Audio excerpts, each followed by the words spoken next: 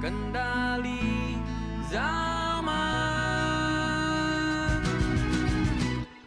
Uhamka, lentera-lentera yang menyala berada di setiap sudut, memberikan cahaya. Uhamka, suara-suara kecerdasan dari telinga dan mata Indonesia untuk masa depan.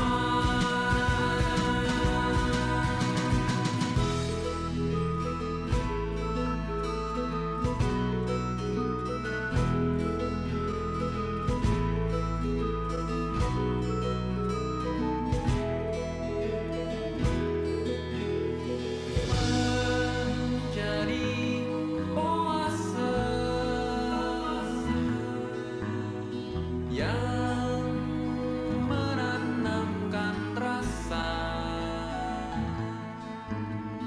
pada tubuh, kendali zaman.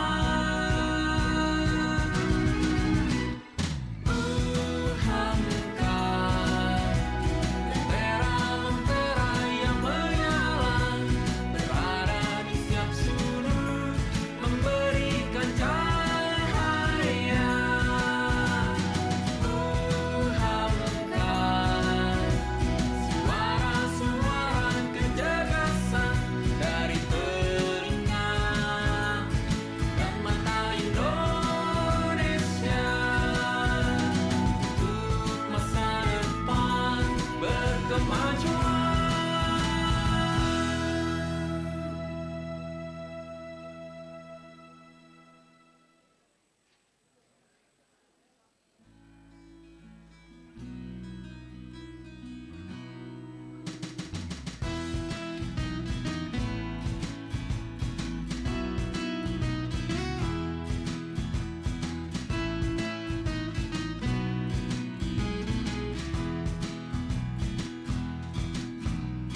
Menebar kebaikan ke segala arah, bersama membangun kekuatan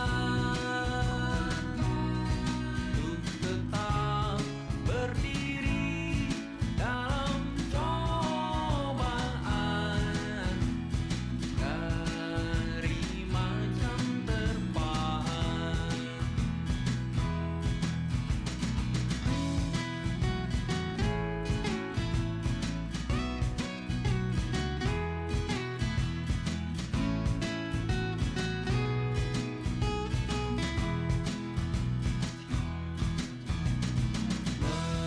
Melaju, memberi warna hidup pada ruang kemuliaan,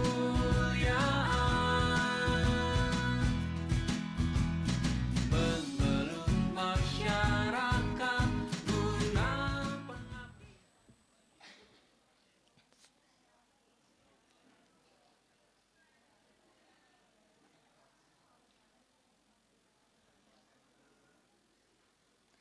Ladies and gentlemen, the opening ceremony is going to start in several minutes. Please be seated.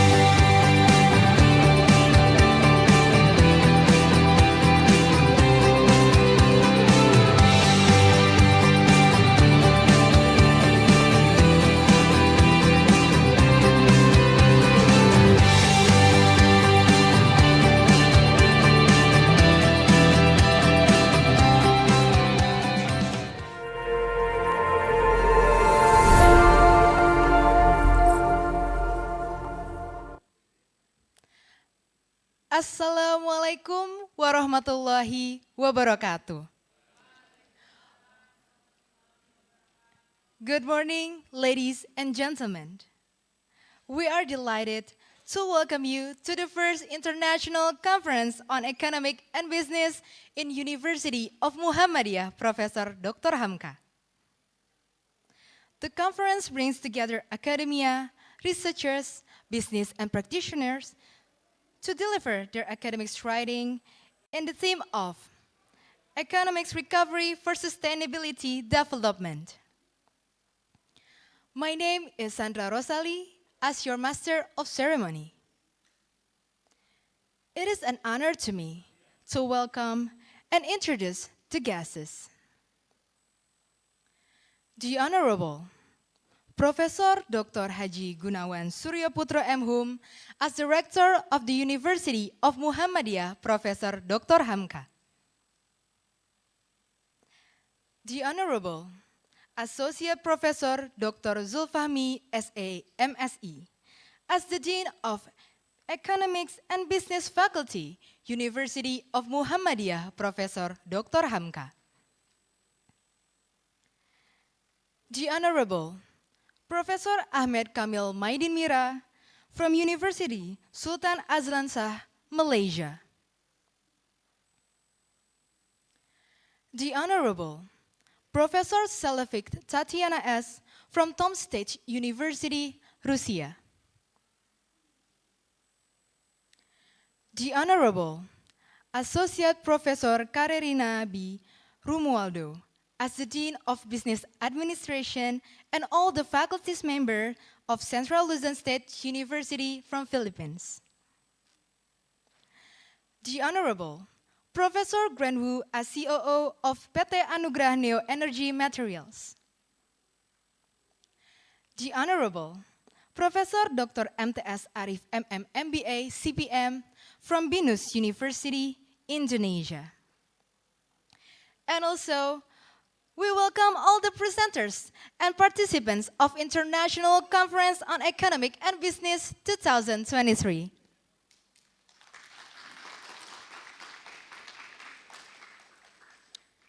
International Conference on Economic and Business is co-hosted by Ahmad Dahlan University, University of Muhammadiyah, Tangerang, University of Muhammadiyah, Cirebon, University of Muhammadiyah, Yogyakarta, University of Muhammadiyah, Purwokerto, University of Muhammadiyah, Sidoarjo, and Trisakti University.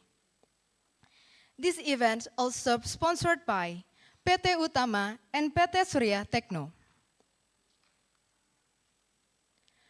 Before we start the ceremony, let's begin the event by reciting Holy Quran that will be delivered by Miss Lutfiana. To Miss Lutfia, the time and place is yours.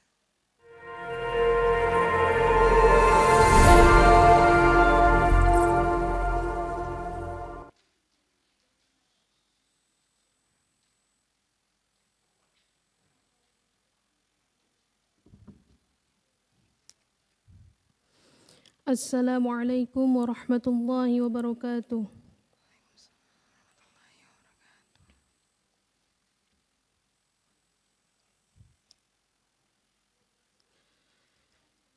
A'udzu billahi minasy syaithanir rajim.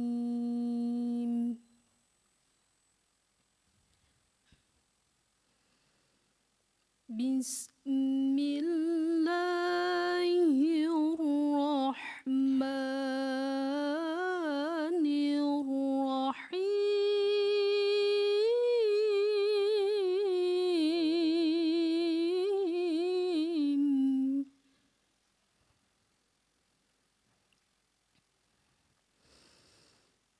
Ya ayyuhalladzina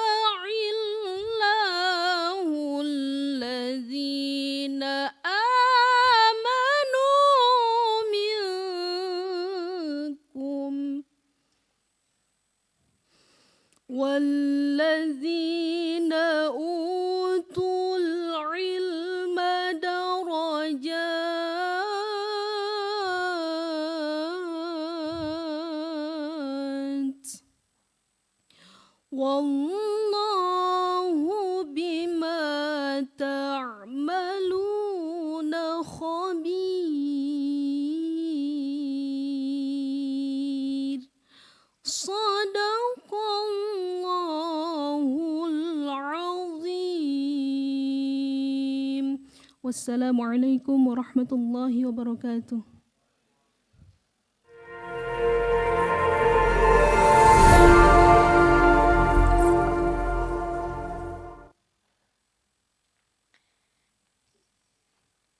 Thank you to Ms. Lutfia for reciting the Holy Quran. For a brief moment, we would like to invite you to sing Indonesian National Anthem, Indonesia Raya, and Mars Muhammadiyah, Sang Surya. To all the participants, please to stand up.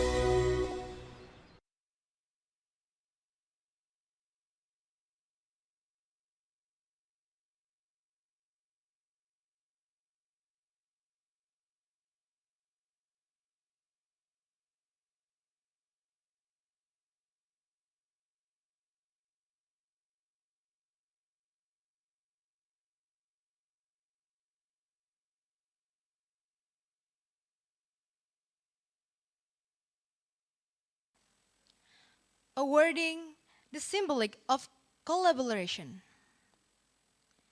Indonesian traditional dance, the main conference, and the announcement for the best paper and the best presenters.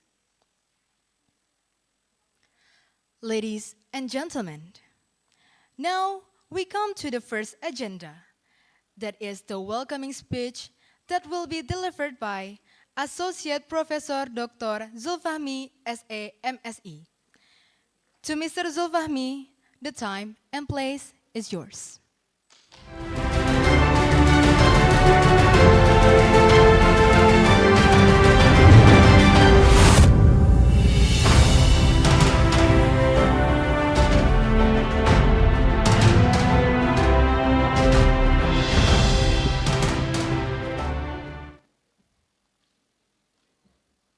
Bismillahirrahmanirrahim. Assalamualaikum warahmatullahi wabarakatuh. Waalaikumsalam warahmatullahi Alhamdulillahilladzi arsalahu bil huda wa dinil haq liyuzhiru ala dini kullih wa kafa billahi syahida. Asyhadu an la ilaha illallah, asyhadu anna Muhammadar Rasulullah la nabiy ba'da. The first time, let's to Allah has given us mercy and blessing. And salat and salam to our Prophet Muhammad sallallahu alaihi wasallam has brought us from the darkness to the lightness. The Honorable Professor Dr. Haji Gunawan Suryaputra M.Hum as Director of University of Muhammadiyah, Professor Dr. Uhamka. The Honorable Professor Ahmed Kamil Medin Mera from University Sultan Azlan Shah, Malaysia. The Honorable Professor Dr. Ram Al-Jafri Saad from Uttara Malaysia University. The Honorable Professor Salifit Tatiana from Tom State University, Russia. The Honorable Associate Professor Karinina B. Romelda as Dean of Business Administration and all the faculty member of Central Luzon University, Philippines.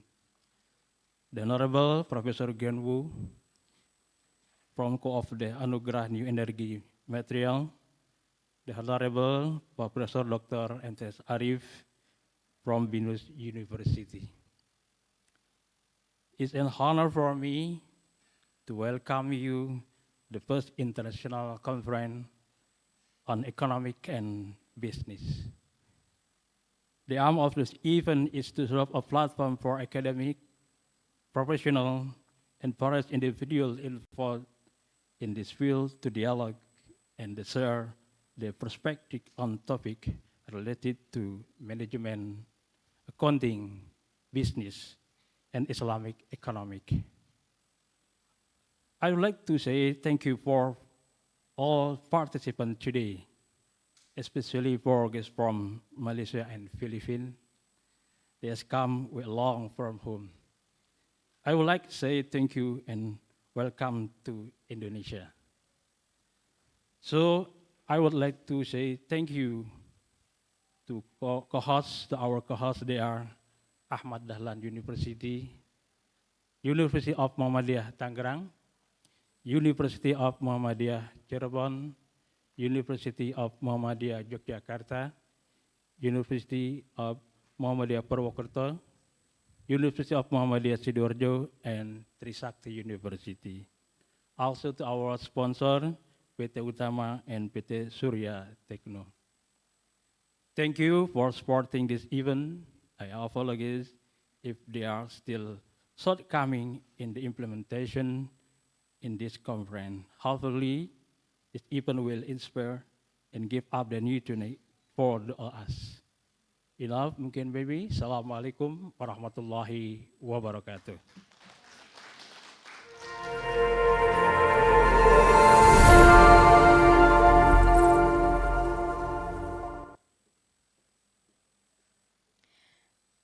Thank you, Mr. Zulfahmi, for the speech.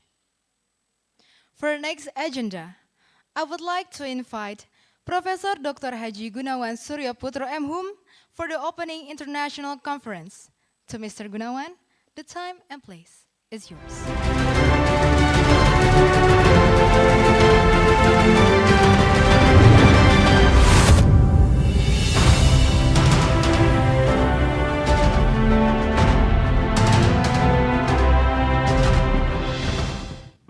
Bismillahirrahmanirrahim. Assalamualaikum warahmatullahi wabarakatuh. Waalaikumsalam warahmatullahi wabarakatuh. Alhamdulillah wa syukurulillah la khawla wa la quwata illa billah. Amma ba'du, a very good morning. His Excellency Professor Ahmed Kamel from University Sultan Azlan Shah, Malaysia. His Excellency Professor Dr. MTS Arif MBA, Secretary General of APP PTSI. He is my senior professor. My colleagues, Prof. Grenwu, I've been with him for more than 10 years. From COO PT Anugerah New Energy Materials. He is great businessman. Later you can question or ask him. Her Excellency, all the professor from Central Luzon State University, our partner, Associate Professor Winnie, Associate Professor Karenina, sorry if I mix to pronounce your name, Associate Professor Eileen May, and then Associate Professor Servin P. Santos, and Associate Professor Frank David. My colleagues, Vice Rector, and our dear friend as the co-host from University of Ahmad Dahlan, Universitas Muhammadiyah Tangerang, Universitas Muhammadiyah Cirebon, Universitas Muhammadiyah Yogyakarta, Universitas Muhammadiyah Purwokerto, and Trisakti University, and also Sida from Sidoarjo, East Java. Later you can visit all these our partners, co-hosts.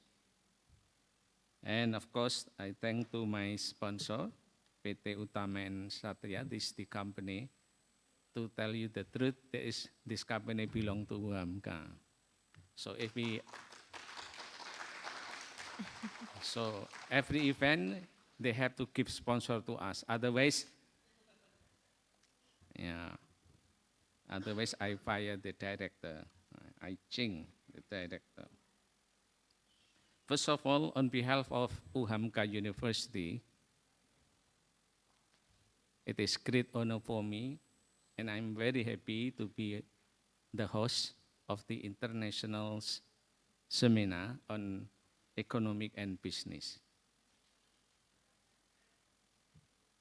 Let me introduce a little bit about Uhamka. First, Uhamka belongs to Muhammadiyah organization, one of the biggest Islamic social organization in Indonesia. Muhammadiyah organization has 172 university and higher education across Indonesia. If you visit any provinces, even district, you will meet Muhammadiyah there. And therefore just contact me, and then I will call the rector to welcome you. Uhamka established or set up in 1957. Old enough, I think. Our university started from college, namely College of Education, and then become one, and then 2 years later became one of the College of Faculty of Muhammadiyah University of Jakarta, our mother of university, located about 10 kilometers from this, in the outside of Jakarta. And then this college became Institute for Teacher Training So basically, education, teacher training. And in 1997, became university.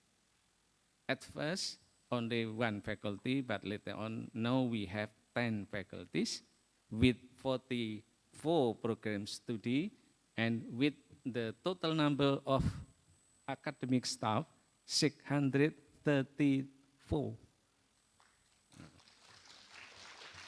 So our academic staff, 634, and with the student body, 21 student, 20,000 student. Regarding to the topic today, I believe it's very relevant to current issues, especially after COVID-19 pandemic. We all realize that due to this COVID, it affects on our growth of economic and business. And I'm as director, I feel it's very deep because it also affects on the income of my student family. Therefore, we have to keep the regulation and others in order our students keep on studying due to the problem of business and economic in Indonesia and across the world. Therefore, our meeting today is the starting point to know and to share after pandemic what we have to do to recover the economic situation.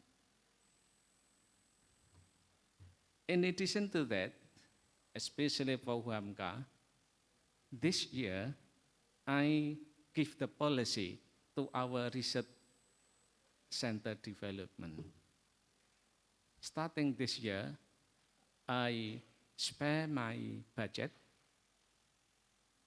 to encourage our academic staff to have research collaboration, international research collaboration. So we have kind of joint grant on that research collaboration with other and international university. So far, we have been working for research collaboration with our partner in Malaysia, and we started to have the partner with one of the university in Bulgaria, in Taiwan. We have partnered with China a long time, especially with Beijing PUCT, Beijing University of Chemical Technology, and welcome to University of Sultan Azlan Shah, Prof. Ahmed, and also from our friend Philippine, Luzon, to have not only the student mobility, but also joint research collaboration and publication. Because I spare that budget to the research center. Please contact our chairman of the international publication and international office, Professor Harry Moliono.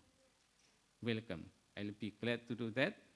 And of course, conference like this is the starting point to share the idea. The follow-up should be done. One of the activities for our follow-up of this kind of event is research collaboration, publication, and also student mobility and staff exchange, and also the upskilling of our academic staff. Because telling the truth, that among 634 academic staff, today there are still 320 are still master graduate, and I will encourage them to study further, to upskill their knowledge. Thank you. On behalf of Uhamka University, I officially open this conference by saying Bismillahirrahmanirrahim. Assalamualaikum warahmatullahi wabarakatuh. Waalaikumsalam warahmatullahi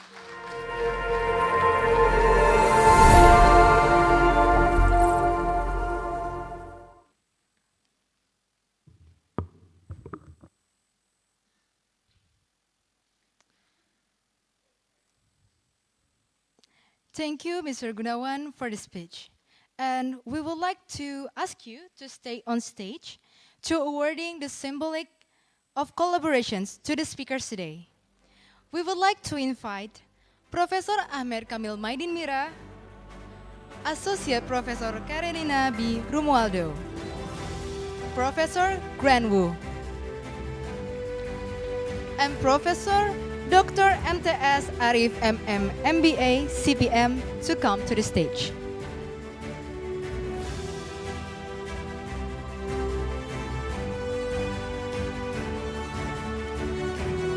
And now, we would like to give you the picture sessions that will be guided by our documentations team.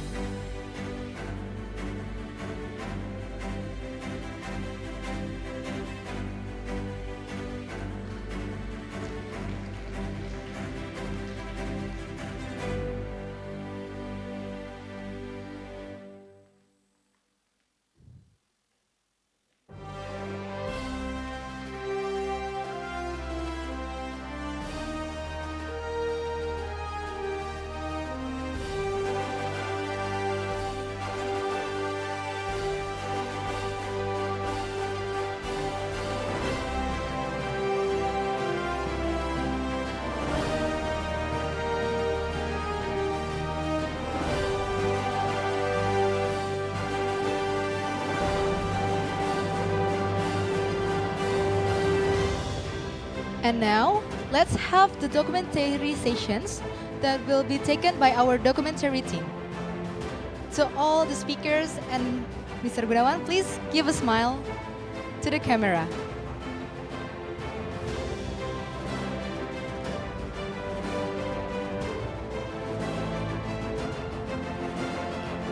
Thank you to Professor Gunawan and all the speakers. You may now to return to your seat.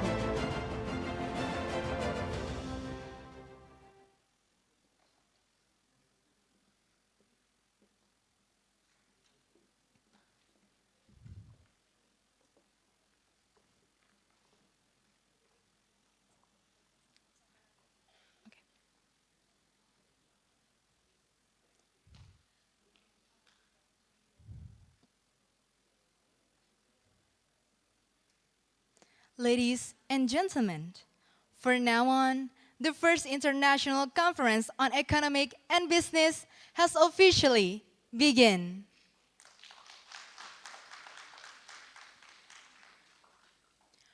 For the next sessions, we would like to present to you the Indonesian traditional dance presented by Tasya team.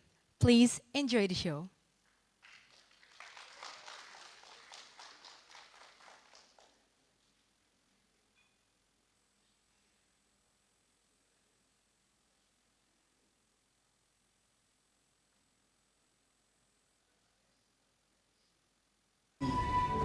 So welcome to Wonderland, Indonesia, the sacred Nusantara.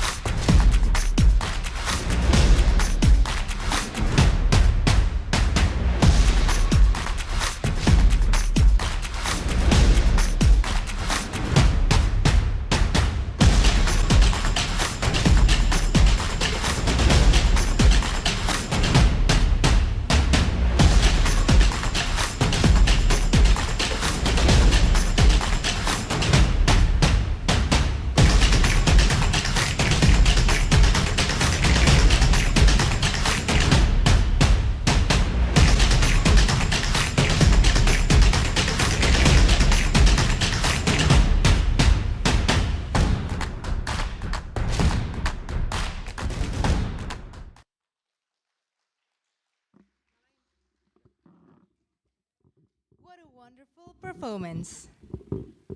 Ladies and gentlemen, we have come to the main of agenda. For the first keynote speaker is Professor Ahmed Kamil Maidin Mira from University Sultan Azlanshah, Malaysia. To Professor Ahmed Maidin, the time and place is yours.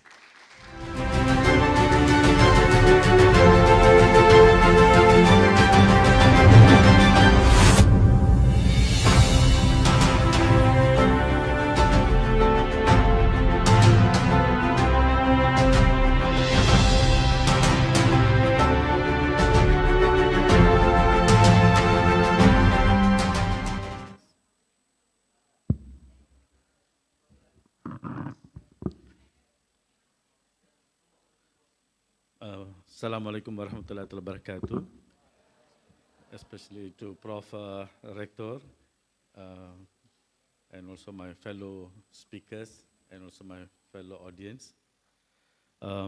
First of all, I would like to congratulate Uhamka, University Muhammadiyah Uhamka, for allowing doing this first conference on international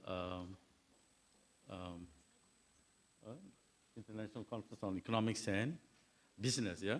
This is the first time I heard, yeah, Prof, yeah? So in relation to this, yeah. Okay. And how do I?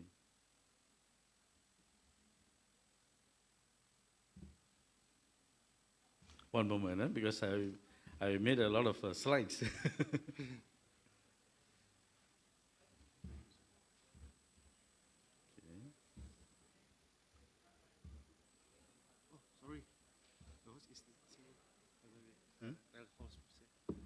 So you control from there, no problem. Okay. Okay. I'll just have it here so they can control it from there. Yeah. So the title, if I can take this, already this is easier, I guess. All right. So the title of this presentation is Waqf as a financial institution towards empowering the Sharia economy Sharia. This is what I decided to in relation to the topic that was given. Now, so this will be something new for our friends from Philippines, yeah. But it's basically Waqf means is endowment, and Indonesia is very much far ahead when it comes to Waqf compared to Malaysia actually. So what I will do in my presentation is how. What do you call that? How this Waqf can actually contribute towards the development of Sharia economy in a very powerful way. Sharia economy means economy based on Islamic principles, right? So how it can actually contribute towards this, this is what, and I will give actual examples rather than theory. This is what I planned. What's actually the things that's happening. So basically in Arabic, the whole, what I'm going to do is how to create baldatun tayyibatun wa rabbun ghafur, yeah? That is the, that's in Arabic, is a Quranic term, yeah? So next slide, please. So I wanted the control so that I can control my presentation, you know? So I have been in economics for area for maybe more than now almost 40 years, 40 years in Islamic economics, this thing, system. So I've come to conclusion of doing research at the three areas, at the tiga bahagian that we must concentrate in order to achieve the Islamic economic system, tiga. Satu, the first one is Islamic education, which is integrated with Islamic principles and science and character building. This one, inshallah, tomorrow I will speak. I actually concentrate on all these three areas.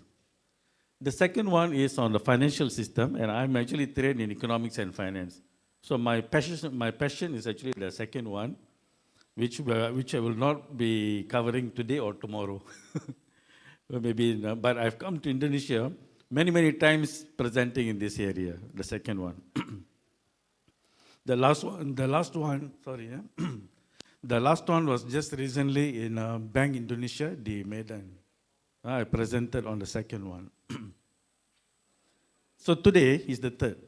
Today's presentation is why Wakaf-based economy and social security can actually develop Sharia economy in a very powerful way. This one. So, so we'll do the number 3 today. Yeah? So the next slide, please. So this, as I mentioned to you, is a powerful tool to attain Sharia economy. Next one, please. Now, these are the issues that you see in today's economy. Almost in any economy, if you see today, you will observe this.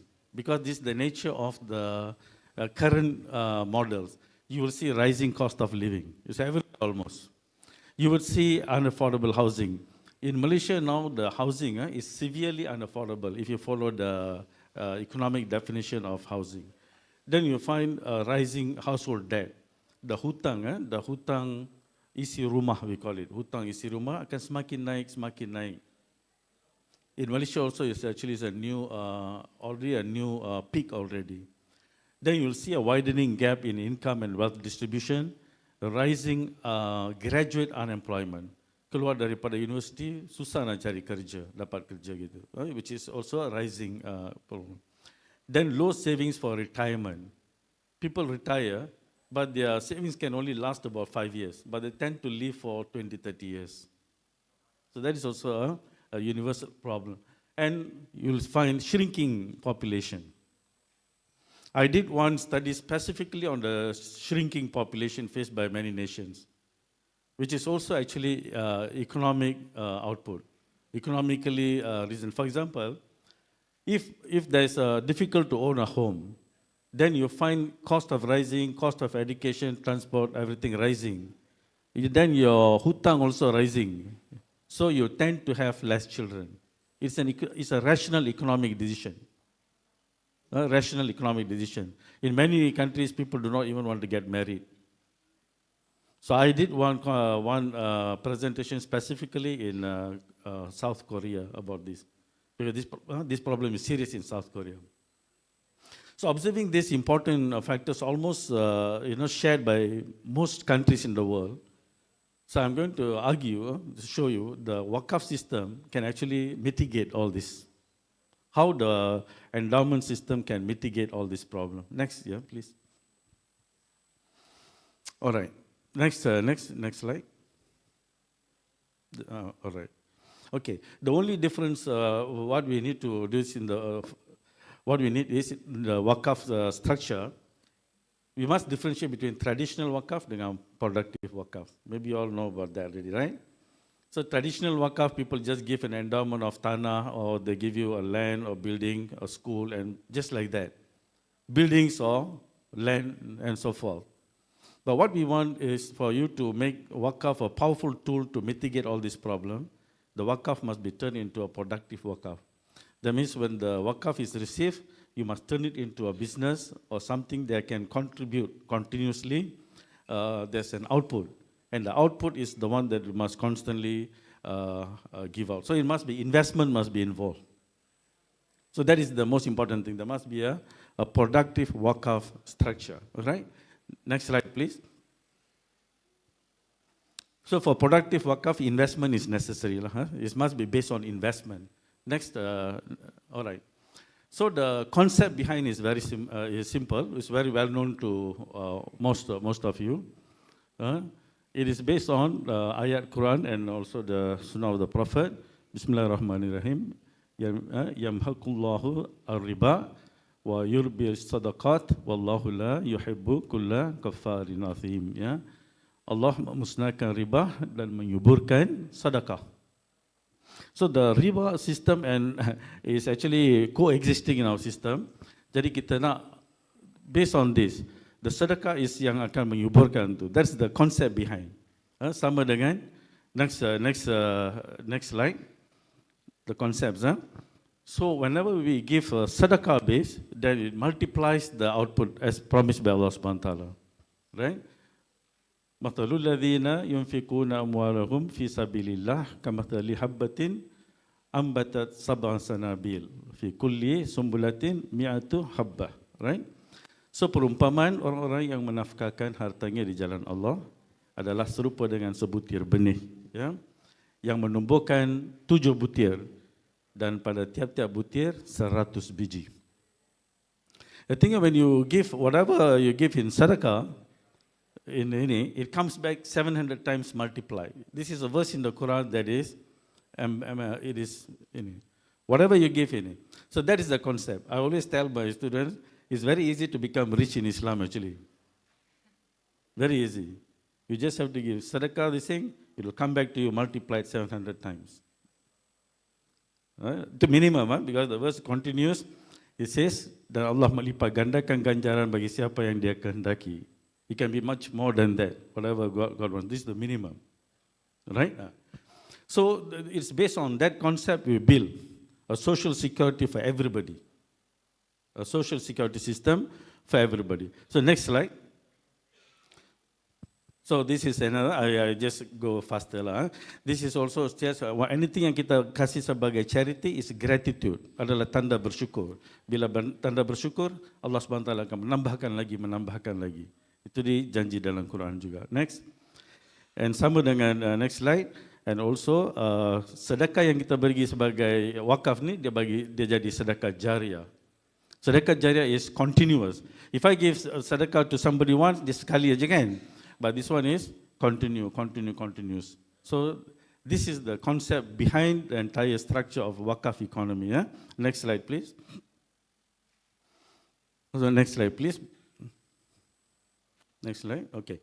I'll talk about 2 models in Malaysia existing, actual models, and we see, because the reason why I'm showing it, because Indonesia is actually far ahead in wakaf compared to Malaysia. So I just can share what is happening in Malaysia. Yeah, okay. One is called Wakafa International.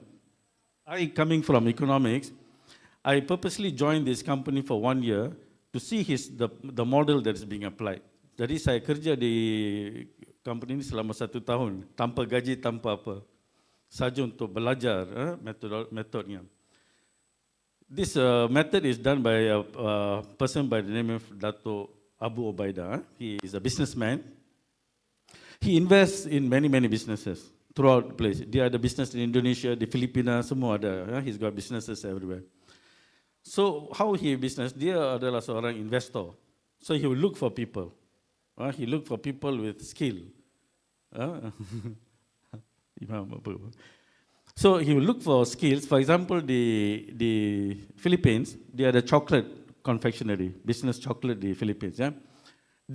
For example, di Jawa dia ada sawmill. Sawmill adalah kilang potong papan, ya. So let's say he sees you have a good business in chocolate production. So he will come and invest the money with you. Invest the money. Dalam diri dia, every investment 10%, 10% is for wakaf. 10% adalah untuk wakaf, 90%, 90% is for his own investment. Alright? So he will invest in all businesses like that, 10% goes to wakaf. All this. So what happens is that, next slide. Next slide, please. So this is how the division goes in his business. Bila dia invest in the productive wakaf macam this thing, 10% daripada investment adalah untuk wakaf, 60% untuk diri dia, dan 30% for the operator of the business. So the chocolate producer, he gets 60%. Ataupun the sawmill, kilang papan akan dapat 60%. He finances the working capital. The working capital is financed. You have the fixed assets, you have the factory semua dah ada. To beli papan, okay, we will finance you the working capital, but the profit will be divided like this. Mudarabah basis lah, konsep mudarabah. 70% untuk the capital provider and 30%. Then the wakaf is used like this, is managed like this. 40% daripada wakaf goes back to reinvestment. Dia labur balik in the business so that the wakaf fund will grow. The wakaf fund will grow. Then 30% for maquf alai, beneficiaries. Jadi 30% is immediately distributed away. And then the rest is microfinance, ada reserve fund. Reserve fund ni for contingencies. Apa-apa tiba-tiba berlaku, there's some reserve fund to handle, and 10% for operations, to employ people to do work dan sebagainya. You know? So there is a management of wakaf in his business, and at the same time it is growing. So when I was working for him and learning, he said, the moment you put 10% untuk wakaf, then God becomes one of the partners in your business. Jadi difficult to rugi. Tijaratan lan tabur dia. Next slide. But you know the money that is invested by wakaf though, when it's reinvested, then the 70% of the entire profit goes to the wakaf. Because the wakaf itself is now the investor. So 70% goes to wakaf dan 30% tu untuk entrepreneur. The reinvestment side, this one.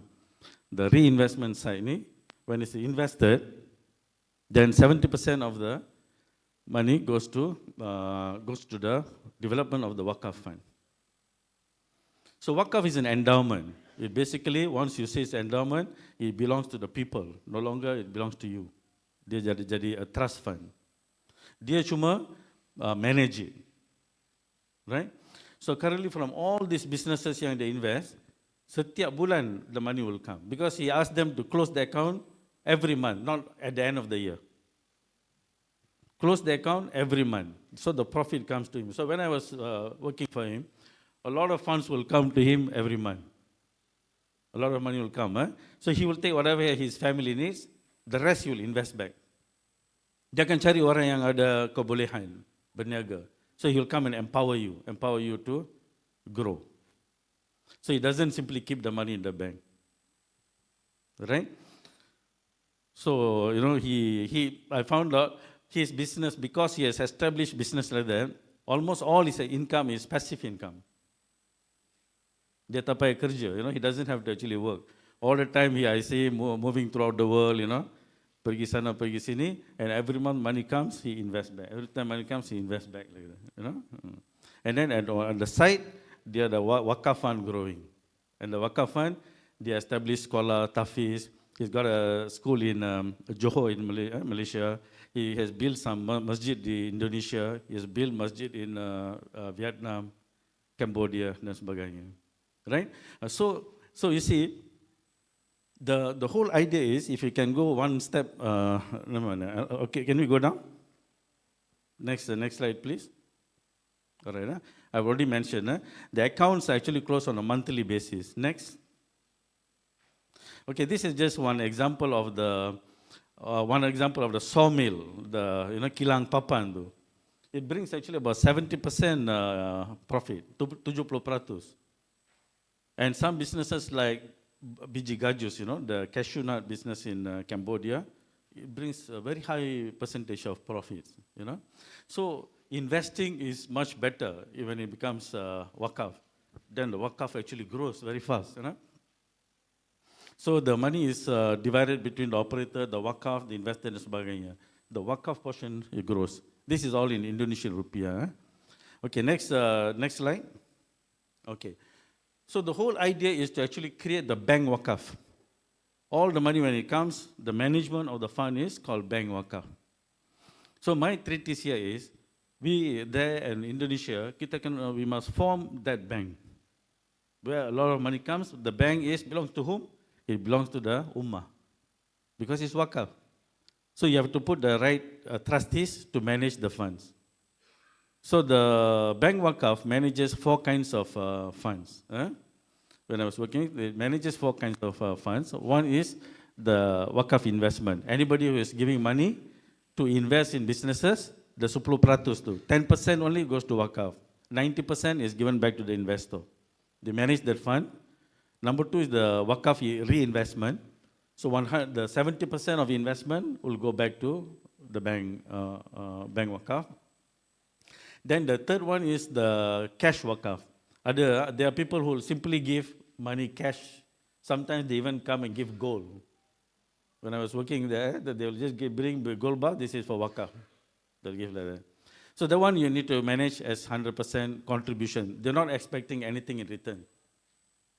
It's sunduk lah, sunduk wakaf, right? So that is also one ini, and the last one, the reserve fund. So the reserve fund, there's got another whole idea of managing it. You know, they put some in real estates, some in gold, some in cash dan sebagainya. So there's a way of managing the reserve. So this is what we are looking at. Here I call it bank wakaf, but it doesn't mean a bank like a normal bank lah. Huh? A bank that is pooling, tabung. It's basically a tabung. It's a tabung, yeah. But that tabung is a trust fund. It's a trust fund that is ini. So next slide, please. So the whole idea of doing this model is that the bank wakaf will get a lot of investments, money coming in, and they'll use it to create human development. It's the whole idea of this thing, the mawquf alayh, is development of the human being. So development of the human being is most targeted first is education and health. Jadi kita kena jadikan education as cheap as possible for everybody, must finance. The target is like in the Islamic history, if the moment you are willing to study, you will be financed from your early childhood until PhD. You know? So I must say this, I'm obliged to say this because I grew up in Malaysia. From my primary school, my secondary school, my university, my master's, my PhD, I didn't pay anything. You see? So we must give this to everybody like that. You're willing to study, the money will come. There's money. Where the money will come from? If you look at the Islamic history, it's all wakaf. You know? It's all wakaf. You know? So it must target education and health, number one. Other than that, you can give to dialysis centers, tafis, and sebagainya. Like Dato Abu Ubaidah, the one I was working, you know what he did? There was a hospital.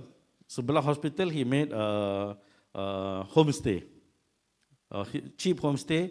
He furnished everything. Dalam peti ais penuh dengan barang, you know.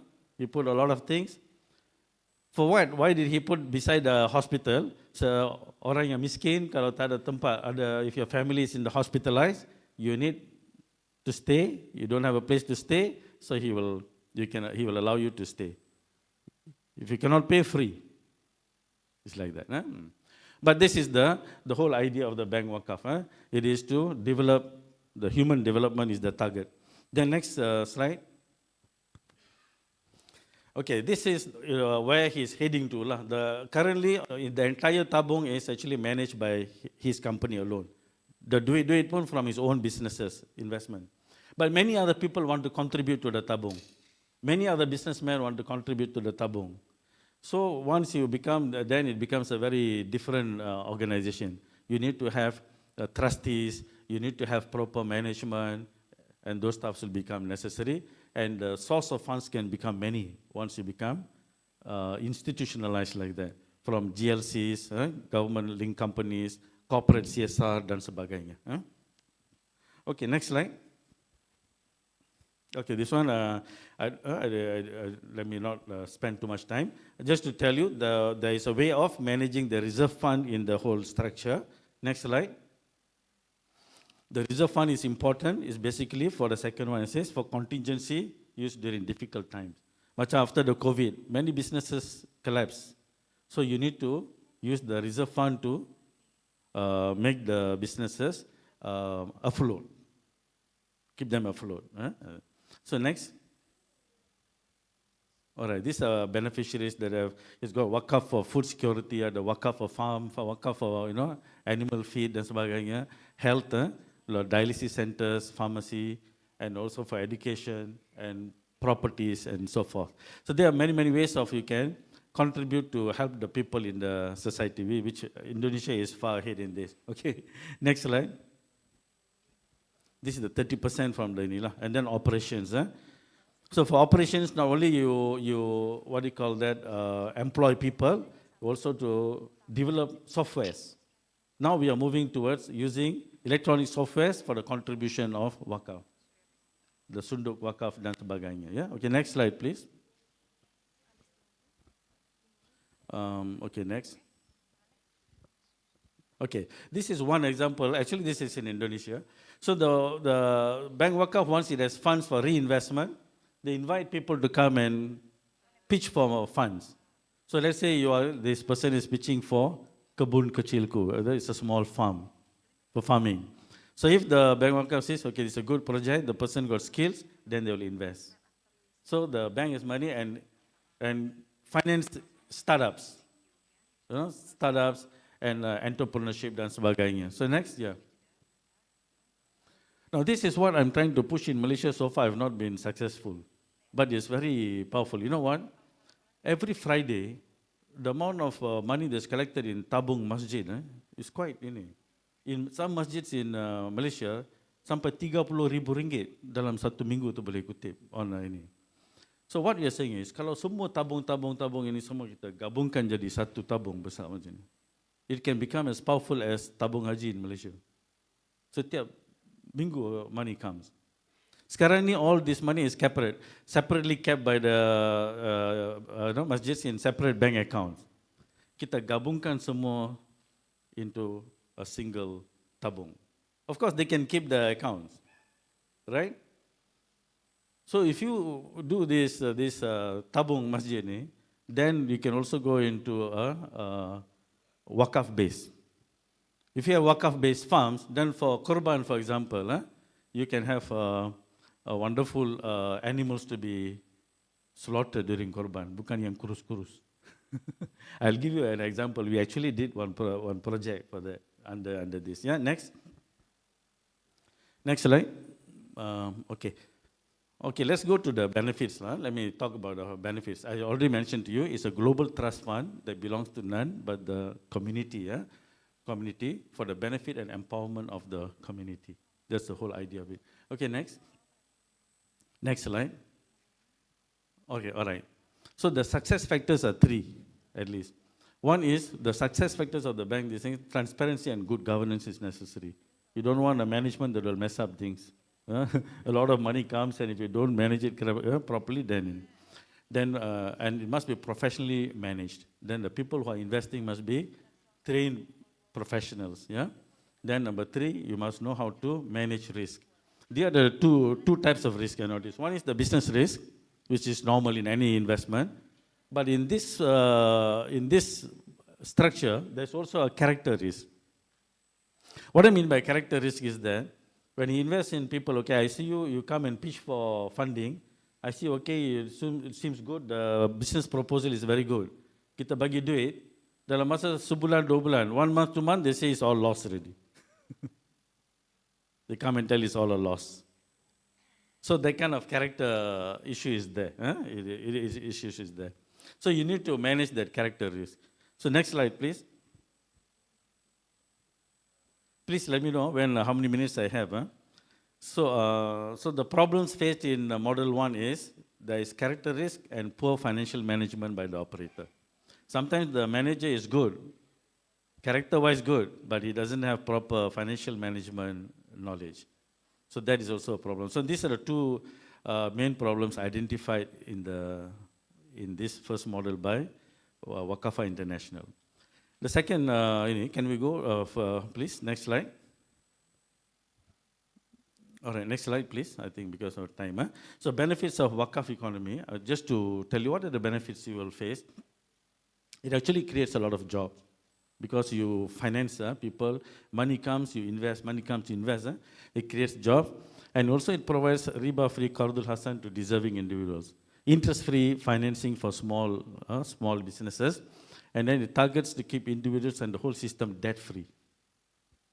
In the whole system, in the investment, it never goes to bank and make pinjaman, borrowing. It doesn't go to the bank to borrow at interest. The money actually grows with it. So it creates people, keep them debt-free. So it also promotes a riba-free economy. All right? And develops and empowers everyone, both the business and individuals. Next slide, please. All right. So in this system, if you continue, no, before that, Slide before that? Yeah. So it actually, in a way, it provides education and health for all. It targets education and health for all, right? And this is another thing, this is my focus, that every human being is an asset to one another. That you need to realize. Many people in economics, dia tak faham setiap manusia adalah sebenarnya aset kepada antara satu sama lain. Because sometimes people think, oh, when I come and work here, I'm actually taking my job or other people's job. No, it's an asset. So if you see for example, what I'm wearing, see the t-shirt, the spectacle I'm wearing, the pen I'm having, the shoes I'm wearing, I don't know how to make any one of them. Saya tak tahu buat any one of them. The car I drive. So all of them become mine. How? Because you educated somebody else. The moment you educate somebody else, the benefit will come back to you. That's the yeah? So we need to realize whoever you are, yeah, every human being is an asset to one another. Okay, focus on that. So easy access to economic network for all.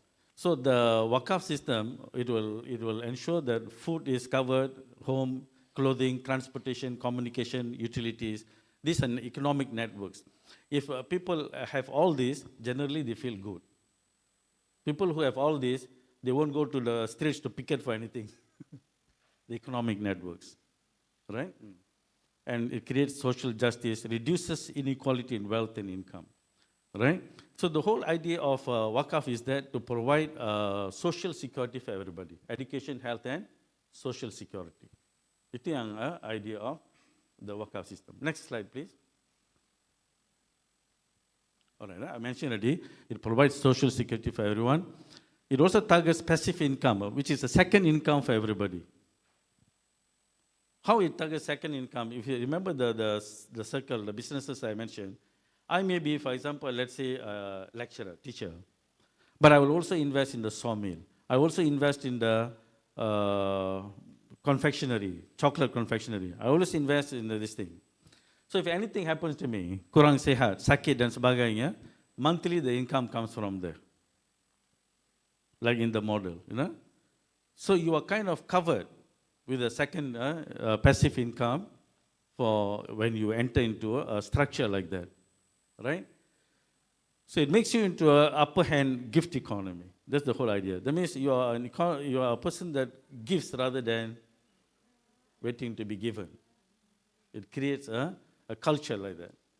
And at the end, Wakaf becomes the criteria for social success. If you look at the Islamic history, siapa yang paling berjaya in ini is the one who gives the highest amount of Wakaf. Bukannya the one who's having highest amount of wealth. They compete. The rich will compete. I want to build this road. I want to build that bridge. Name it after my family name. Dan sebagainya. So if the roads are built, bridges are built, then the need for the government to build all this become less. Jadi you don't have to go for high taxes dan sebagainya, right? So that's the whole idea. So the next slide, please. Right? So fully established Wakaf system, because I'm looking at it from a classical model that we already face in classical model like the Wakaf system during the Khalifa Uthmaniyah, right? So you'll find it creates a caring, compassion society and also creates a social wealth, peace, harmony. This is the target of the Wakaf system that existed during the time of the Caliphate, but now it doesn't. Ada, tapi not to as it existed at that time. Okay, thanks. So I have another 5 minutes. I'll quickly end another one. Next slide, please. Next slide. I'll just quickly talk about the second model. Otherwise, I wanted to talk to you about Wakaf Korban, how the Wakaf of the farm is an interesting model, but I don't have time. Maybe during the break, I'll talk to you. So let's go to the second model, please. Second model, please. Yeah. Second. This is the Wakaf Korban. Okay. Now, this is the second model. It's called My Fund Action Model in Malaysia. This one I'm showing because it solved the two problems of the first model. Character problem and then the management of the fund, financial management problem. How he does is that, now this person, Dr. Muhammad Hizul, actually he studied medicine in Indonesia. He's a medical doctor. So he went back to Malaysia and then he started this My Fund Action model name. He starts the whole model by giving tarbiyah to the youth. He gives the tarbiyah to the youth. He develops them Islamic characters and then he trains them to a certain level. After they come up to a certain level, then he shows them to choose business from 50 business, perniagaan. 50 business you can choose from, right? So if you choose one business, he will fund the entire thing. He will fund the entire business and then profit sharing lah, 60-40%, right? Profit sharing. With the profit sharing, then he does a lot of work. The top dalam warna merah tu kan. He does the tarbiyah of the youth, then he creates entrepreneurship, then he funds healthcare, then he gives food aid, and then relief efforts. He does da'wah work and professional education with the profit that he gets in it. So he trains the youngsters first, okay? So basically you can see he's got a My Heart. Anybody having a heart problem, free health in it, right? So this model, including he's got his own business and consultancy in it, where they take care of all the business secretarial work and then the financial management of the company. So tarbiyah creates less character problem than that business accounting and secretarial business takes care of the financial management of all the businesses. So he solves the first two problems of the model one. And in fact, he gives about 30,000 boxes of item every month to poor families. Dengan berasnya, ninya, semua, 30,000 boxes on a monthly basis. So this is just to show you. So these are the kind of this thing. So the whole idea, I'm going to end here, is that when you, can you go to the last slide? Then I'll stop there. Can you go to the last slide? Can you please show the last slide?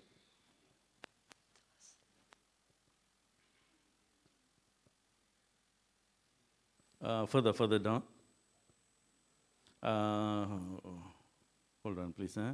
I just want to, for the benefit of the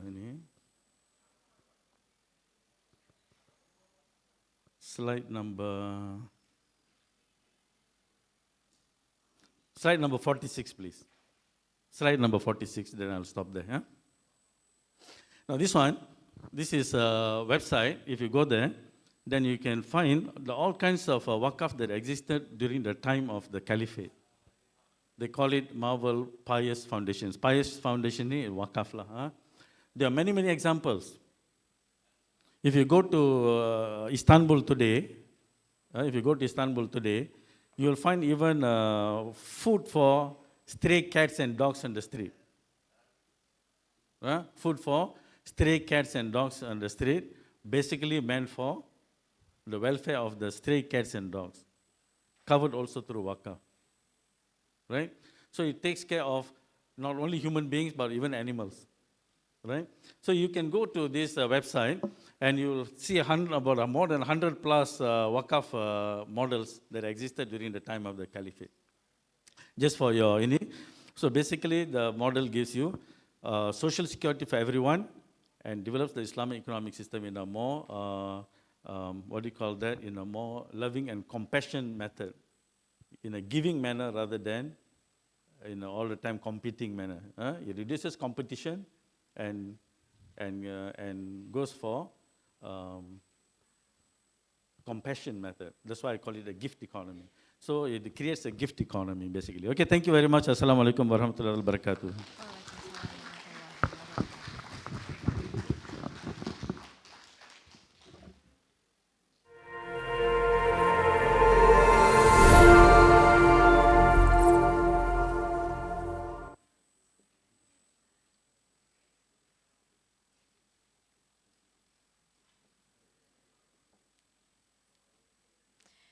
Thank you, Professor Dato Ahmed Kamil Maidin Mira, for sharing your expertise in this session.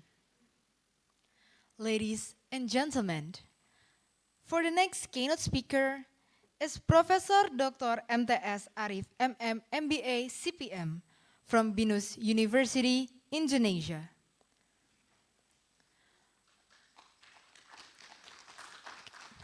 Let me read the several profile from our keynote speaker. Professor Dr. MTS Arif, CPM, is a professor of management with expertise in marketing management, strategic management, and HC. Has a bachelor degree in economics, master of business administration, and master of management, as well as a doctorate in business management from Pajajaran University with the summa cum laude.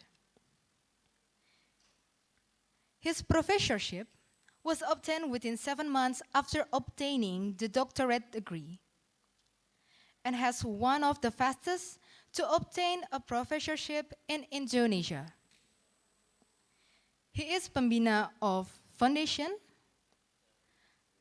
Yasma PD Sudirman manages 10 ACE accredited schools and 2 higher education institute, STII and STKIP Kusuma Negara, and has led Kusuma Negara Business School for more than 20 years.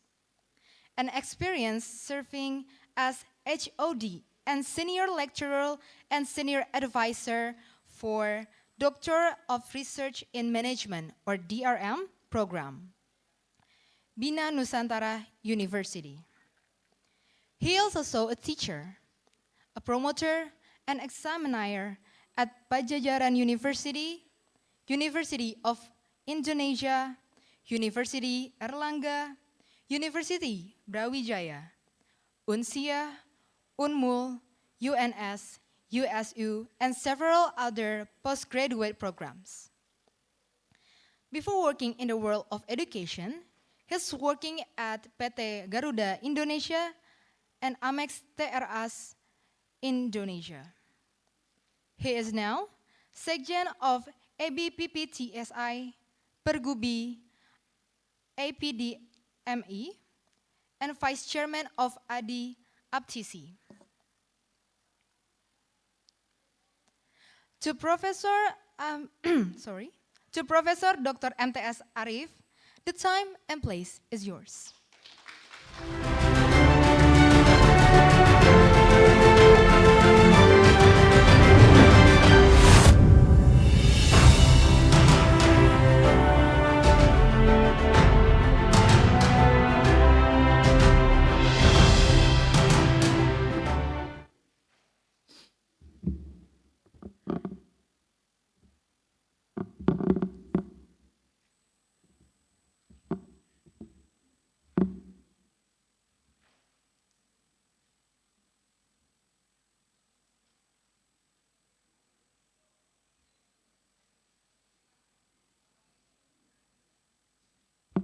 Can I start my presentation?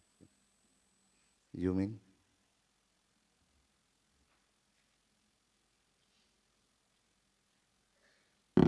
Panitia? Sudah bisa masuk?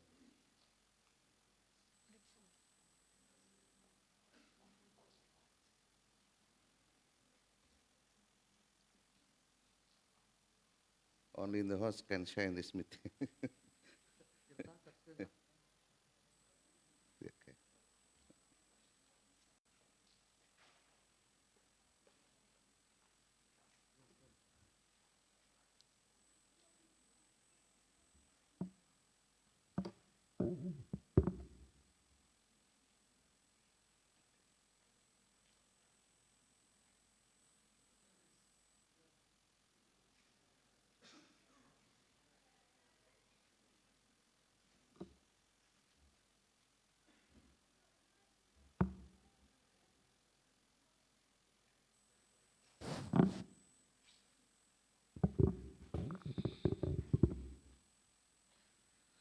Oke, yang terhormat Pak Rektor, Prof. Gunawan, para Vice Rektor, maybe Dean, ketua jurusan, my fellow speaker, and all the audience. Assalamualaikum warahmatullahi wabarakatuh.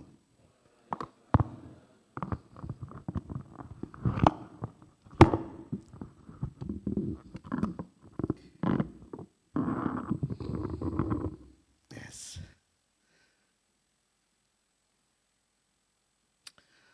Okay, ladies and gentlemen, at this opportunity I would like to present my paper that is very difficult actually because it is the newest about the sustainable business performance.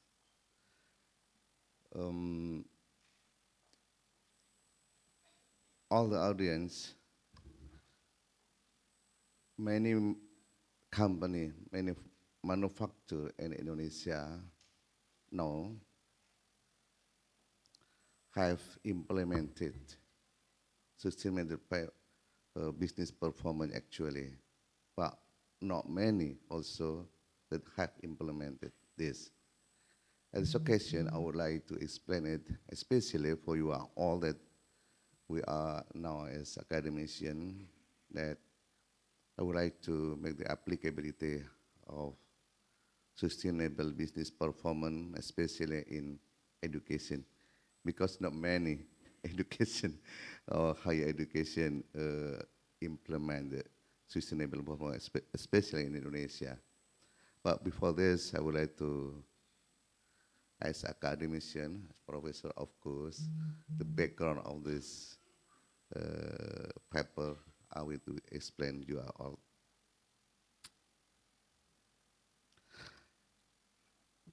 In recent years, you know that in the rapid evolution, especially after pandemic 19, we know the evolution in digital era, you know that,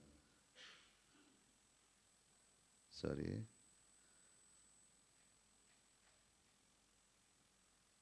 Yeah. Evolution of digital era has facilitated been emergent disruption of technology. And aids make this innovation change technological, economic, and social. This is actually the bottom line of sustainable performance that we often call 3Ps. 3Ps is, you know, that profit, and then people, and also planet. In this matter, of course, we concern about the planet. Industry 4.0 also, we know that AI, Internet of Things, cloud, that make change the behavior and attitude of Indonesian people, or maybe all over the world, especially students. We know that now in Indonesia that many lecturers have changed also. If they have not made the innovation, made the differentiation in deliver the lecture, and then maybe the student is boring. Things like this.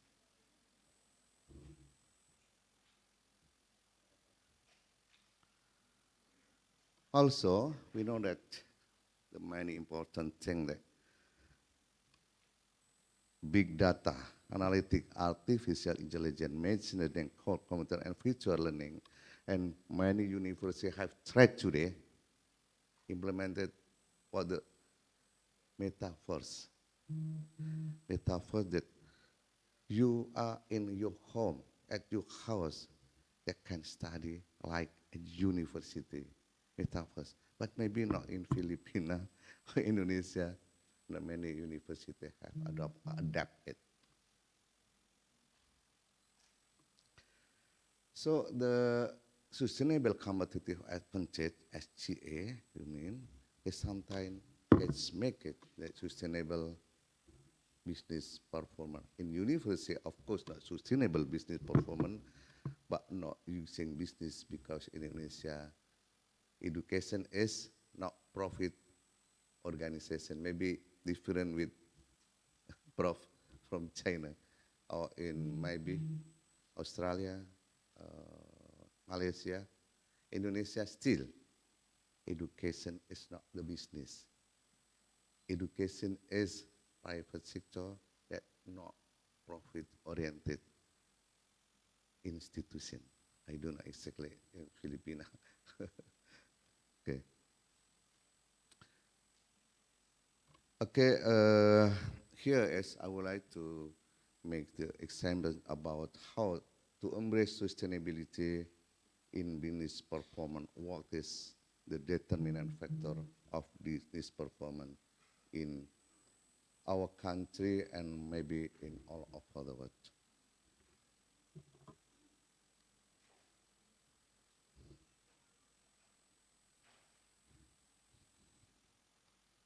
Again, I will explain. Business sustainability can be explained as process of managing organization by considering three aspects. Before I explain that three P's, I know three aspects is economy, social, and environment. Yeah. Here is because I preparing for one semester lecturer. One semester lecturer. So it is the root of sustainable business performance, yeah, as professor. Lecturing now also. And I also, in end of my presentation, I give you many references that maybe for the student, for graduate student, S2, S3 can adapt it, but I have to cite it.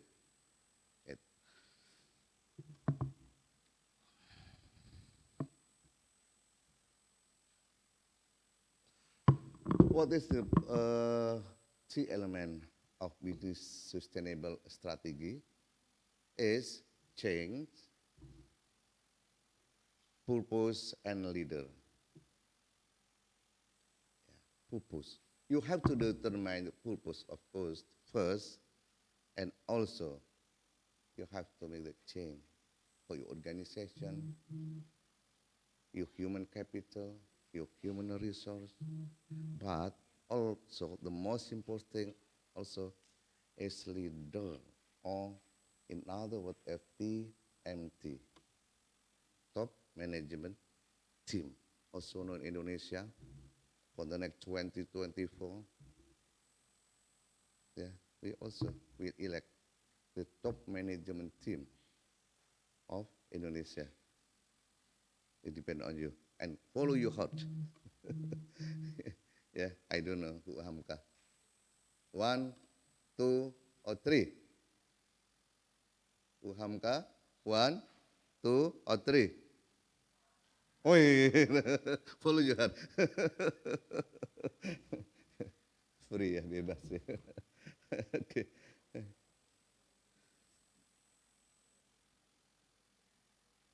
Okay, I will try to explain about it is also,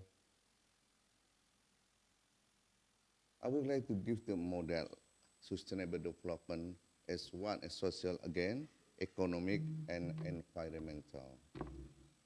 And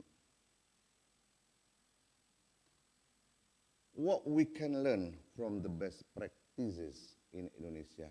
We know that Google have committed at Tesla, you know, electronic car in Indonesia, electronic car, also Microsoft, Unilever, IKEA. Unilever is for the funding. They have the screening, should be sustainable material or resources. because I am academician also in collecting the data I am using for the student now at postgraduate, magister or doctorate, often using the first sphere data analysis, and then after that I got it. Sustainable business strategy framework for small and medium enterprise, and the model is like this. The model is like this. Yes. It is dependent variable, you know. It is, what is it? Mediating variable, and it is independent variable. I try to looking for the model in SME.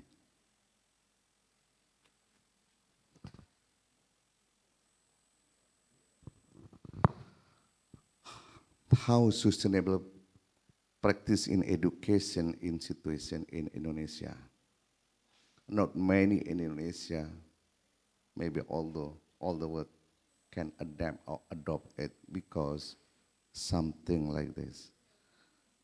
One of the university, like the University of California, Arizona State University in Indonesia, Green School, Bali, also University of Cambridge, Singapore University of Technology, University of Cambridge have adapted and applied this concept.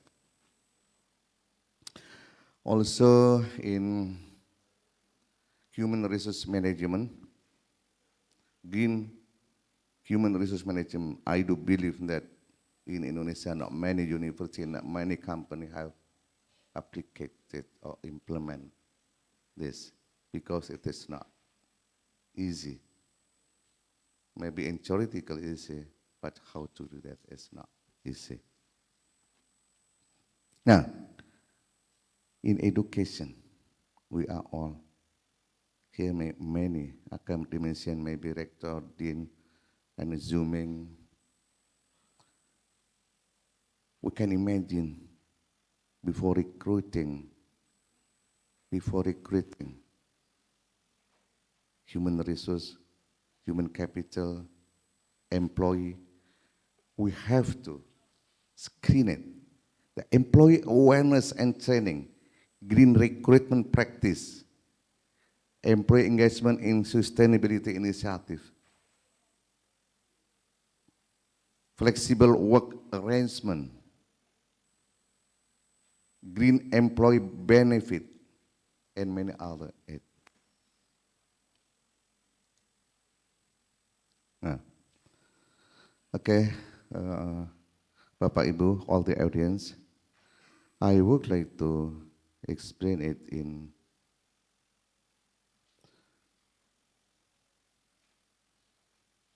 higher education. Suppose that higher education in Indonesia will implement the sustainable business performance for manufacturer or company, but to higher education is sustainable performance not using business in Indonesia. What is the determinant in building sustainable performance in higher education, especially many, of course.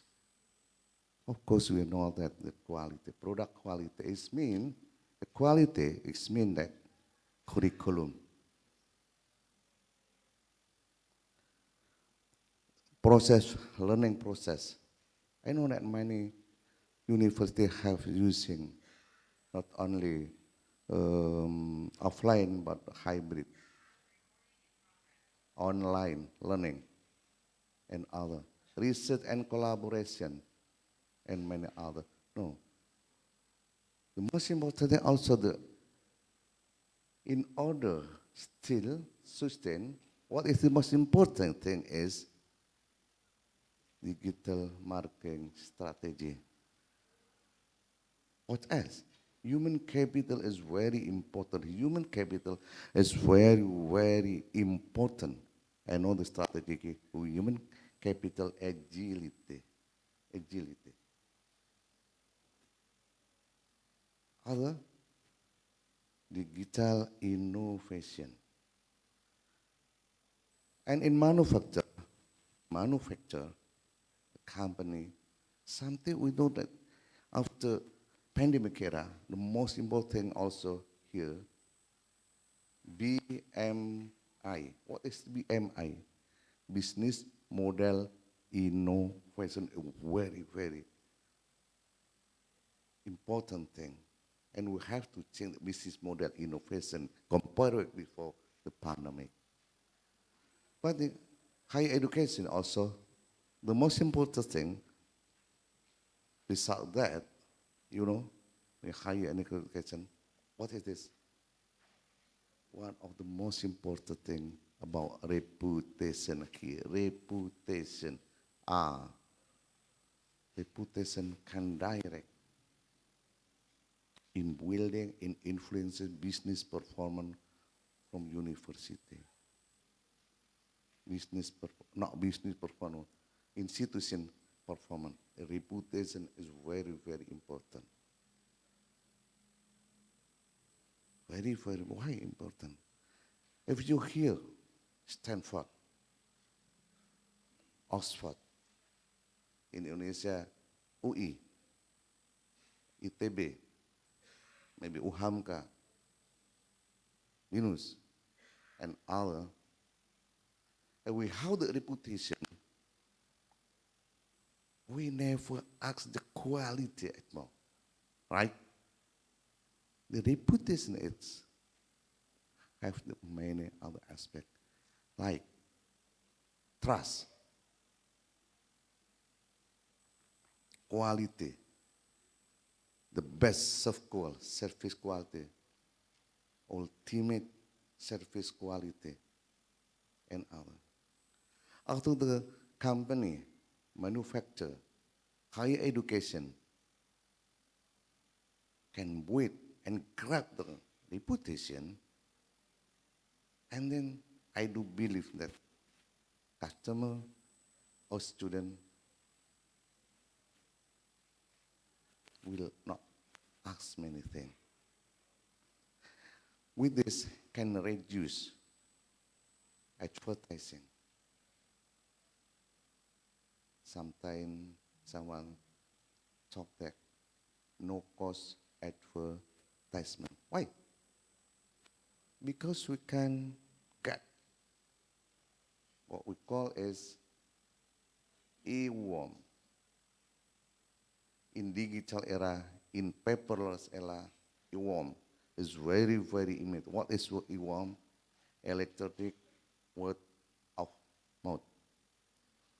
After this, reputation and the impact is institution performance, especially is loyalty.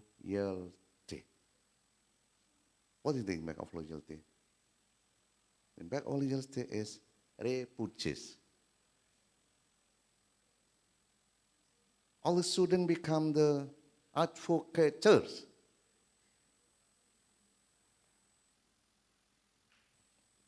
They will advocate the university, they will advocate the manufacturer, they will advocate the company because they have loyal. No cost advertisement. No cost advertisement. We not need it.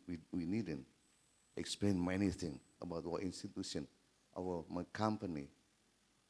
But our loyalty student, our loyalty customer will help us to explaining about the quality of our company, the quality of our institution.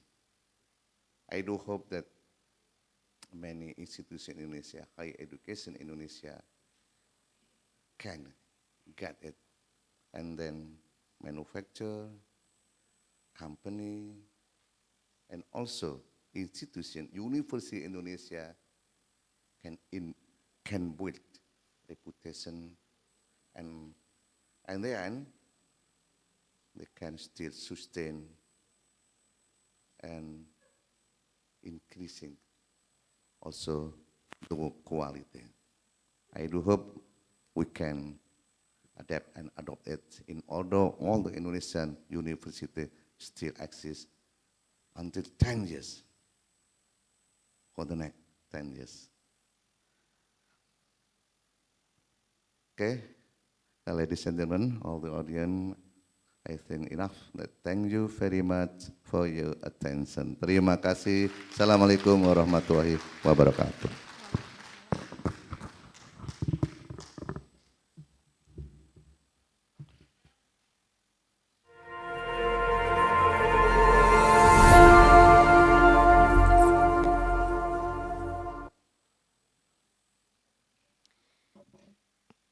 Thank you, Professor Dr. MTS Arif, for sharing your expertise in this session. Ladies and gentlemen, for the next keynote speaker is Professor Salafik Tatiana S. and will be moderated by Dr. Hasnawati Aka Mkom. To Mrs. Hasnawati, the time and place is yours.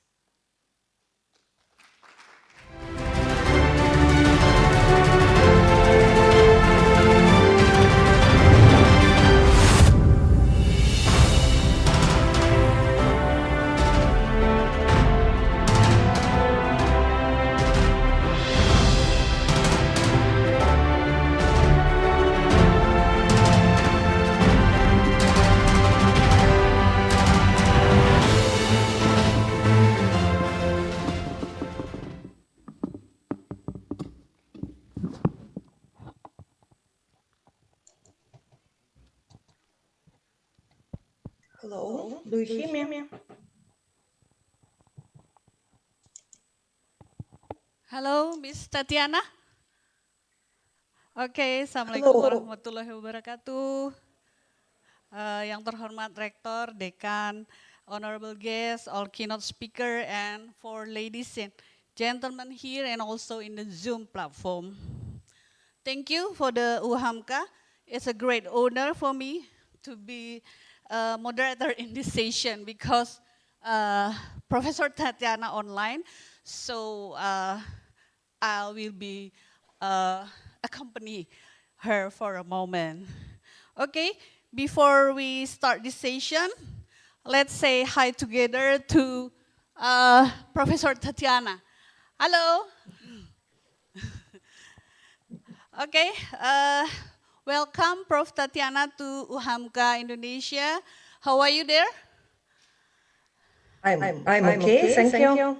Alhamdulillah. Okay, ladies and gentlemen, before we start this session, let me read the short curriculum vitae about Dr. Salafik Semenosva. Her full name is Salafik Tatiana Semenovma and born in January 2nd, 1980. She graduated from Tomsk Polytechnic University with honor from a bachelor until doctoral degree. Prof. Semenosma specialized in commerce and marketing, but she also took doctoral studies with a specialization in accounting, analysis, and statistics at Ural Federal University. Prof.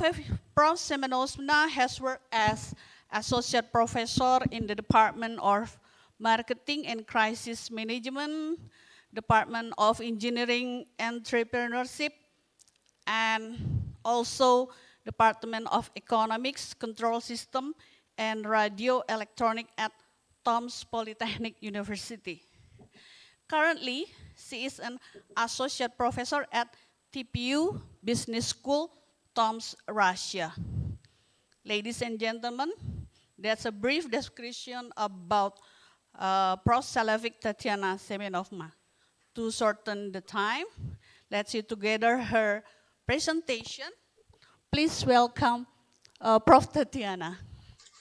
Thank you.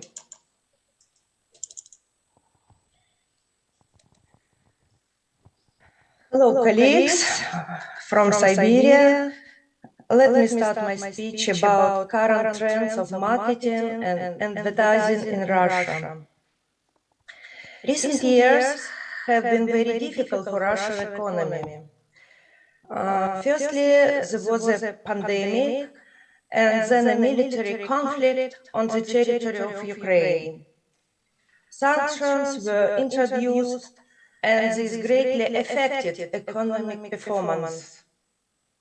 Yet, the Russian economy is alive and entrepreneurs are trying their best to adapt to severe market shocks.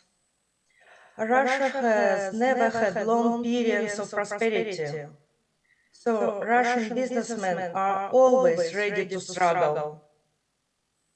The main effort for entrepreneurs in the field of micro, small, and medium-sized businesses is made in area of promotion and marketing.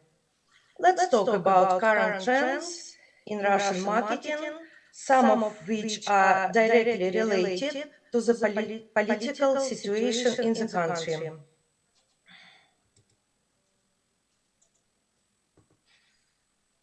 The wave of patriotism is definitely a new trait. The state encouraged Russian society to unite and support Russian policy towards Ukraine, Europe, and the United States. Northern military district fighters are glorified, and not only large enterprises, but also small ones are engaged in the production of military goods. Volunteers have organized the production of goods needed for the front. Schools have introduced the events of raising the flag and having patriotic conversation with children. Advertising posters calling for joining the troops are placed in the cities. Since February 2022, many European and American advertisers have left the Russian market. All car brands, all computer and software manufacturers, clothing and accessories manufacturers, all airlines, large retail, for example, IKEA, food manufacturers, for example, Coca-Cola, alcohol, the entire banking sector, pharmaceuticals. On the one hand, this led to a fall in the advertising market. But on the other hand, it freed up space for the largest domestic advertisers. Sber, Yandex, and Ozon spent the most. In 2022, the Prosecutor General's office achieved restrictions on the work of Meta, which owns the social networks Facebook and Instagram in Russia, suspecting them of extremism and spreading calls for violence against the Russians. These social networks can now be used only for non-commercial purposes through a VPN, and it cannot be used as an advertising tool. Certain restrictions affected YouTube and TikTok. This led to the reduction of people on the sites. In order to further restrict the use of these social networks, it's planned to prohibit the use of VPN services. We can say that the blogging advertising market has almost died, fell by 60%, and is now at a level lower than during COVID times, because most bloggers prefer to work on Instagram and were not ready to move to other platforms, just like their followers. In order to replenish the budget of the Russian Federation, the state decides to bring the online advertising market out of the shadows. There are opinions that the shadow side of the advertising market makes up more than 50% of the market. To do this, the law on advertising labeling was adopted in 2022-2023. Similar laws are already in force in India, the USA, Europe, and China. Now all advertising on the internet must be marked in a special way. The advertisers and their websites must be indicated so that Roskomnadzor can identify it and store it in a special register. The introduction of these measures caused a certain panic among advertisers, especially small ones, because the rules of labeling were unclear. However, so far there have been no serious or large fines, and the players are gradually getting used to the new rules of the games. The consequence of the changes is the centralization of the advertising market, where large players can operate. For small, uncontrolled players and bloggers, working conditions have now become worse. An additional motivation for the adoption of the law was a series of high-profile arrests of major bloggers. The state finally realized how much money was passing by the tax office. For example, in the Blinovskaya case, she did not pay taxes up to $15 million. The blogger is currently under arrest. In general, the role of bloggers has increased significantly recently. Their opinion when choosing a product is much more important than the opinion of friends and family. This is especially true for young people of Generation Z. Bloggers now use short videos, and this is a clear trend in content marketing. There are statistics that now 88% of consumers will make a purchasing decision after watching a video. Another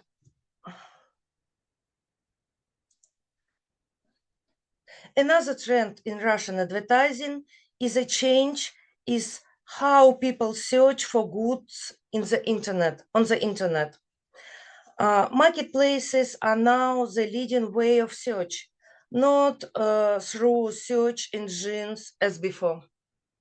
According to statistics, in 2022, 5 large platforms accounted for about 48% of online sales in monetary terms and approximately 70% of orders. The top 5 included Wildberries, Sber Mega Market, Ozon, Yandex Market, and AliExpress Russia. By 2024, marketplaces will be able to control 54% of e-commerce market in Russia. Therefore, companies that have not previously offered their products on marketplaces are urgently mastering this channel.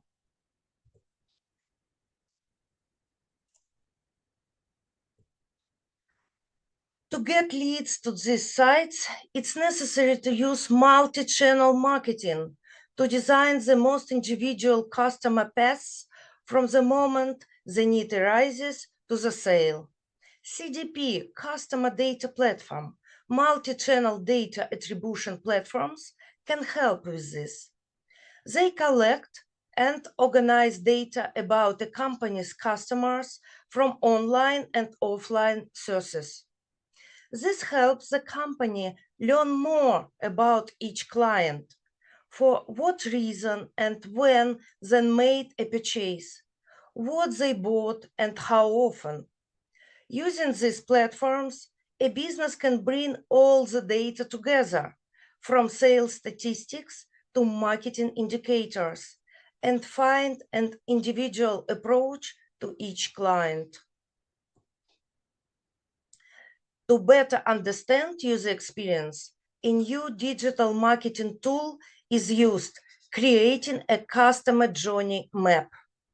A customer journey map is a visual representation of how a customer acts, thinks, and feels during the purchasing process.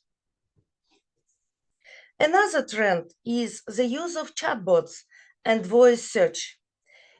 It's beneficial for a business to respond to people's requests 24/7 and not according to the work schedule of its specialists.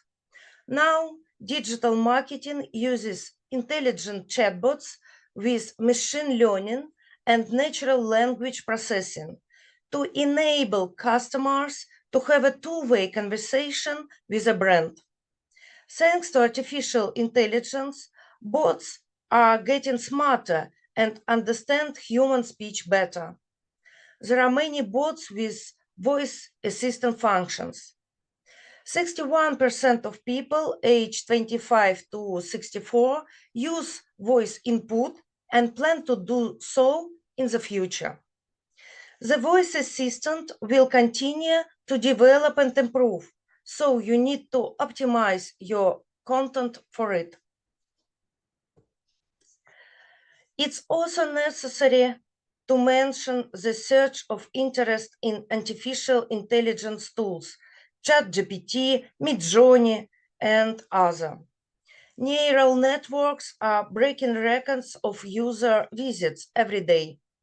Using simple criteria and questions, the neural network draws gorgeous images, writes texts, creates logos, analyzes competitors, collects other analytics, generates content for websites, etc.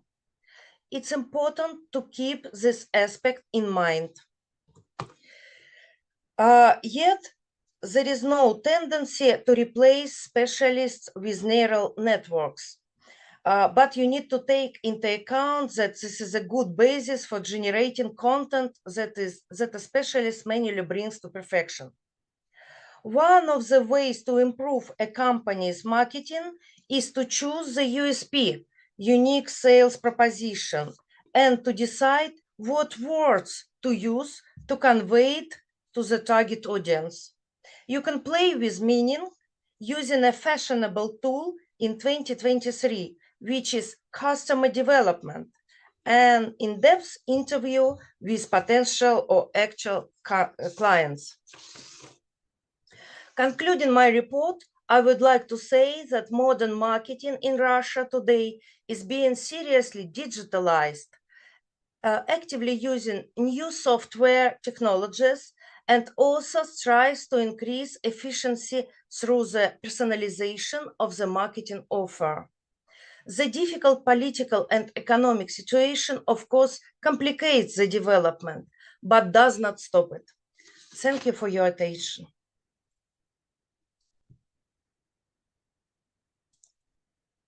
Okay, ladies and gentlemen, that's the presentation from Professor Selevik Tatiana Semenovna.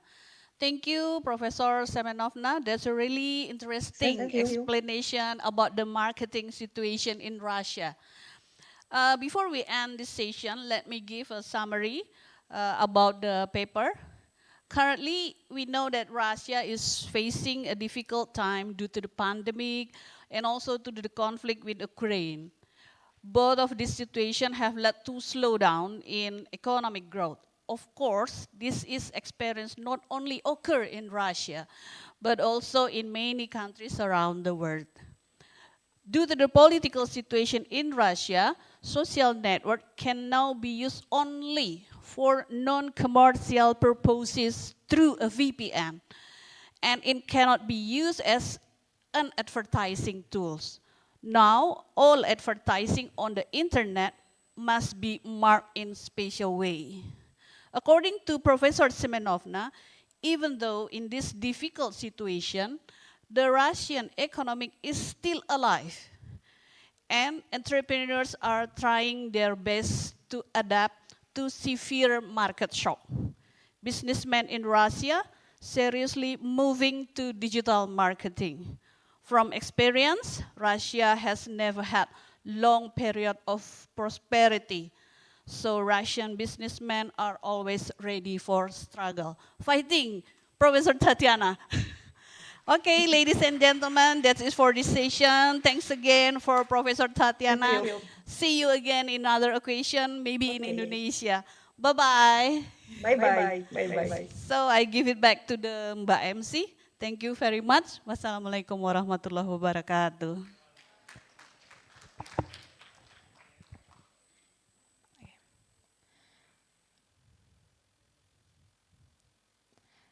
Thank you, Professor Selvik Tatiana. Here we are awarding you a certificate of appreciation. We would like to take a picture of you with the certificate in it for our documentary sessions. To Professor Selvik Tatiana, once again, thank you for your sharing the expertise in the sessions. And thank you to Ms. Hasnawati for guiding the sessions.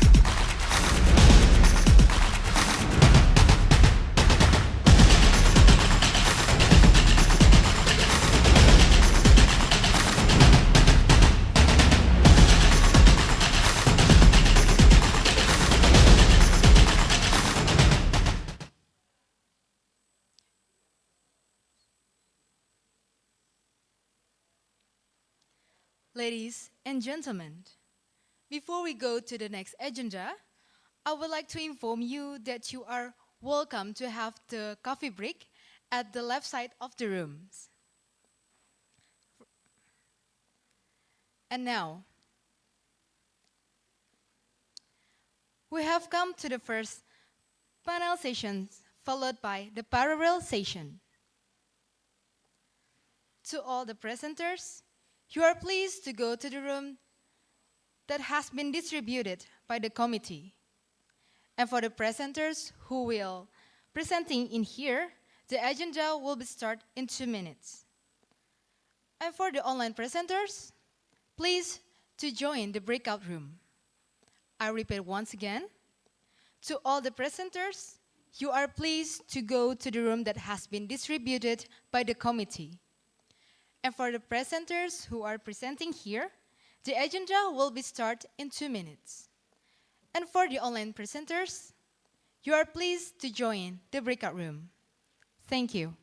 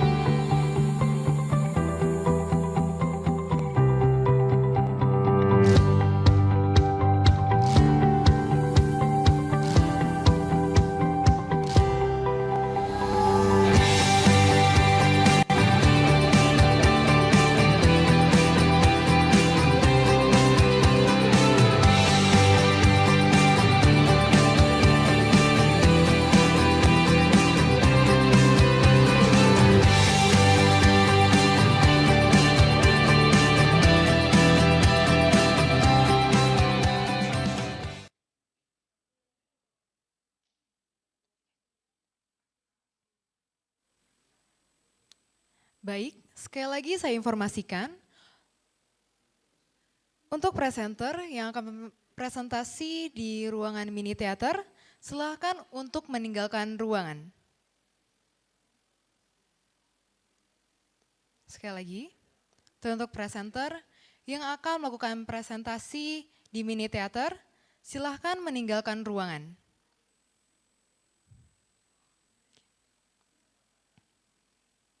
Okay, ladies and gentlemen, we come to the first panel sessions that will be guided by Ms. Rizka Zidnia, MPD. To Ms. Rizka Zidnia, the time and place is yours.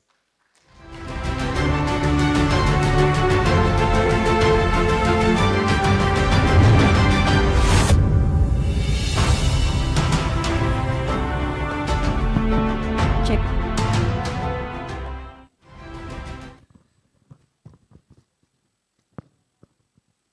Oke.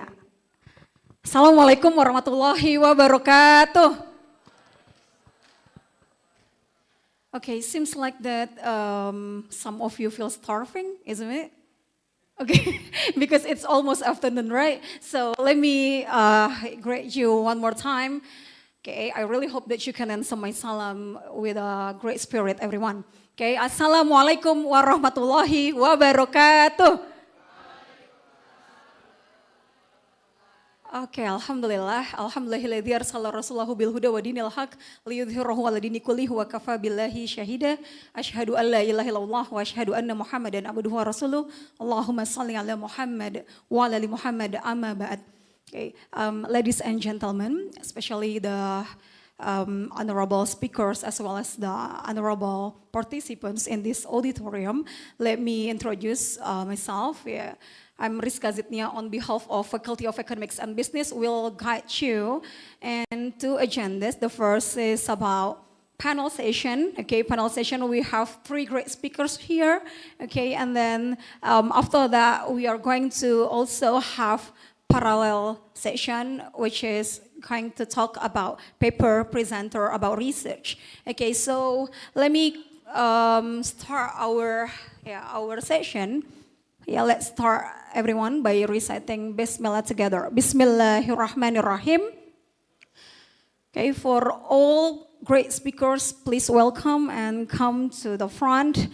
The first is Assistant Professor Sherwin, MBA, and Associate Professor Aileen, yeah. Assistant Professor Frank David, okay.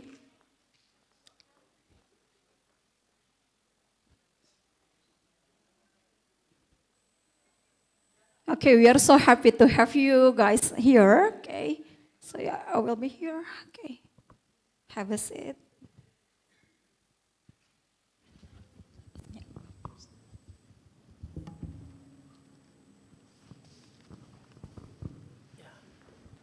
Okay, yeah. Thank you so much for coming to this international conference as well as to share your brilliant ideas right now. Okay, the main topic, all of the great speakers will discuss about economic recovery for sustainable development, but three great speakers here will discuss in the specific topics. Right? Okay, so the first presenter will be Assistant Professor Sherwin. Okay, right, and then the second is Associate Professor Aileen, and then the last one is Assistant Professor Frank David.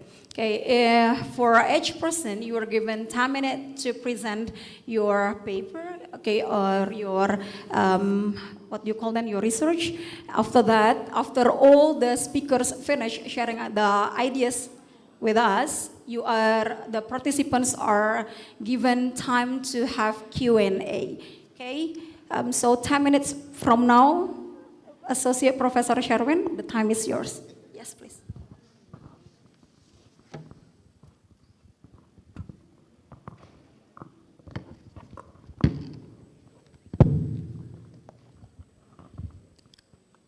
Good morning, Indonesia, and good morning also in the Philippines. So I am tasked to present the challenges of the accounting education system in the Philippines. May I request for the slide?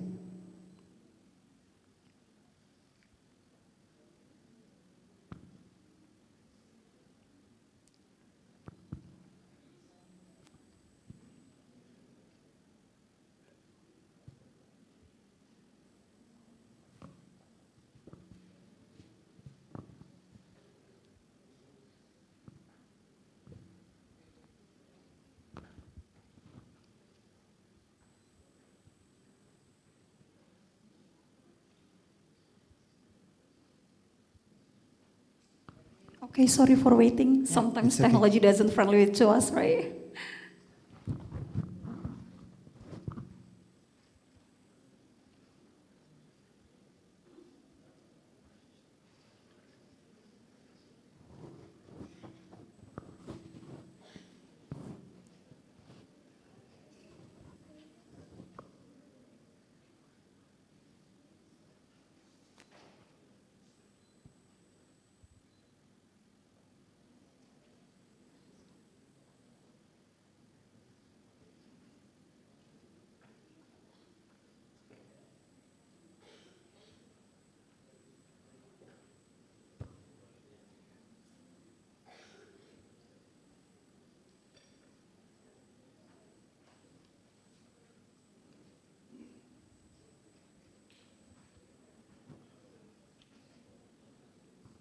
Okay. So I will be presenting the challenges of accounting education system in the Philippines. The accounting education system in the Philippines, like any other educational system, faces several challenges that impact the development of future accountants and the overall effectiveness of the profession. So I have provided here the challenges that we are posted in the Philippines. Number one, the concept of curriculum relevance and curriculum obsolescence. One of the significant challenges is the presence of an outdated curricula that may not align with the evolving needs of the accounting profession. The rapid changes in the accounting standards, technologies, and business practices require a curriculum that is dynamic and regularly updated. Instilling ethical principles is a critical aspect of accounting education. However, there are challenges in consistently emphasizing ethical behavior and decision-making, especially in the face of ethical lapses observed in the corporate world. Accounting education in the Philippines face challenges in providing students with sufficient practical exposure to real-world accounting scenarios. Practical skills and hands-on experience are crucial for students to transition seamlessly into the workplace. Second is the technology integration. The accounting profession has undergone a digital transformation with the advent of advanced technologies such as cloud computing, data analytics, and artificial intelligence. Next slide, please. The education system struggle to keep up with this technological advancement, leading to a gap between what is taught in the classrooms and the skills demanded by the industry. Next slide, please. The qualified faculty members.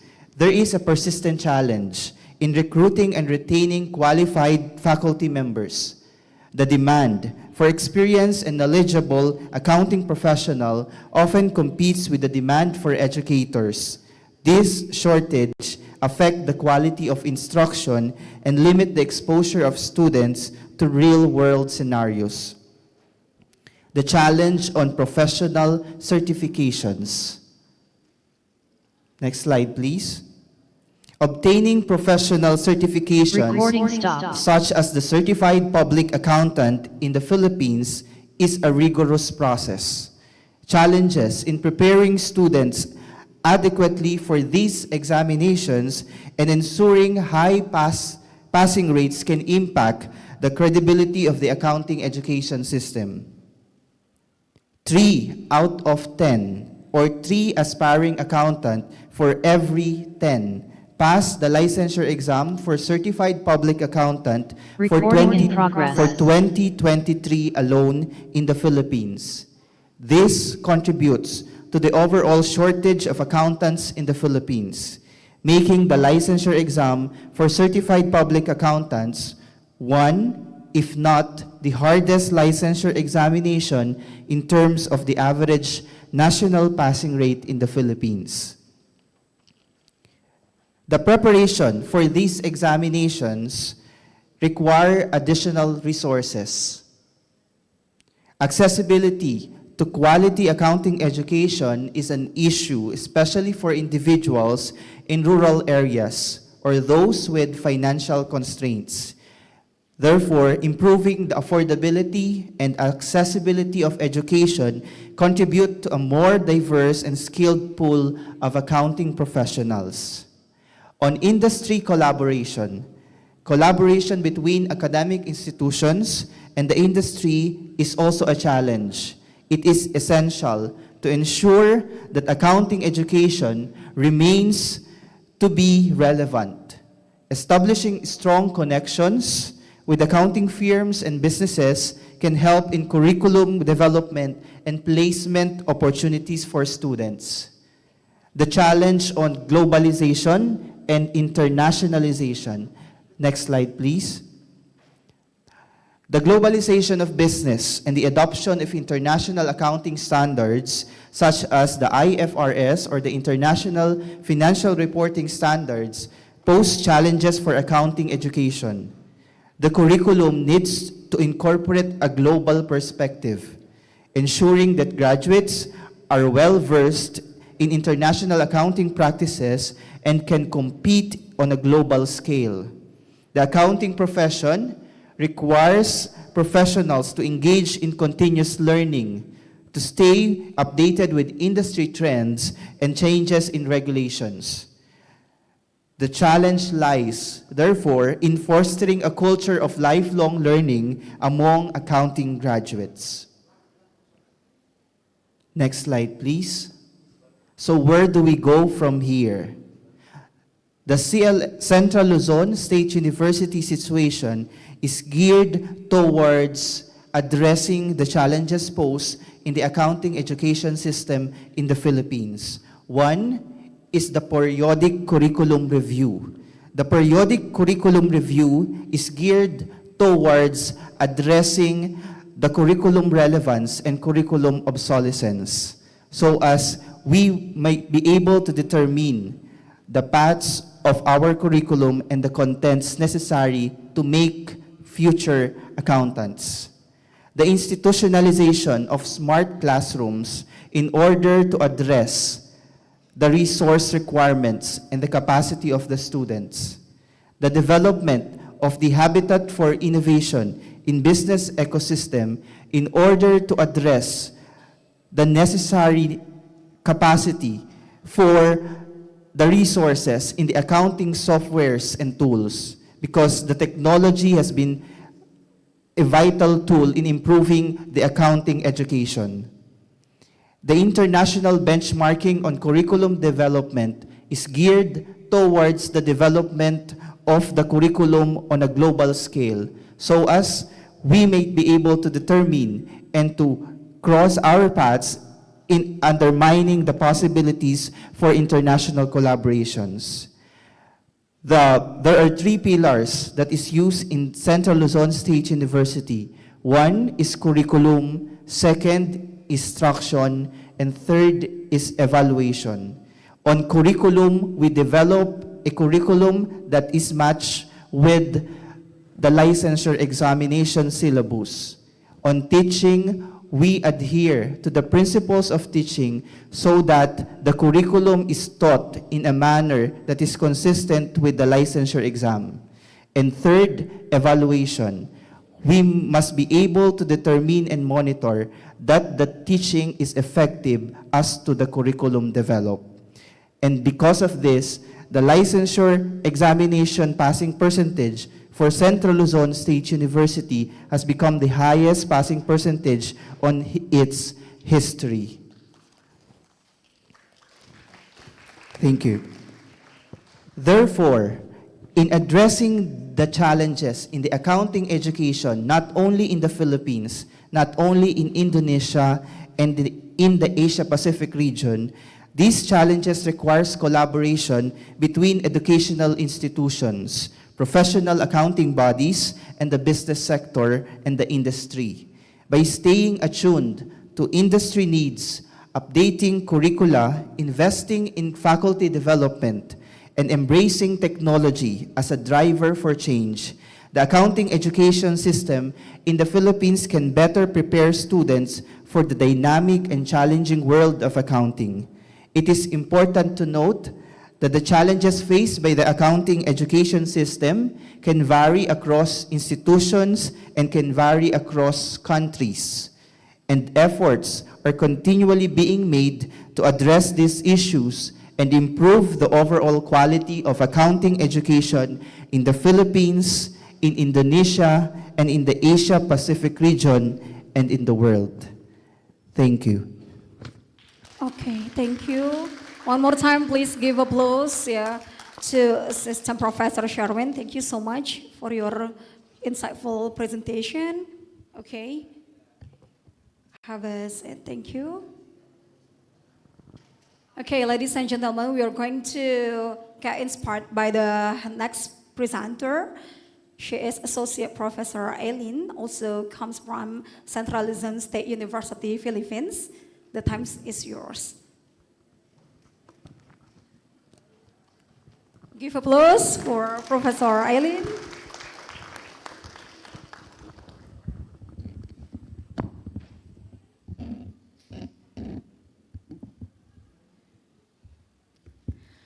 Good morning. Morning. Selamat siang. Am I correct? Selamat. Okay. To my fellow guests, lecturers of the Uhamka, especially the Faculty of Economics and Business, and of course to dear students, good morning. Mabuhay from Philippines. So my topic is about financial literacy and practices. And as we all know, financial literacy is about an education and understanding in various activities of financial, like personal finance, managing of money, and of course investing. And of course for financial practices, this is actually refers to the common methods of the operating procedures in carrying out the accounting and finances. So, next slide please. So based on Mandel, it's the ability to use knowledge, and it has become one of the most concern of the college students or the Filipino college students. And not all Filipinos are financially literate. And the government is actually doubling their efforts in conducting or educating people, especially now in the Philippines. It's one of the fastest growing economies, and financial literacy or financial knowledge or even financial educations are used interchangeably. And various sources, various definitions on financial literacy, but there's one thing that is common. Everything evolves or revolves around money.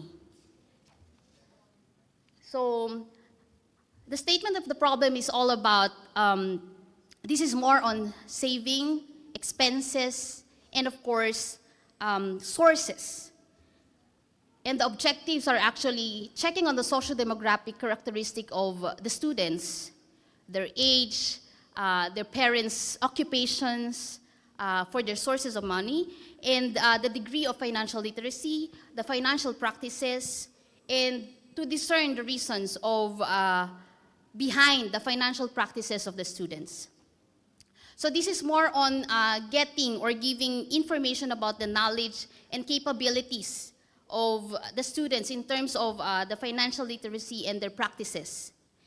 This is also helps the students or the universities in planning and strengthening the financial management, or even providing or helping the institution design a good extension program or community involvement in terms of providing seminars on financial literacy. So the methodology that we use, next slide please. This is more on the data collection by conducting interview, Likert survey, or the focus group discussion. And also we do sampling. This is more of 50 respondents per colleges, or in Indonesia, you call it faculty. For us, we call it college. We have, previously we have 8 colleges, now we have 9 colleges. So we have 50 respondents in each college, or in each faculty. And we have instrumentation. This is more on the pre-test of the Likert and guided questionnaires. And the data analysis, this is more on the descriptive statistics, descriptive rating, counts of percentages, mean and standard deviation. We have the level of 5% significance. Next slide. So the conceptual framework is more on the social demographic characteristic, the financial literacy, and the financial practices. This is more on the hypothesis that is not significantly related to the dependent variable.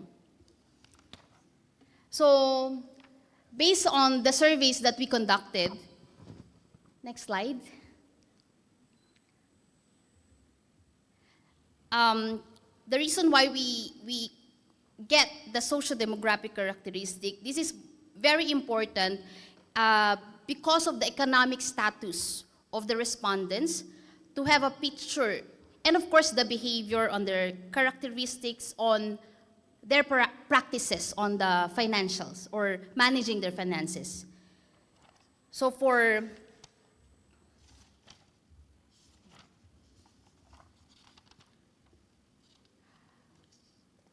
the result that we gather is that the educational attainment of the parents were considered in this conduct of the study is that it has an impact on the financial management of the respondents.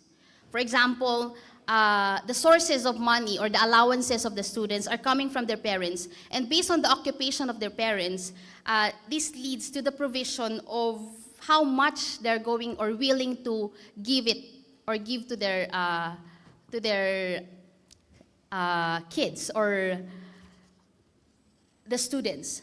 So the degree of financial literacy, we get their income, savings, expenditures, and the average mean is more on the 2.67 of that the college students have knowledge on the financial literacy.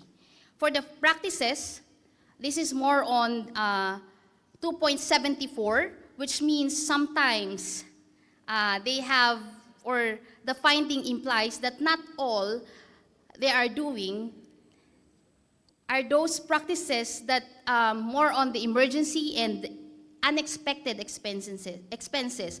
But taking into considerations of the millennials or even the Gen Z attitudes, they would always have saved to purchase something they want, probably cell phone or anything from Shopee or AliExpress or Ali Shopping. And always, millennials and Gen Z, they compare prices before they purchase. So next slide, please. Reason for being the financial practices of the students is more on the academic related, buying their papers, notes, pens, book, etc., and even food. In CLSU, some of, or more of the students are in their boarding houses. They do budget their allowance from food to their course requirement and even to the rent of their apartment. And sometimes for their communication allowances. These actually relate to the, it has a positive impact or positive relationship between the financial literacy of the students in terms of their or related to their financial practices. This means that if the students are literate when it comes to managing their finances, then the literacy increases as well as the practices. So the problems that encountered by the students are mostly mishandling of the financial resources, that it can lead to the financial problem of the students, such as lack of allowance. They even get credits or loan from their co-students or their friends to buy extra requirement or fees in the schools. And most of the students rely on their parents. Mostly, or some of them have part-time jobs, like in the fast food. And sometimes they earn extra money for their, sometimes they do have vices. And of course, if they become literate, they can manage or have a good financial practices. So for this one, financial literacy is actually higher than male. Yes, than male.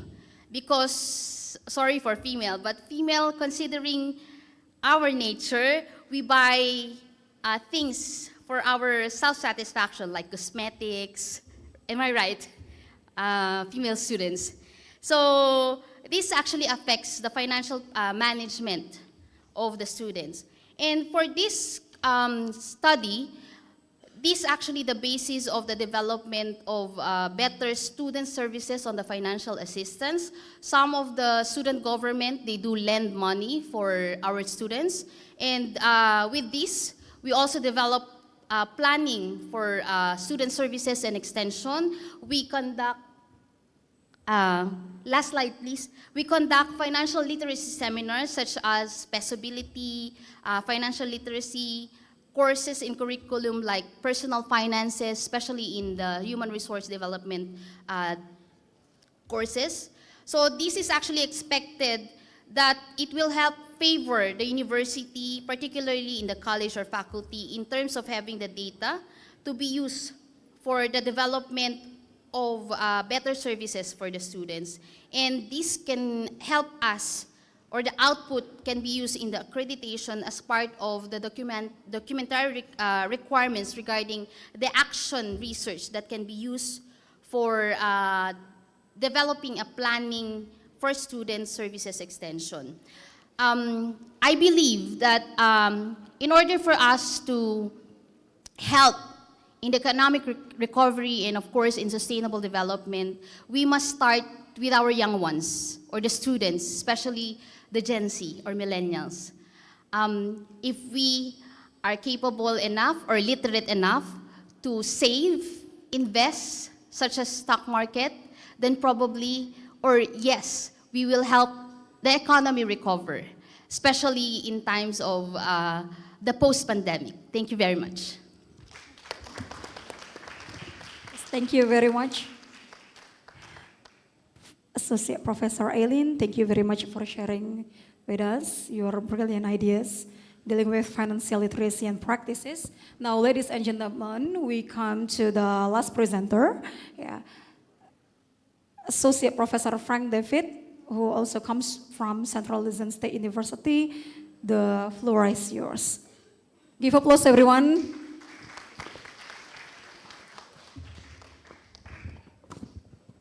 Hello, good morning everyone, and thank you very much for inviting us in this wonderful event. To the Faculty of Economics and Business, congratulations to the Uhamka officials, men and women of Uhamka, thank you very much. So, next slide please. So let me begin with the research entitled Women on Boards, the Strategic Direction of SUCs in the Philippines. So basically, this study aims to measure the representation of men and women, particularly in the Board of Regents, the top or the highest governing body in SUCs. And looking at the diversity that we have in the Philippines, especially SUCs, gender diversity plays a very integral role in achieving environmental, social, and financial performance of a specific institution. And in the Philippines alone, women constitutes about 49.5% of the working force, but only 17% are in the top position. That's why it triggers my interest to study what's about in the SUCs. And looking at it, the study covers 88 SUCs in the country. About 95% of all SUCs in the Philippines are covered in the study.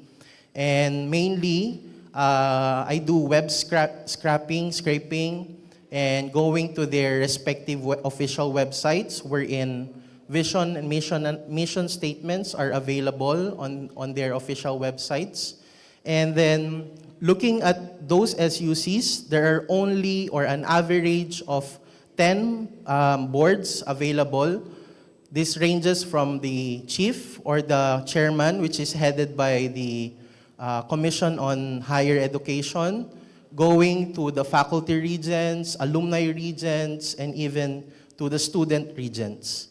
And along with these 10 board positions, only 27% are women.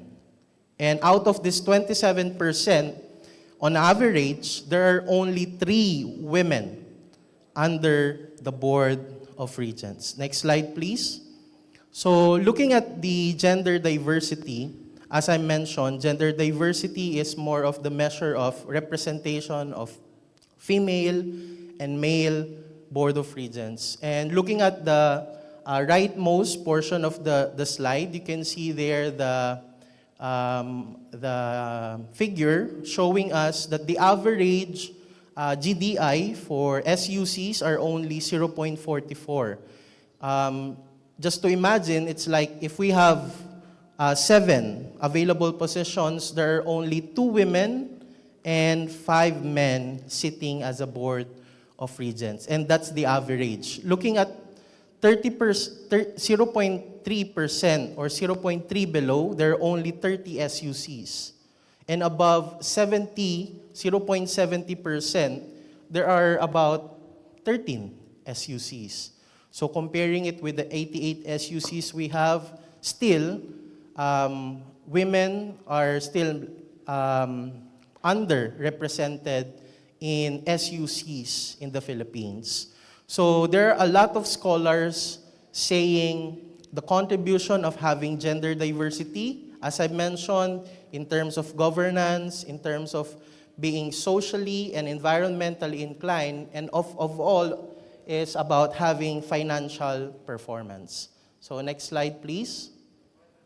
So in terms of conducting vision statement analysis, so I tried to make categories of each and every statements that they posted in their websites.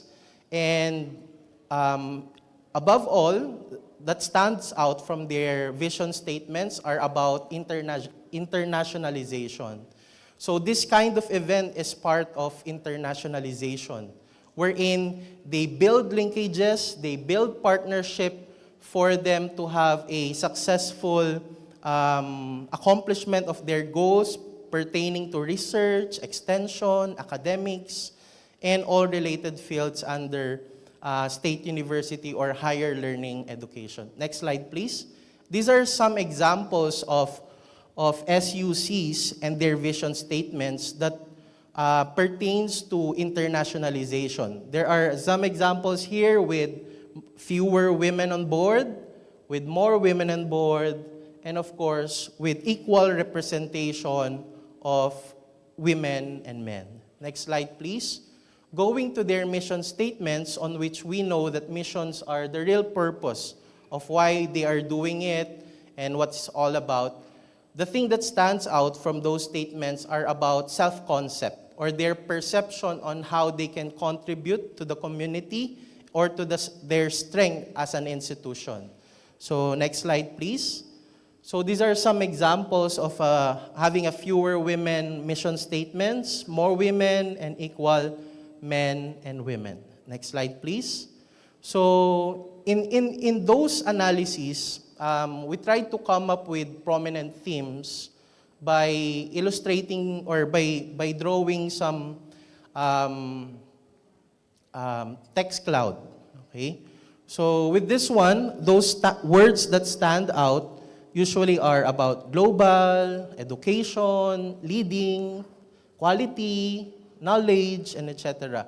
So just to provide a prominent theme for their vision statements, it's more of a leading, competent higher education institution that engages in research and generate technologies for sustainable development. Next slide, please. Meanwhile, under their mission statements, we can see some prominent themes like extension, research, production, education, which leads us to a prominent theme like providing quality instruction, research, extension, and technology towards sustainable development. All right, next slide. So again, if you want to access the research poster, you may scan the QR code here. And to my colleagues who are in the academe, if we can work with the data sets that we have, that I have, we can do collaboration, especially through Uhamka. There are more data that we can extract from this information, and we are looking forward to have partnership with you. And the end of the presentation is that for me as a man, it will not be make me a less of a man if we do really recognize the importance of our manpower, especially women who have talents and hearts in giving their service to our organization. Because at the end of the day, manpower really plays a vital role in implementing the strategies and the overall performance of our organization, whether it's a man, it's a women, and in any other religion or color of it. Thank you very much. Thank you very much, Prof. Frank David, for sharing your fruitful ideas for us. Okay. Well, ladies and gentlemen, we come to the Q&A. Yeah, we are inviting to the participants for asking to our great speakers who comes from the Philippines. Yeah. You can raise your hand and you can introduce your name as well as tell us the question. Okay, for the students, perhaps you are curious about the details, information that already delivered by the presenters. You may raise your hand and then tell us the questions. We are waiting for the questions.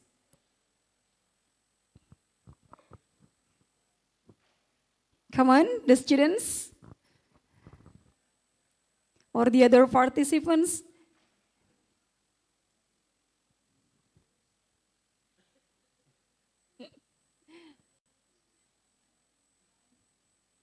No questions. Okay. Yeah. Oh, okay. Alhamdulillah. Yeah, perhaps the students are still thinking out. Yeah. Okay, thank you. Thank you very much to our presenters. Just one question to Associate Professor Eileen, right? Eileen, eh? You presented on the reasons for, one of the slides, you showed reasons for financial literacy. The reasons, the students are doing. So one of them, it says the highest is for VICE, V-I-C-E. So could you please explain what is that mean? The highest reason is for VICE, you know?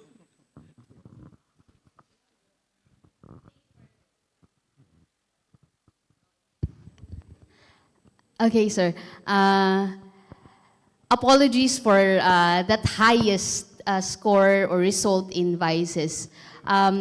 Students, students nowadays in the Philippines, they are more of using vapes, smokes, and even after school or after exam, they do celebrate and drink beers or whatever liquor they can get. So that's only the vices that they have. I guess that's the way of celebrating and as well as chilling. Yes. Okay, thank you so much for your question. Thank you for answering. Perhaps one more question from the student. You can raise your hand. We are waiting for your question. Come on. Hello, students. Yes, please. You can come forward.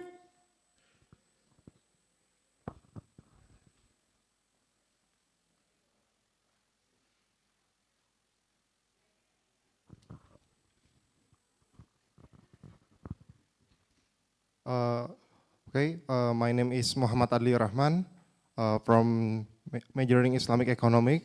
I want to ask about in the company, how influence is gender diversity on financial performance? Thank you.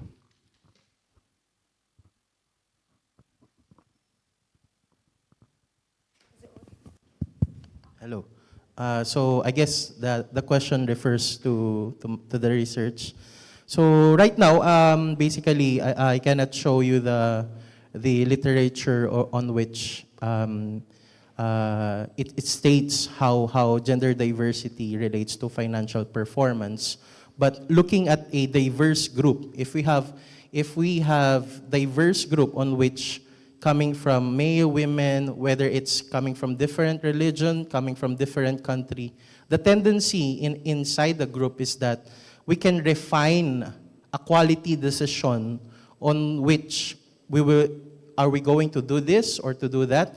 And at some point, our decisions inside the board, inside the team, inside the group, will be more inclusive to everyone. And somehow, some of the research are stating that's why they are stating that somehow it is better to have an inclusive and a gender diverse board because it somehow gives a socially and a more of a ethical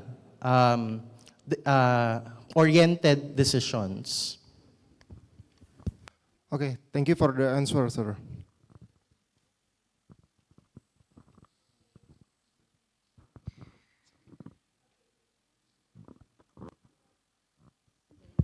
Yeah, okay, thank you so much for the question as well as thank you for answering the question as well.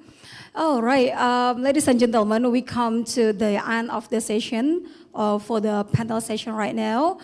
One more time, let's give applause for our great speakers, okay? Yeah. Okay, I would like to say one more time, thank you so much for sharing to us your brilliant ideas. You can be back to the, what you call it, to the seat, yes. Thank you so much. Yeah. Okay, ladies and gentlemen, thank you for, what do you call it? Yes, thank you so much for this session, yeah, for participating enthusiastically for this session. I give it back the responsibility to the Master of Ceremony. Thank you.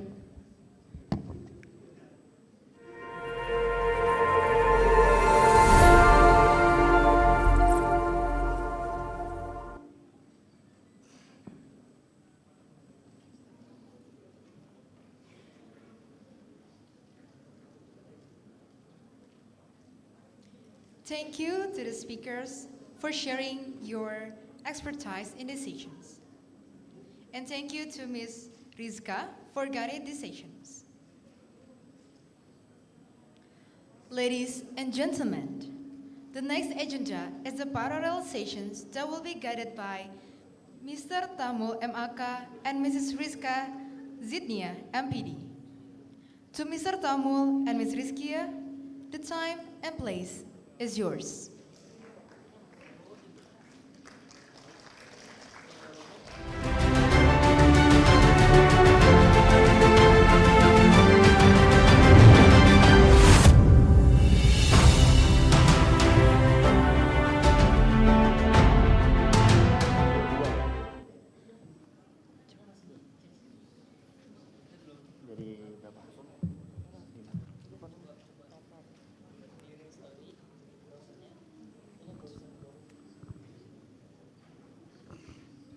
Before it, I glad to invite Miss Rizka.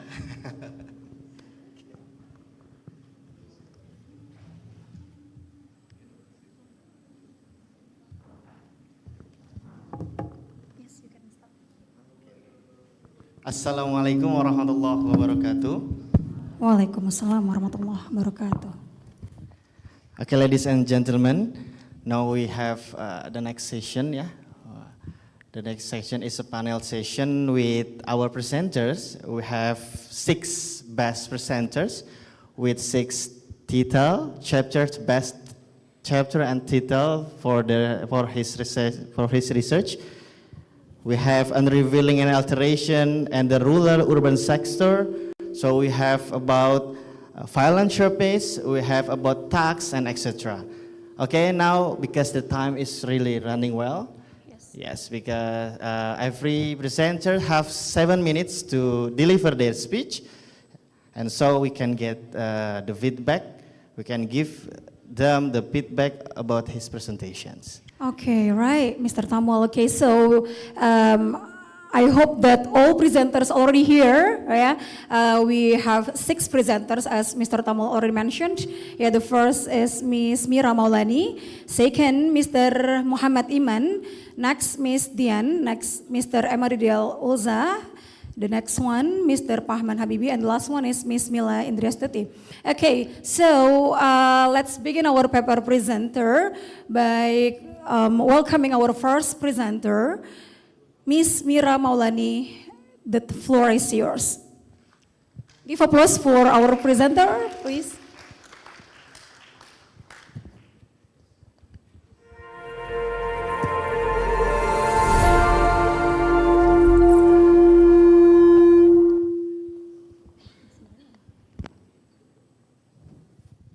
Okay, one more time. I'm calling our presenter.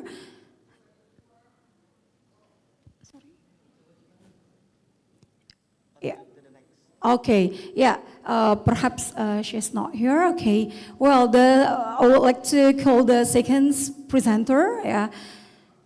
Mr. Muhammad Iman Satria Mihajat from Sharia Banking, the Faculty of Islamic Religion. The floor is yours.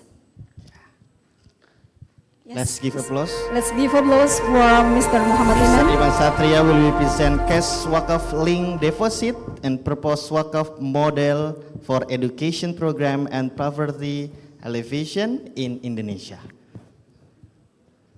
Yeah, 7 minutes. Oh, sorry.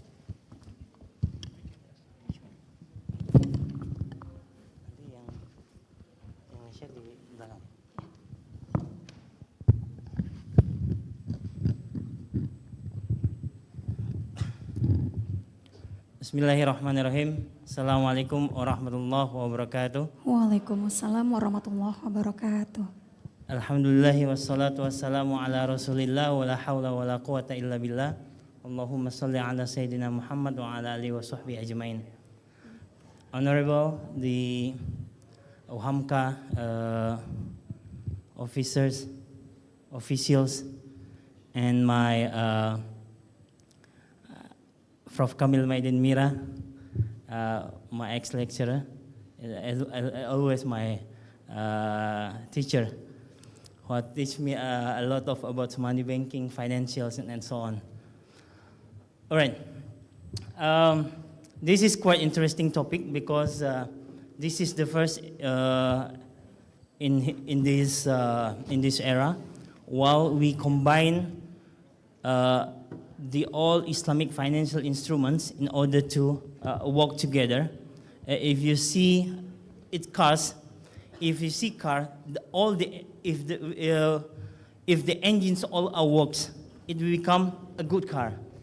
But if one or maybe 2 engines is not work, it will not become a good car. So that's why in Islamic financial instruments and economics, we would like to have all the instruments, they can collaborate together. The same thing like in universities, if you are collaborate with all the universities, it become one of a successful idea that when we can create a new what you call it, a new idea of how we can increase the economic of the country.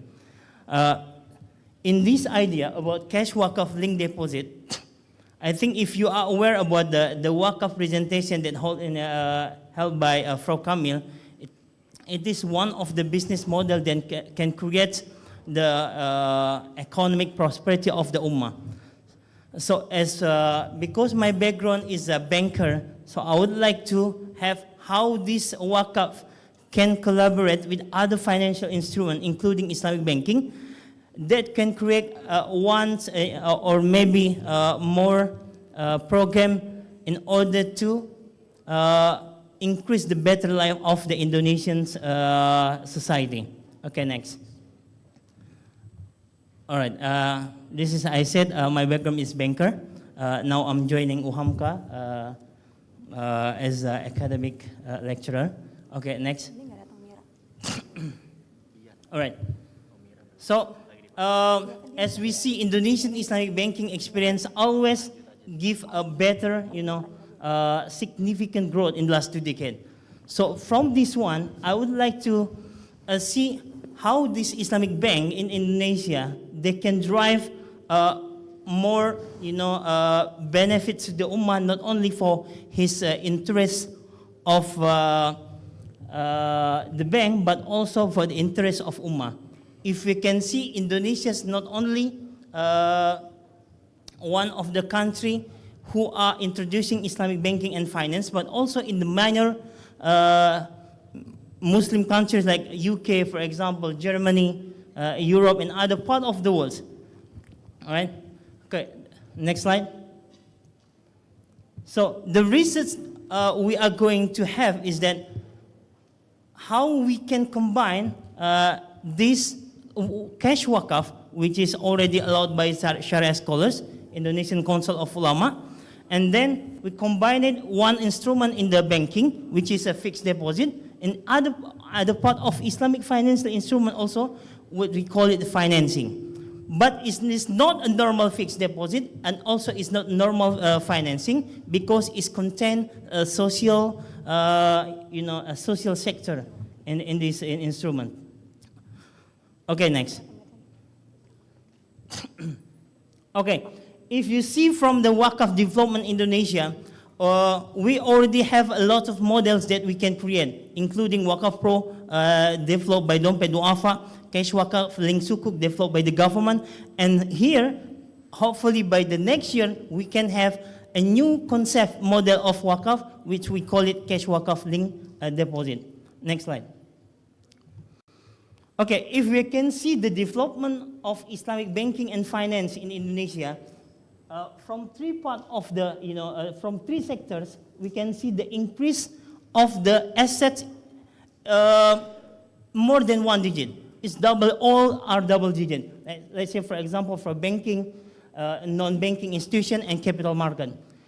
If one of this one, this engine will work to help the Wakaf system, I do believe, and we also as a Islamic financing institute also do believe, this will create a new form of social instrument that not only can benefit for the Islamic financial institution, but also for the Wakaf management body.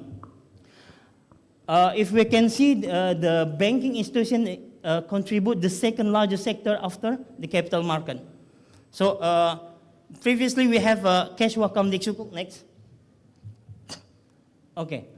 Cash Wakaf Link Sukuk. So what is different between Cash Wakaf Link Sukuk and Cash Wakaf Link Deposit? Cash Wakaf Link Sukuk that previously showed the successful story of Cash Wakaf Link Sukuk. You can see the contributions of retail, not only the corporate, but also retail. It can show you the increasement of the, the Wakaf certificate holder from the retail. Because if you see from Cash Wakaf Link Sukuk, we can divide it into two. There is a Sukuk Wakaf retail, and there is Sukuk Wakaf deposit. Okay, next. Goes to the model. Again, I go, because the time is limited. Go to the model, please. Next.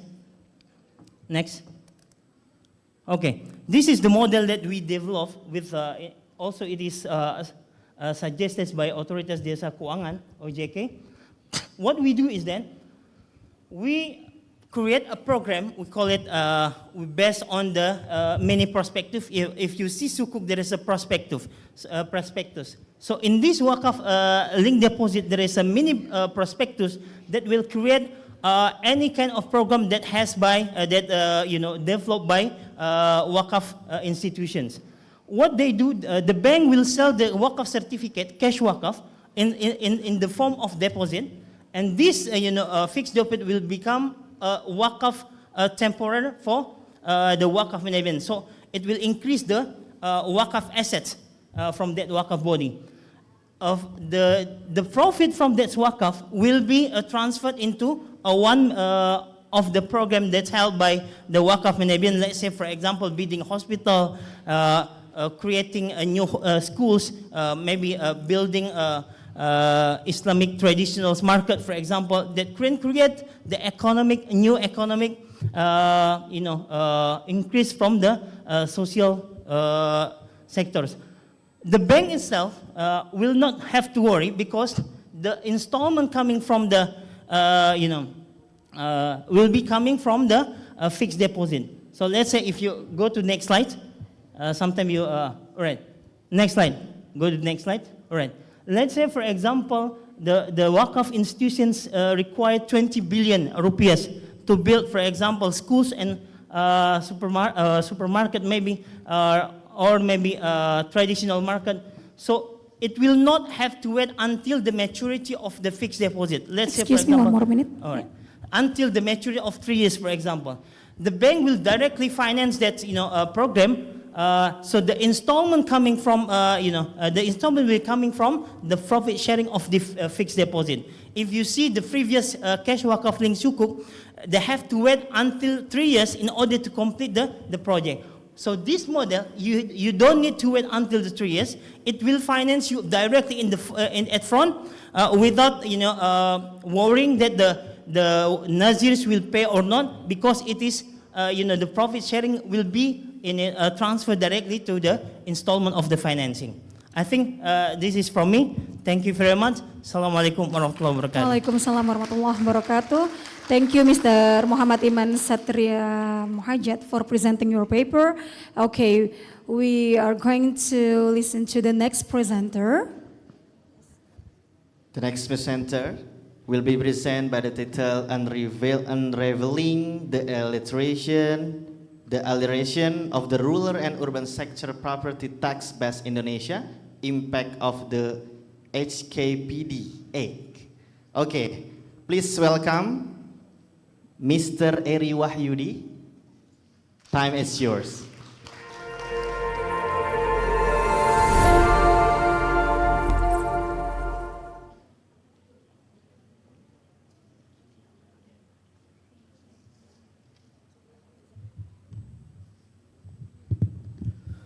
Assalamualaikum warahmatullahi wabarakatuh.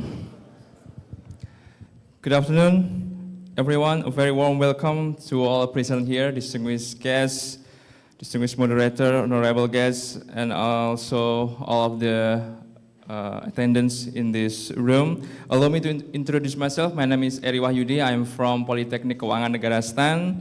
In this opportunity, I'm going to present a presentation entitled "The Unraveling the Alteration of Rural and Urban Sector Property Tax Base in Indonesia, Impact of the HKPD Act."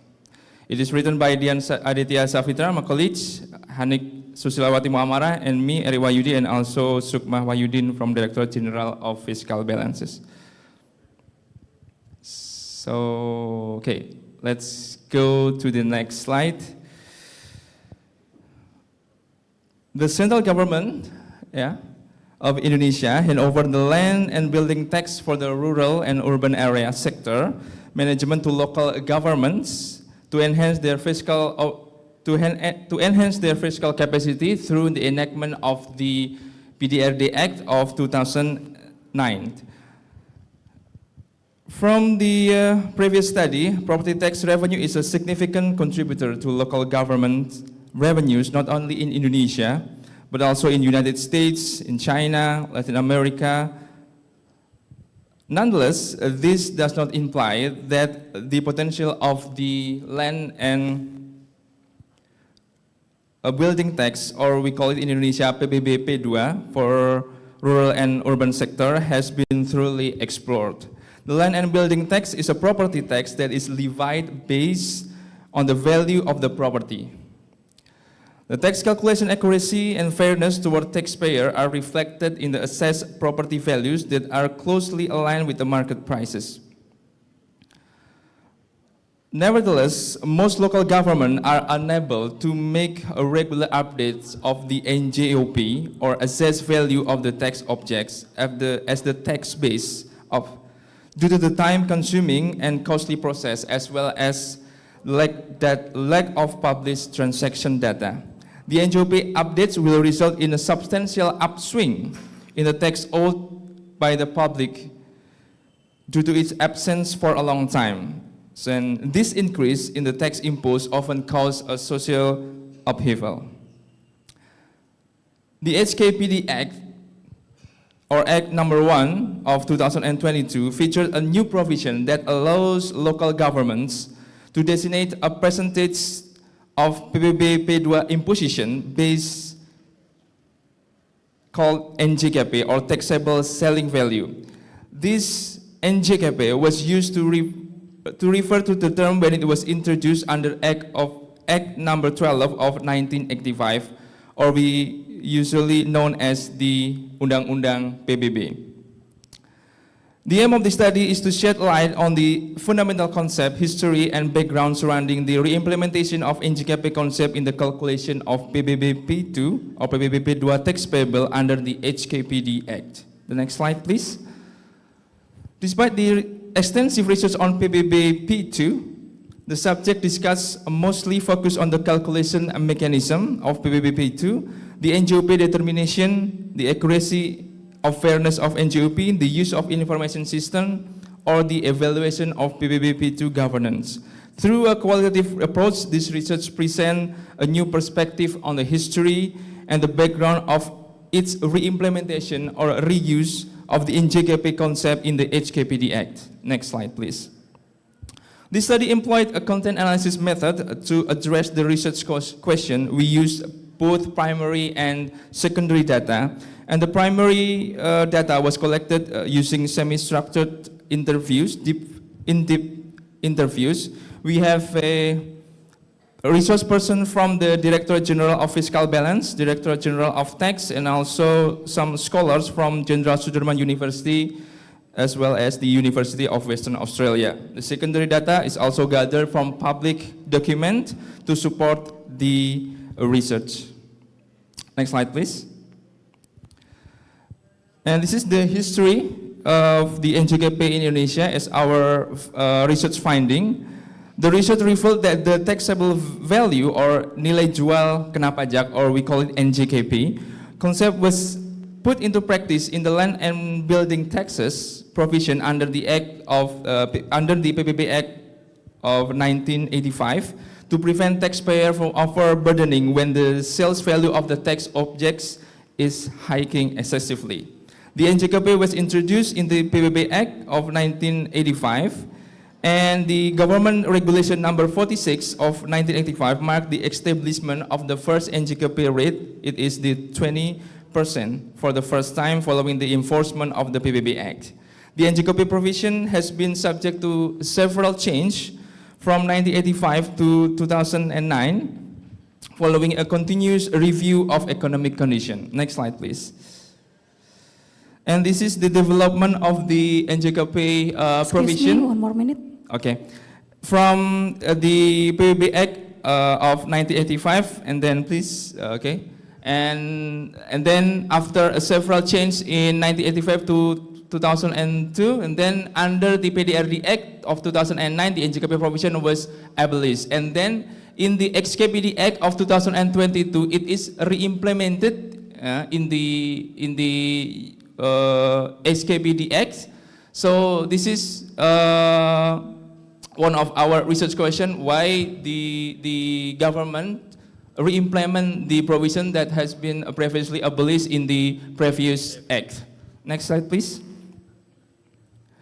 So the background of the NJKP provision in the Land and Building Tax Regulation enacted in the HKBD Act, it is implemented ranging from 20% to 100% of the NGOP, and it is triggered by the fact that many local governments did not regularly perform the NGOP updates.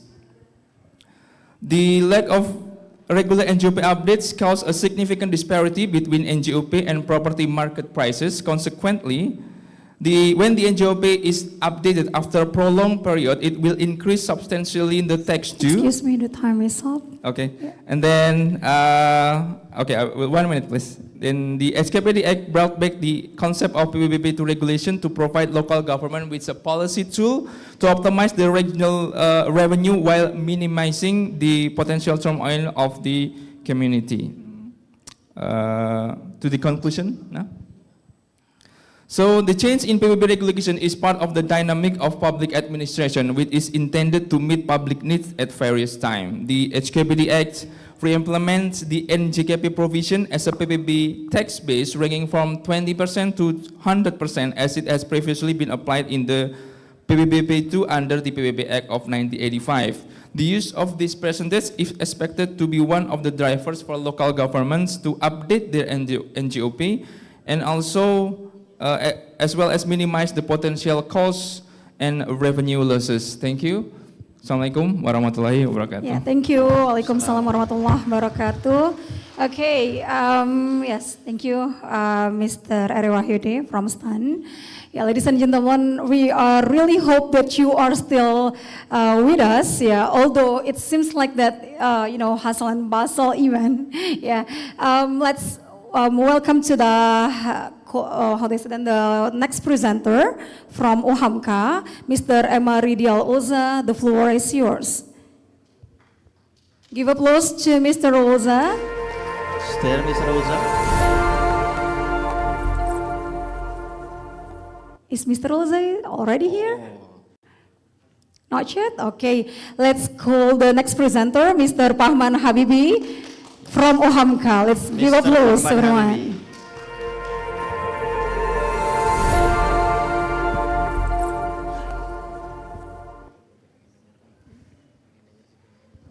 7 minutes from now, thank you. Okay, thank you. Bismillahirrahmanirrahim. Assalamualaikum warahmatullahi wabarakatuh. Ladies and gentlemen, I want to make some presentation about the effect of organizational commitment and lecturer performance during work from home. We have 7 minutes for presentation. There is no discuss, but I want to try my best to make a good presentation today. I want to read some introduction, the background of my research. It is about work from home, and Uhamka make some decision about work in our university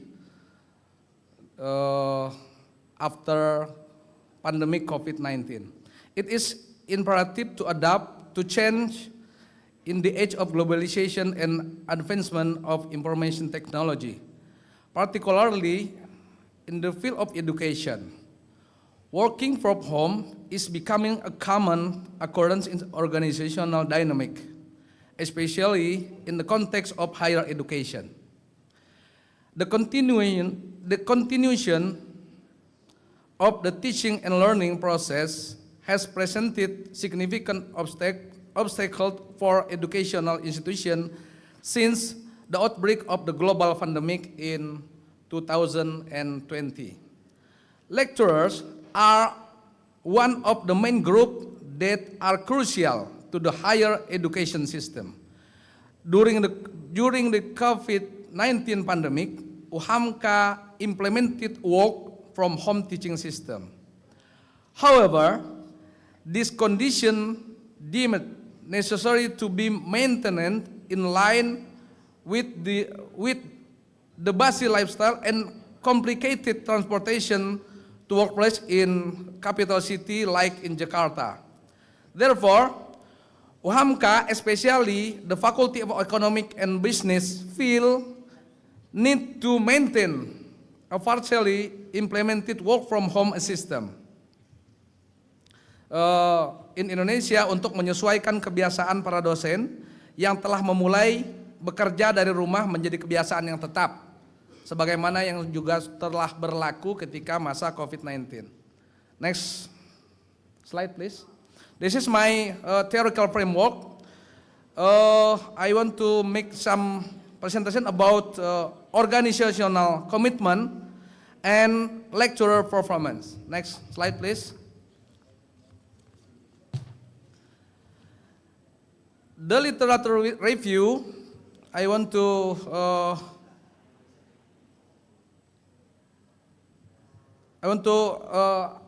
make some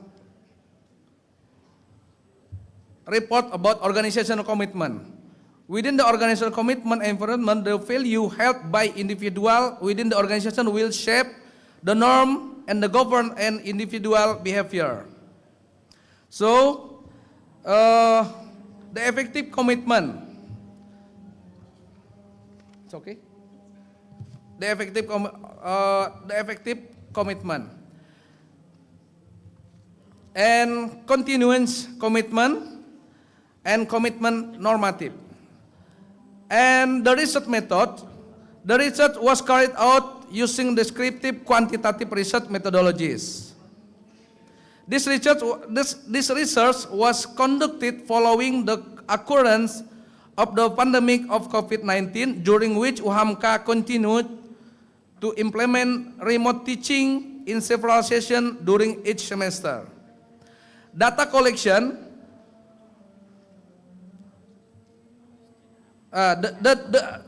we make some collect data by Likert scale, was employed to disseminate to questionnaire in this study.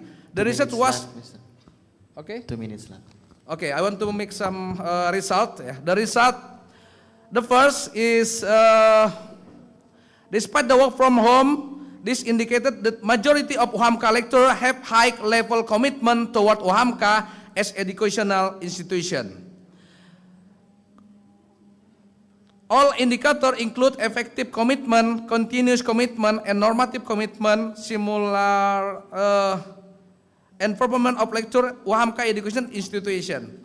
In conclusion, the study conclude that organizational commitment as measured by effective commitment, continuous commitment, and normative commitment. Thank you very much for the time, and we will send my the report of my research and my article to the committee. Thank you very much for the time. Okay, thank you very Assalamualaikum much, Mr. warahmatullahi Fahman. wabarakatuh. Yeah. Waalaikumsalam warahmatullahi wabarakatuh. Thank you, Mr. Fahman. The next will be presented by Miss Mila from Uhamka. The time is yours. Give applause, everyone. Ms. Mila will present the implementation of ISAC 35 as a manifestation of trusted nature in non-profit organization to support SDGs program. Okay, Bismillah. Assalamualaikum warahmatullahi wabarakatuh. Okay, thanks for the time. It's honorable for me to present my research. The title is Implementation of ISAC 35 as a manifestations of trust in non-profit organization to support SDGs. Okay, my name is Mila Indrastuti. I come from Uhamka. Okay, this is the introductions. We begin the issue that NGO are part the community that have a potential impact on society of all the world. And then in a broader context, we know that NGOs support the SDGs in ecology, in the economic matters, and education, social, and many more. Yeah, but according to SDGs Index, data on the quality of education in Indonesia has a yellow indicator. That means is not too good. So NGO in educational has an important part to tackle this problem. The goals of NGO to support SDGs program, I think, cannot be realized without the right strategy. For example, first, NGO need to identify existing opportunities and allocating resources appropriately with present the financial reporting. And the second, they must present the financial reporting that accordance with ISAC 35. Why? Because to make stakeholders or donor trust with NGO and to maintain its credibility and accountability. And then for transparent financial management, and we can call this as a amanah in Islam. But in many research states that many NGO don't present their financial reports in accordance with ISAC 35. Then the research focus on religious education sectors. The next slide. Okay. Education sector with empowering their students to struggling in life with entrepreneurship and farming program. The name is Rumah Quran Nurul Ilmi Foundation. And this is Rumah Quran Nurul Ilmi Foundation is an NGO who they want to tackle the problem of education with give entrepreneurship skills and farming skill for all its students, and all is free. Okay, next. So there are three research questions. First, how the conformity of the financial reports of the Rumah Quran Nurul Ilmi Foundation with ISAC 35 standards. And the second is how to process of preparing the foundation's financial report as a form of manifestations of the amanah in Islamic context. And the third is, what is the role of accountability of religious non-formal educations, NGO or NPOs, to support SDGs programs? Next. Okay, we use a literature review. There are many literature review. For example, we use the concept of trust amanah in accounting. We cite in Al-Quran Surah Al-Anfal verse 27. This verse provides guidance for Muslim regarding good moral values as honesty, trust, and then accountability. And I think this is the case to the trust, and we can call this amanah. And the second is ISAC 35. ISAC 35 is the standard for Indonesia, especially for NGO in Indonesia, and non-profit organization, and institutional theory, and the next, and the SDGs. Next, please. This is SDGs. Like we know that we have 17 SDGs, but for education we have quality education in point 4. Okay, next. Okay, my research may be different from another research. Yeah, this is a qualitative research, and we use the narrative paradigm. And then this is from Creswell and Poth. The methods is we try to interview and observations because we don't not only focus on personal experience, but explore their social, culture, expressions, and so on. Okay, Excuse next. me, 2 minutes left. Okay, next. Next, okay.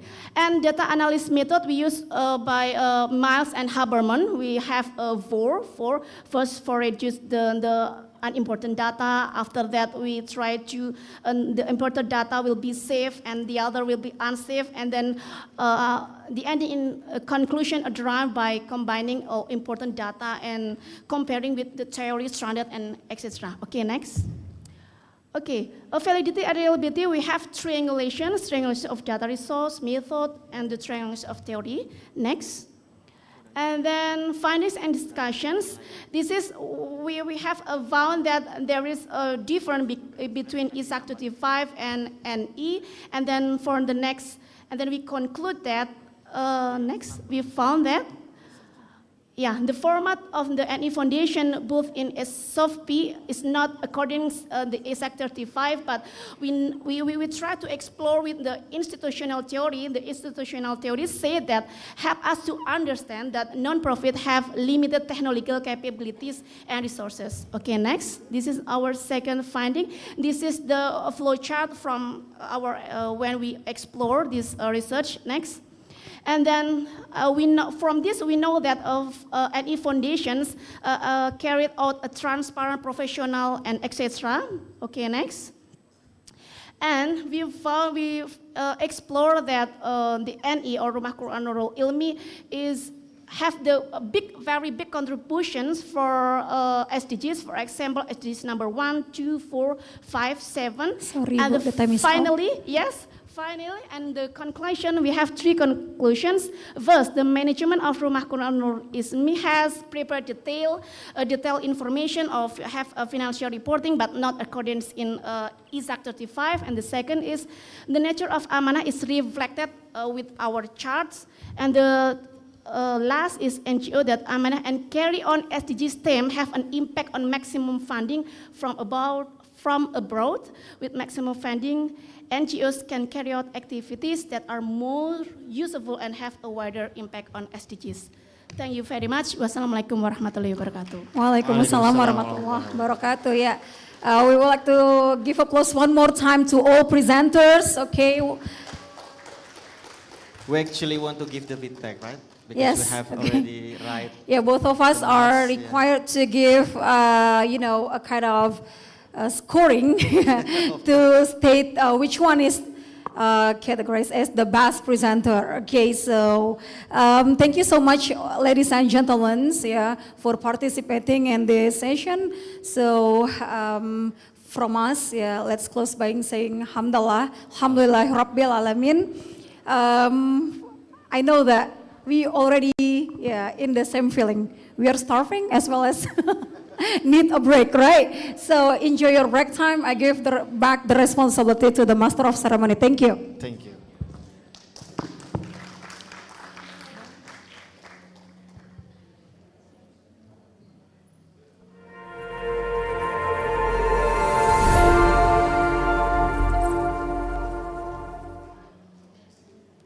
Thank you to the presenters for presenting your paper today. Also, thank you to Mr. Tamul and Ms. Rizka for guiding the parallel sessions. Ladies and gentlemen, for the next sessions, you are welcome to have pray zuhur at the 3rd floor of the building and having a lunch break. For the student participants, lunch will be served at the left side of the room. And for the presenters, lecturers, and guests, the lunch will be served at Bung Hatta room.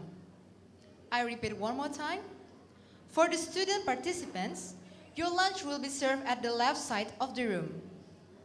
And for the presenters, lecturers, and guests, the lunch will be served at Bung Tomo room. Thank you.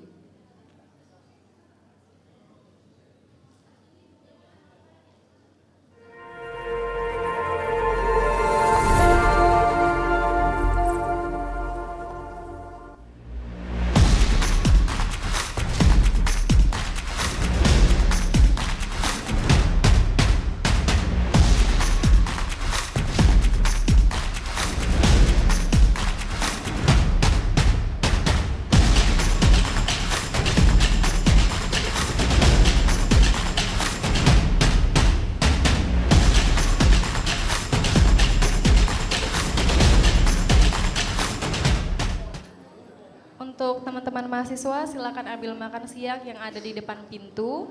Untuk kedatangan lagi nanti ke sini jam 1 lagi.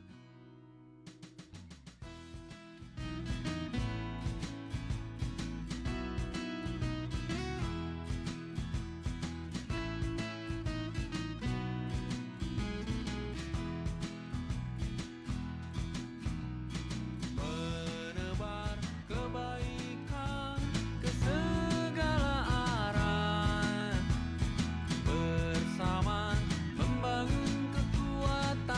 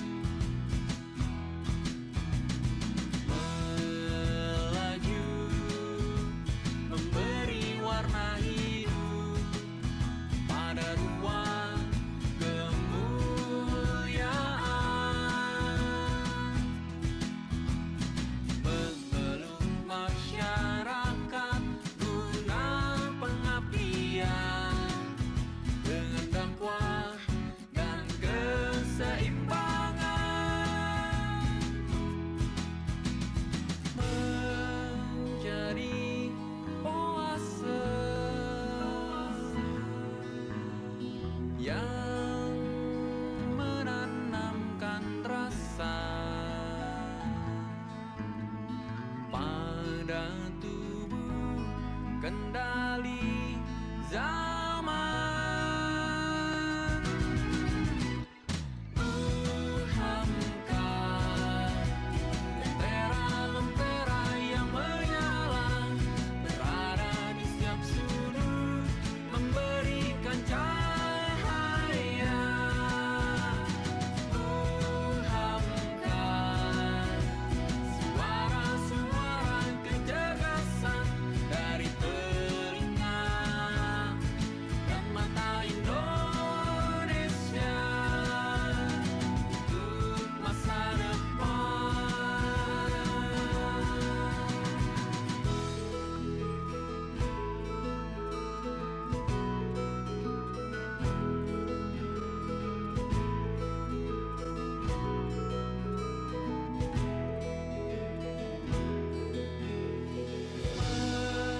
Menjadi oase yang menanamkan rasa pada tubuh, kendali zaman. Uhamka, lentera-lentera yang menyala, berada di setiap sudut, memberikan cahaya. Uhamka, suara-suara kecerdasan dari telinga dan mata Indonesia untuk masa depan berkemajuan.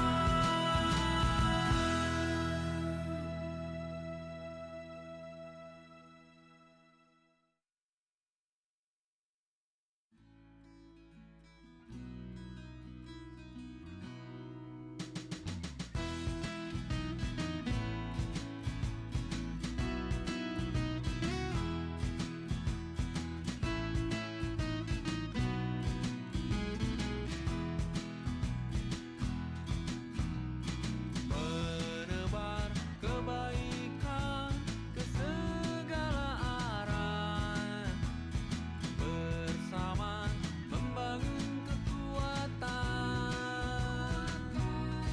untuk tetap berdiri dalam cobaan dari macam terpaan.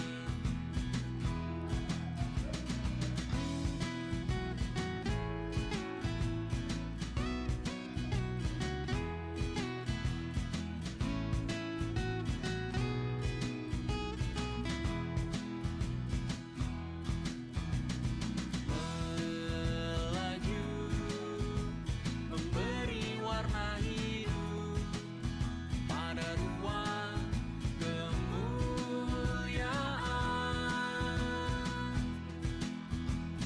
memeluk masyarakat guna pengabdian dengan dakwah dan keseimbangan.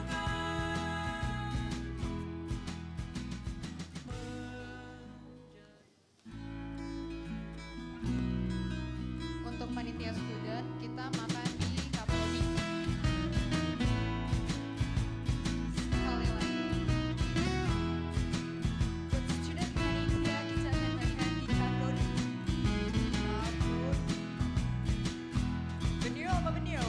Menebar kebaikan ke segala arah, bersama membangun kekuatan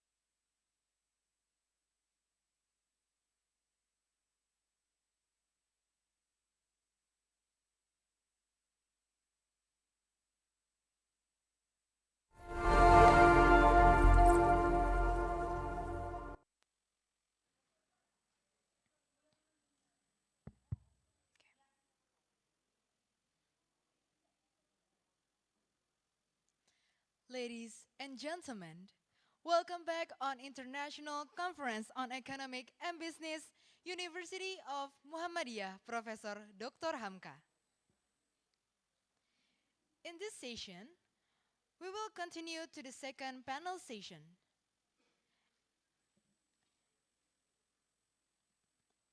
In this agenda, we will moderate it by Mrs. Ani Sylvia STP MSM. To Miss Ani Sylvia, the time and place is yours.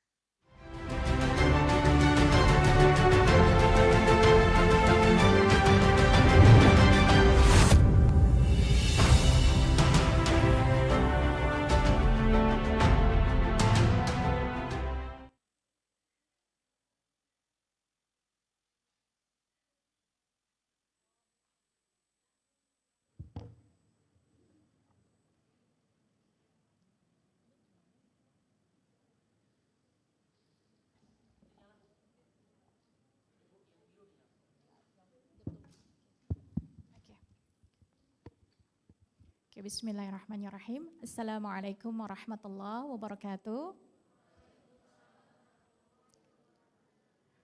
Keep spirit on ya, inshallah ya, until the end.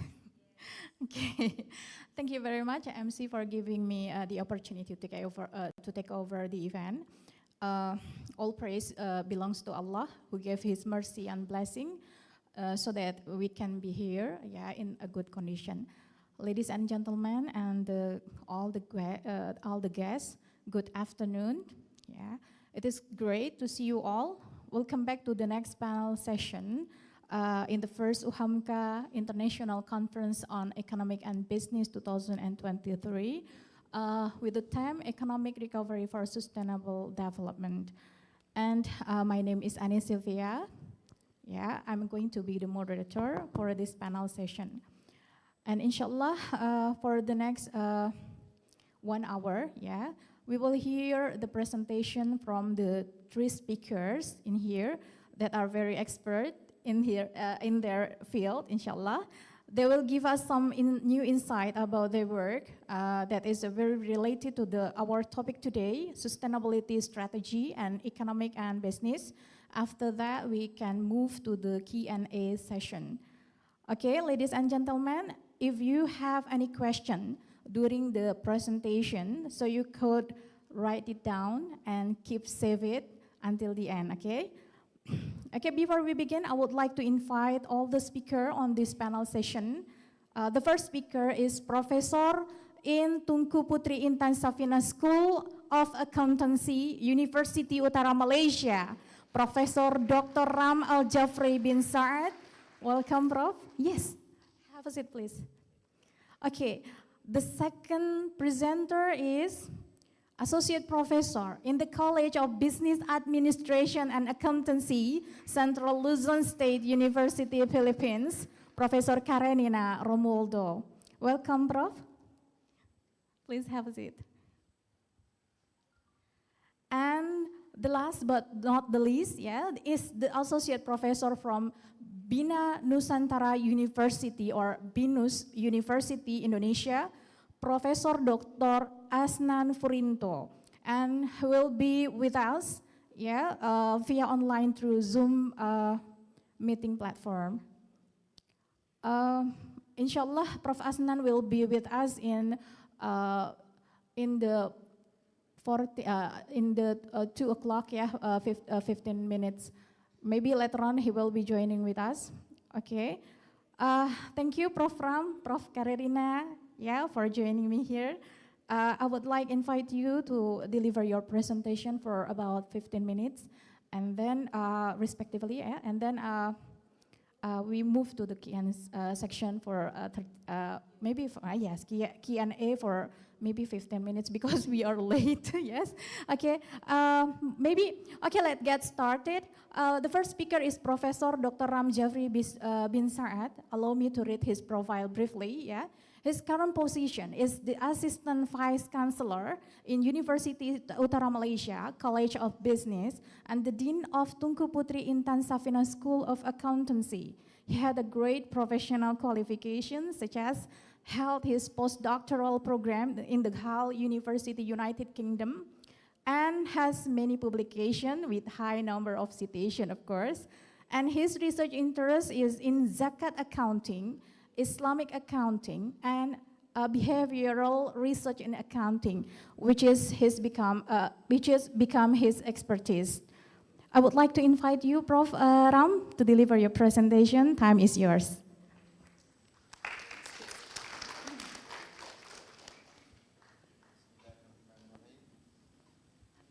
Please, the committee, could you help us? Bismillahirrahmanirrahim. Okay. Kena Bapa Dekan yang bantu. Bismillahirrahmanirrahim. Alhamdulillahirabbil alamin.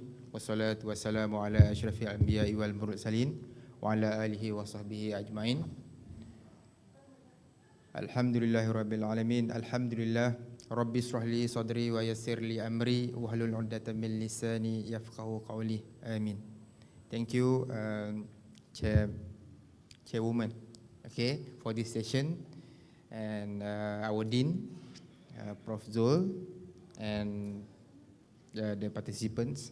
The topics given to me is about challenges and solution, okay, in integrating zakat with ESG. So we will identify what is the challenges. Okay, since the issue of ESG is the current issue nowadays, especially in the business, and when we are talking about Islamic financial institution, okay, we cannot run away from talking about ESG. Previously, I think back in 2000, we are talking about MDG when the world introduced the MDG, Millennium Development Goal, and in 2015, okay, the world introduced the SDG as being presented by one of our presenter today when she talked about SDG, and then nowadays we are talking about ESG. So which one comes first? We are talking about zakat first, or we are talking about ESG? Which one comes first? So in this conceptual paper, I will discuss how can we integrate zakat in ESG, especially if we are talking about Islamic financial institution.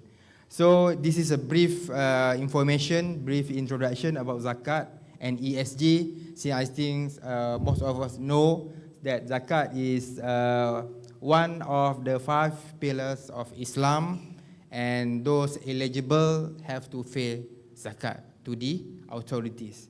The principle is basically we have 2 principles, wealth redistribution and social justice, where ESG is standing for environmental, social and governance. Okay, this is for what?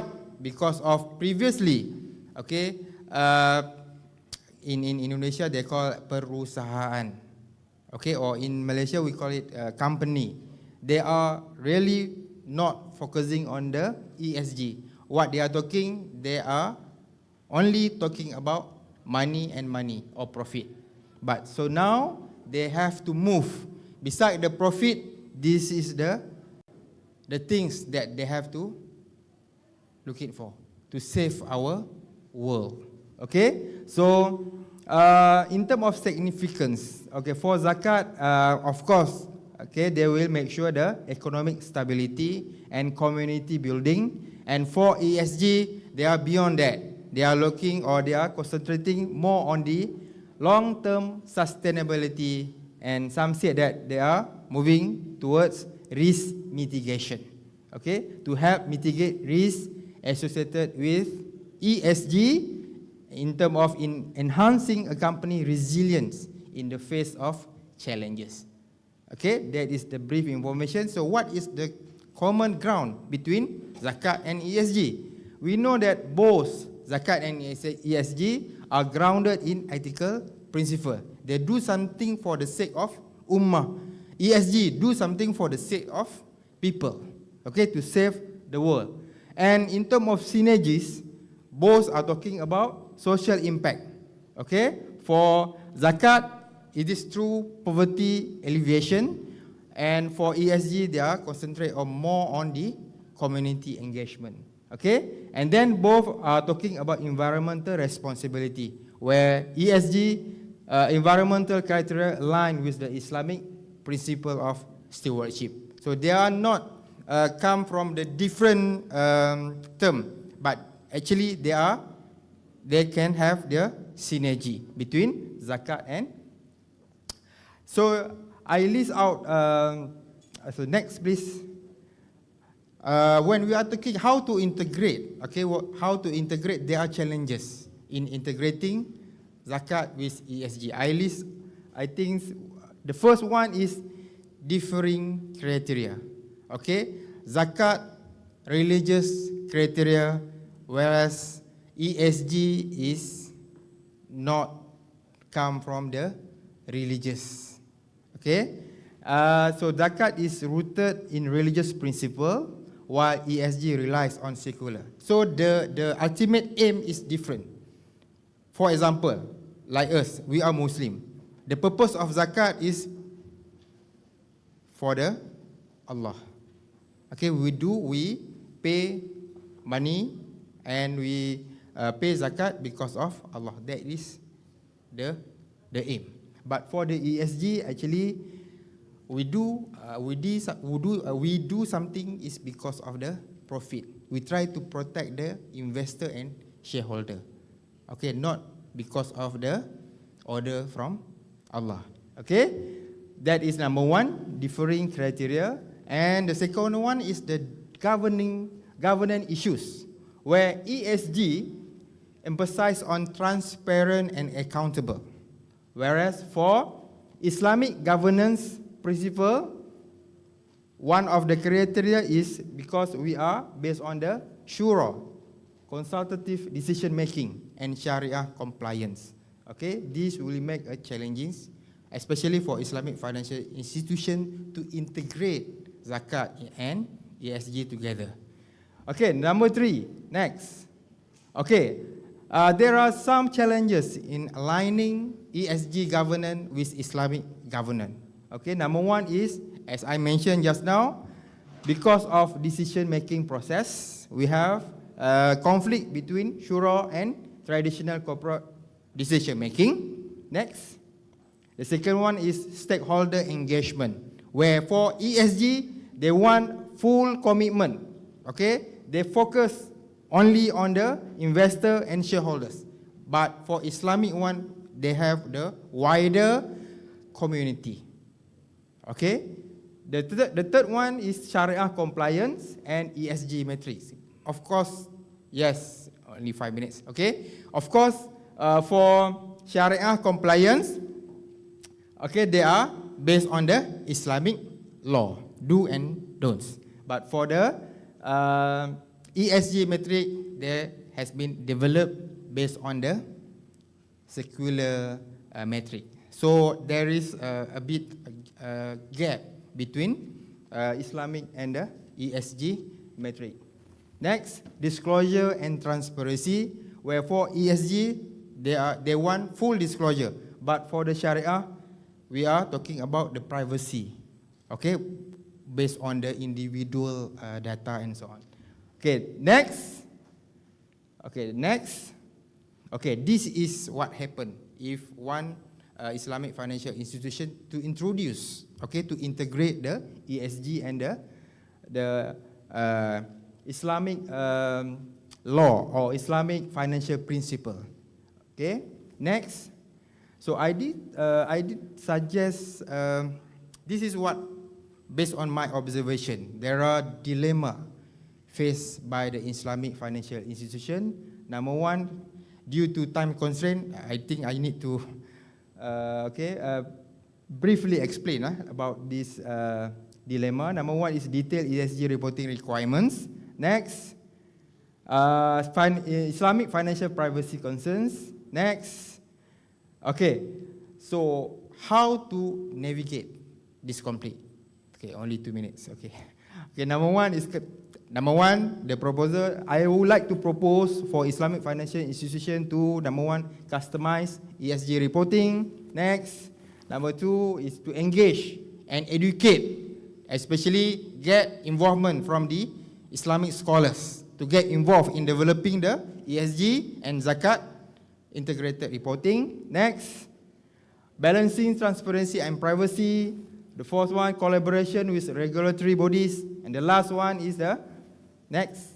Okay, strategies to navigate the differences. Number 1, hybrid governance models. It's combination between the secular one plus with the shura. Okay, and then number 2, again, educate, okay, and sensitization. Number 3, customize ESG framework. This is our job now, to develop the framework that can adopt, okay, or that can bring together ESG and zakat. Number 4 is ethics committees and Sharia boards. And the last one is to engage with religious scholars. If we are really concentrate on these, I think we can achieve and we can close the gap between the zakat and ESG. Okay, next we are talking about cultural sensitivities in terms of interpretation. So Malaysia people, Muslim in Malaysia, interpret zakat in different ways than our brother Muslim in Indonesia. Okay, so different regions and culture interpret zakat in varied way, so leading potential conflict in the implementation. Even though there are Sharia. Okay, time's up. Thank you very much because the time is out. Okay, thank you very much. So see you in Q&A session. Okay. Assalamualaikum warahmatullahi wabarakatuh. Waalaikumsalam warahmatullahi wabarakatuh. Time is up, but we can elaborate more, Prof, in the Q&A section. Okay. Okay. Okay, thank you, Prof, for your great presentation. Because the limitation of time, we directly invite the second speaker, Professor Karenina Romualdo, and allow me to read her profile briefly first. Okay, her current position is the Dean of College of Business Administration and Accountancy in Central Luzon State University. She earned his PhD degree in Business Administration from Wesleyan University, Philippines. Her research interests include business management, marketing management, sales, communication and distribution, channel management in marketing. Okay, Prof. Karenina, time is yours.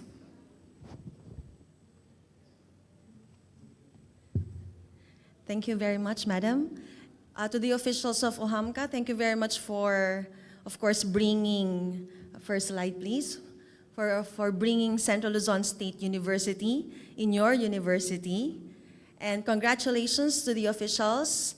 And of course, I welcome everybody, offline and online participants, especially to the students who's the main reason why Uhamka has this kind of activity. Could you please give a warm round of applause to your officials? You are the future business leaders, not only in Indonesia, not only in Asia, but to be globally recognized in the future. Again, I am Karenina Romualdo, a faculty of the College of Business Administration and Accountancy, and I would like to share to the future business leaders one of the local economic growth, reason for economic growth of Nueva Ecija, which is a product close to my heart because it is one of the, let's say, topic of my dissertation for my PhD BA, revitalizing sleeper making of the chinelas capital of the North. I hope I could say this correctly. Mere vetalisasi produksi sendal de Bukota chinelas de Otara. Yay! All right. Thank you, thank you. So there is somehow a recorded robust revenue, according to the Philippine Statistics Market Forecast, of $2.5 million by 2023, and it also recorded a significant increase yearly by 5.66%. We are talking about here the sleeper making industry. Next slide. So this is the evolution of one of the things or items that you mostly neglected at home. Your sleepers, your sandal. So from the simple sleepers made up of rice straw to the wooden sleepers or wooden sleepers of Filipinos, what we call bakya. It's somehow quite heavy, but it still exists nowadays. That is a partner of one of the dress of our speakers, Ma'am Villanueva, the Barot Saya, and of course the branded rubber sleepers. I will not mention the brand. Are you aware of it? The branded rubber sleepers? There are 2 branded rubber sleepers which will cost you a high significant amount of dollars. Are you aware of this? Mahal, expensive. Mahal, expensive. And of course, the artisanal expression of which I am proud of. Artisanal expression of chinelas which hailed from one of, let's say, progressive cities in Nueva Ecija. So that is one of the giant sandals of Gapan City for the Chinelas Festival. So it evolved, next slide, to just a simple protection for your feet, up to the fashion statement, and of course a tool that you use in playing tumbang preso. Are you aware of tumbang preso, when you are going to hit the can using your chinelas? And of course, somehow an instrument to discipline us. Sorry, but my parents usually discipline us using chinelas, using sleepers. And up to what you call, next slide, there is also somehow a symbolism on when you go home, you finally relax your feet and finally tell to your pair of sleepers, I'm finally home because I can relax my feet because of as I take off my shoes. So you try to appreciate the beauty or the persons behind the person who actually made your sleepers. It is somehow difficult to make a pair of sleepers. So next slide. Now that is the home of chinelas or sleepers in our country. The heart of Nueva Ecija, which is in Gapan City.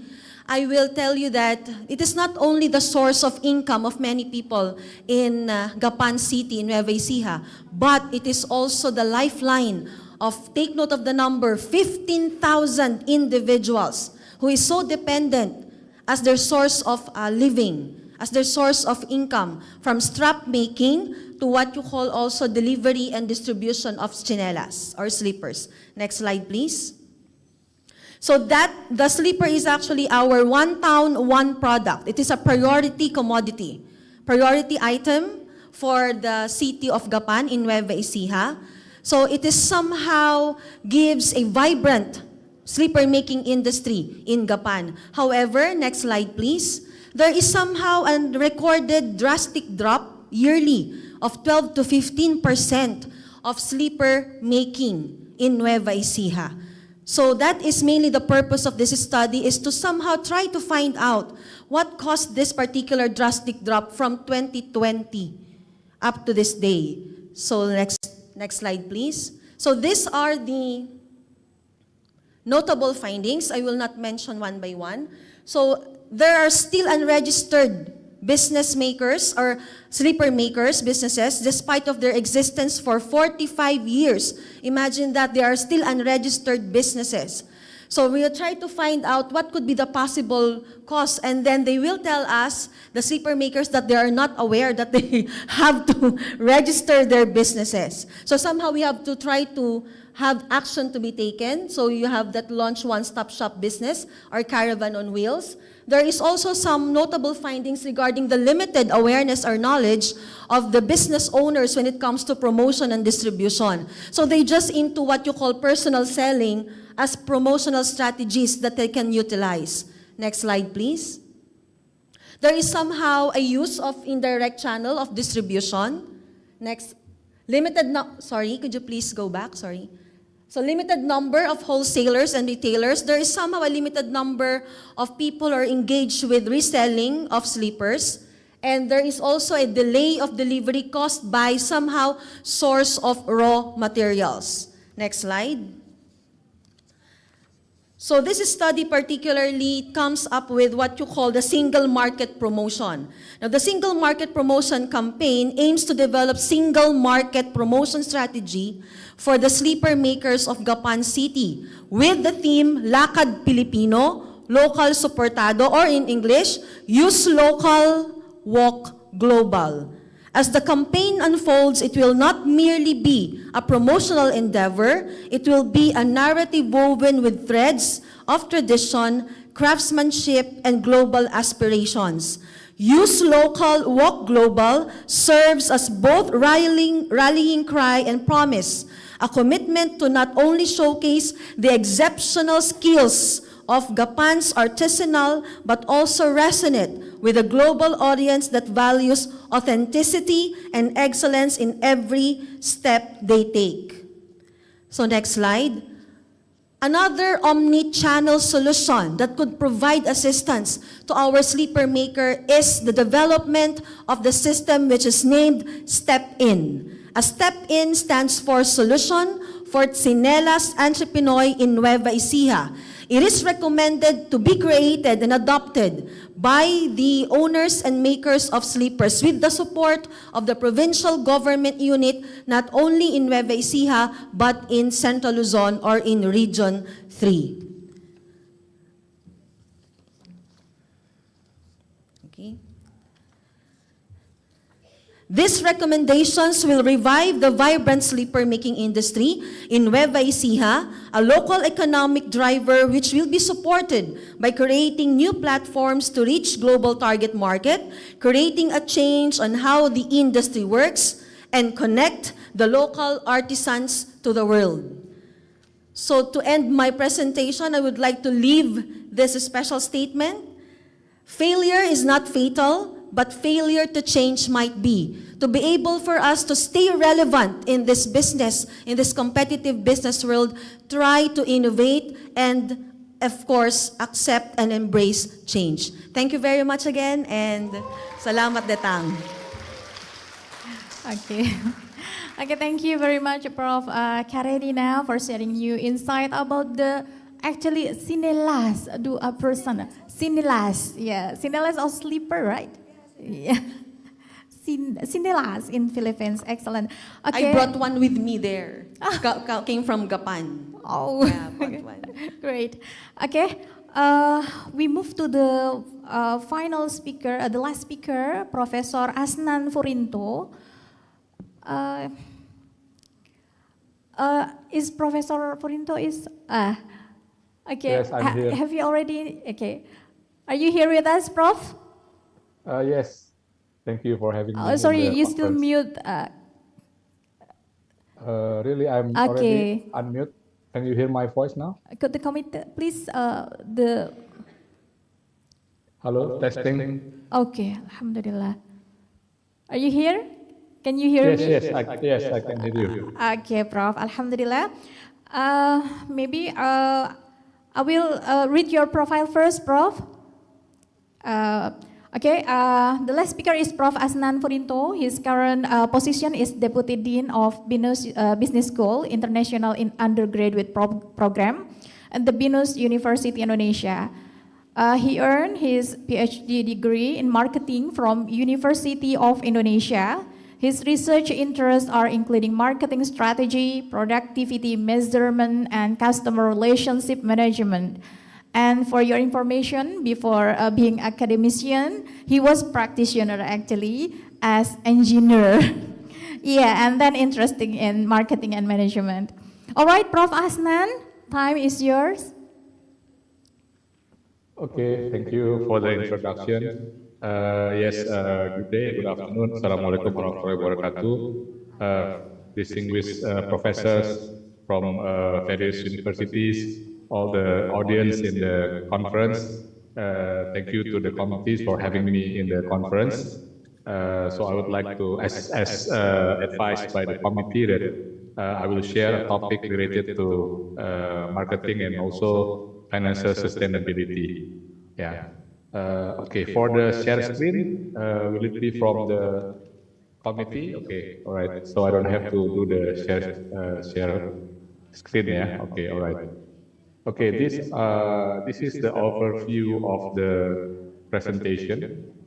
Yeah, so basically I will talk more about ESG principle, because when we talk about sustainability nowadays, this ESG concept is becoming the mainstream, where every corporation tries to comply to this principle. Also, in addition to the SDG, which we have been familiar with earlier. Okay, and I will also relate that into marketing and innovation. And lastly, I would like to also share about the importance of network externalities, especially now in the digital era, where every data, every information is shared swiftly across the globe. So almost no boundaries between countries nowadays. Okay, and how it impacts the marketing and innovation in the future. Okay, so let's proceed to the next slide about the basic of the ESG. I'm not the expert of ESG because my background is more into marketing and marketing research. But nowadays, I think everybody should be familiar with ESG because this is something like the becoming the imperative, which actually commands a company to comply to the three aspects of environmental, social, and governance. This will also relate to their funding later on, to the measurement of the performance, even to the impact to the society. So the ESG is something which is not a choice anymore. This is something imperative, and to a certain extent, this is becoming mandatory from every company in almost all sectors. Okay, I will go just briefly because I think the time is also limited for the presentation. Okay, so this SDG is something that we have known earlier since 2015, to replace the MDG at that time. Back in before 2015 was Millennium Development Goals. Now is Sustainable Development Goals. So ESG is actually like a deepening or something focusing more, related to the three aspects that we have touched earlier. So these are the area where companies want to make monetization, want to create value for the shareholders, but within the framework of ESG and ESG. Okay, next slide, please. Okay, this is something to show that different countries also have different priorities and agenda, even though all companies and all countries aiming towards sustainability, but they have different emphasis here. So if you can see here, between Singapore, Thailand, Malaysia, Indonesia, Australia, and New Zealand, they put different emphasis on whether the priorities for the next few years will be more into digital transformation or more into driving growth, or talent management or increasing competition. So as a comparison, for Indonesia, I think the highest percentage here, 65%. Still the focus of the companies in this case, the respondents are companies with large businesses with revenue of over 50 million US dollars, more into driving growth. So top line. So still enhancing revenue in this case is still the priorities for most of Indonesian companies, as well for while for the say for example for Singapore, the highest percentage is more into the talent management. So they put more emphasis on talent management, while for Thailand more into the increasing competition and many other variations. So this slide is to show how different countries, even though they aim for ESG, they aim for sustainability, but they all have different priorities depending on the situation in the respective country. Okay, next slide. Okay, this is interesting, the findings from McKinsey, relating the ESG with the market performance. So if we can see here from the slide, maybe if it is too little, the committee later can distribute the handouts here. So the highest excess TSR means total shareholder return for companies if they are able to manage the triple play, in this case, between maintaining or compliance to ESG, driving profit, or driving revenue. If they can manage the three, means they will perform the best. If you can see the center of the intersection, +7, so means that will be the companies performing the best. Yeah, so it's very small company here, only 296 compared to the over 1,000 respondents. While the companies heavily focusing on ESG only, yeah, this is the return will be negative. In this case, negative ESG outperformance -5. Yeah, so the return is below their fellow. So even though they comply on ESG, but if they don't manage the profit and revenue, they are behind. And same thing for the growth and also for the profit. Yeah, so in this case, the message is how companies do not what you call over focus on ESG, but at the expense of revenue and profit. So something like still valid until nowadays, even though you have to achieve ESG, you have to comply to ESG, but do not ever forget the pursuit for profit and also for revenue. Okay, next slide. Yes, next slide, please.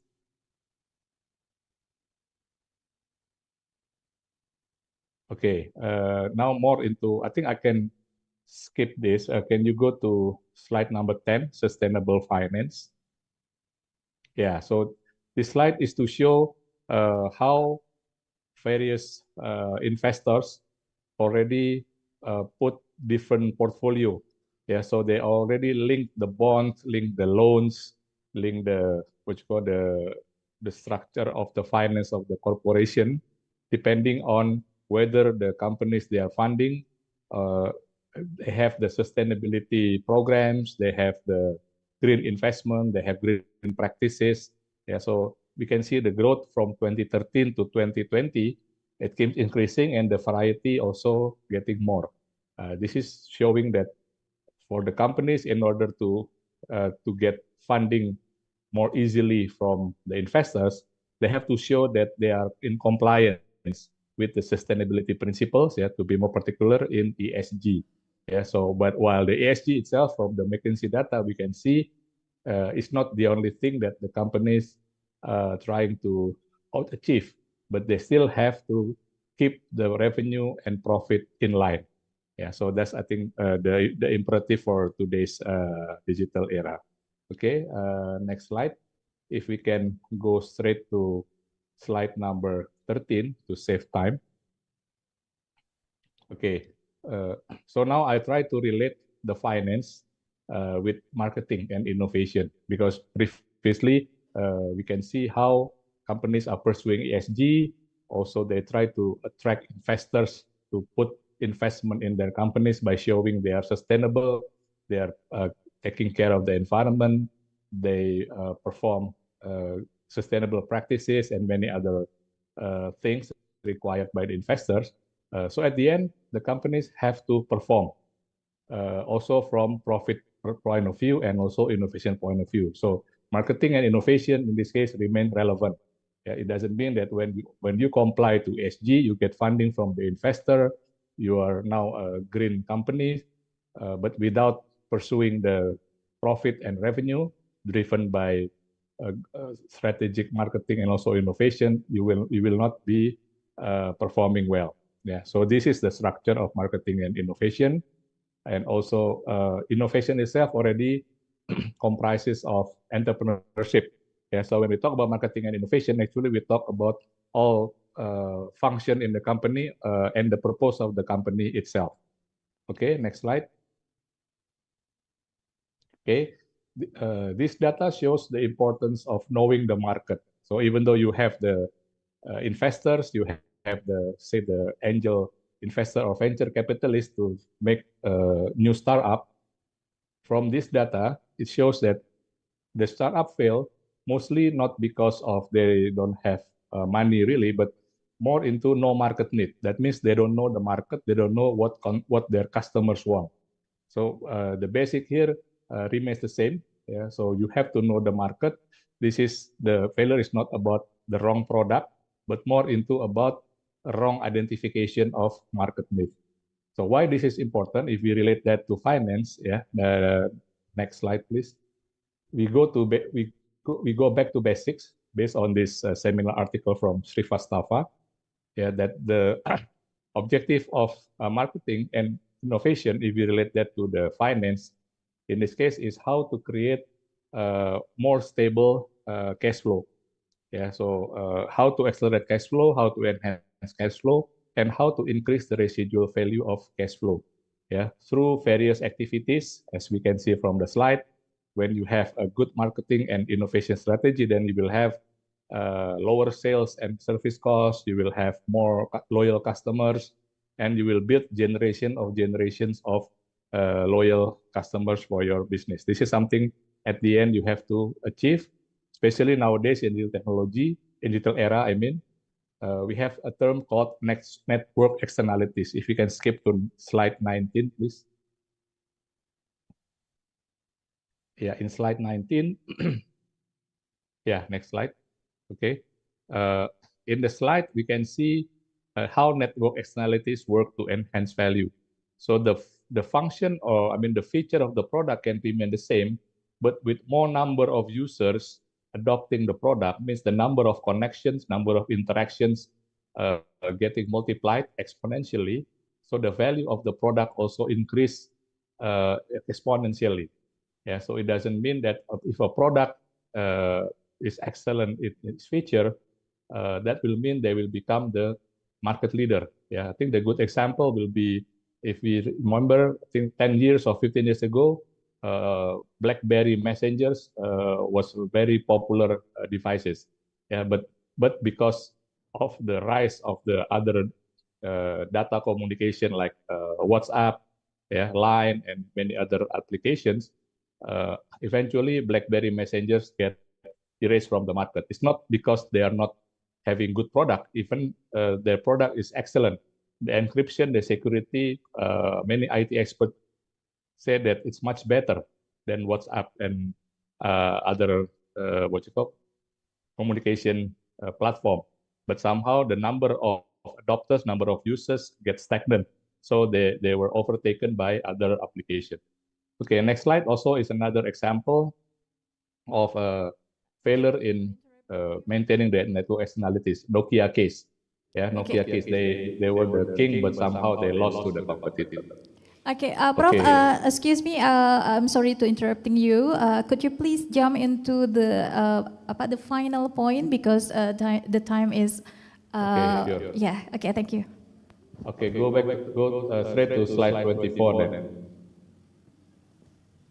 Okay, that will be the next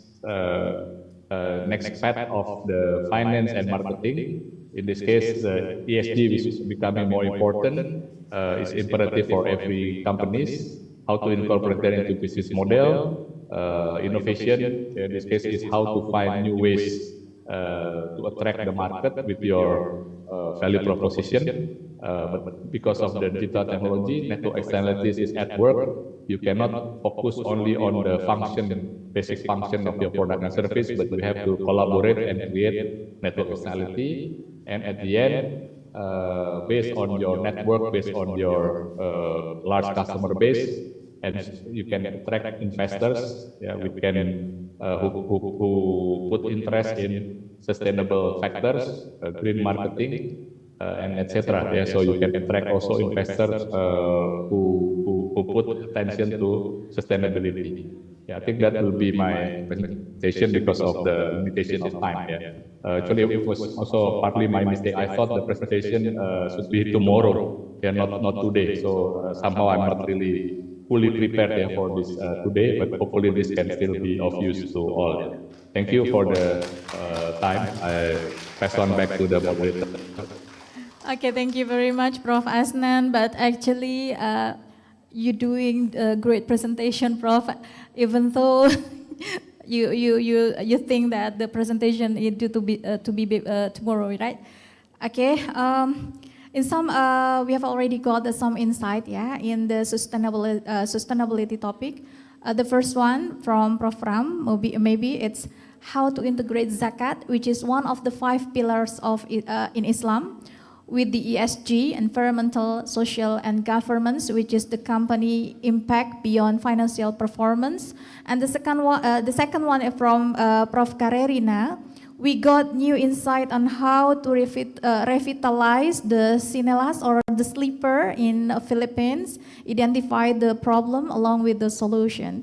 And the third from Prof. Asnan, we learned that for gaining a long-term value of sustainability, the company must consider ESG, marketing and innovation, network externalities and collaboration, and also supporting by the sustainable financing.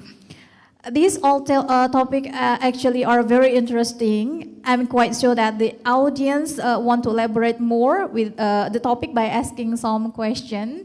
And so I would like to open the Q&A section and invite 3 questions. First from the audience, from the participant. Welcome. Who will go first? If you have any question, please raise your hand and please share your name. And please tell me to whom the question is addressed, okay? Please, the committee help for the question. Okay.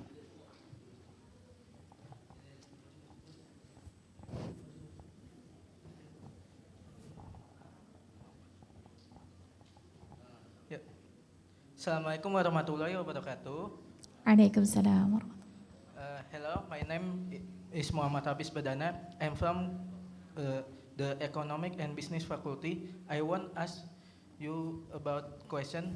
What are the best strategies and address the disconnect between commonly accepted ESG principles and Islamic corporate governance requirements? Thank you very much. Okay, I think the question is for Prof. Ram, right? Yes. Okay, Prof. Yeah, thank you. Please. Okay, thank you for the question. I think the best way to overcome or to align the zakat and ESG is education. So we have to educate, not just by have a good collaboration with Islamic scholars. I think we have to educate the investor, we have to educate the shareholders, the owner, and I think the various shareholder in Islamic financial institution as well. So by educate them, and then we can have some sort like discussion, forum, if we all can sit together, okay, so discuss and come out with a proper framework that can integrate zakat and ESG, I think we can solve the gap and we can solve the problem of what we call that, the gap between Islamic tax and ESG. So I think it's the best effort that we can do now. Number one, as scholars, we can have more research on ESG framework and zakat, and then the second one is by educate and raise the awareness program, such as like this conference, workshop, so that we can come out and provide a good solution to integrate the zakat and ESG. That is my response to the question. Thank you.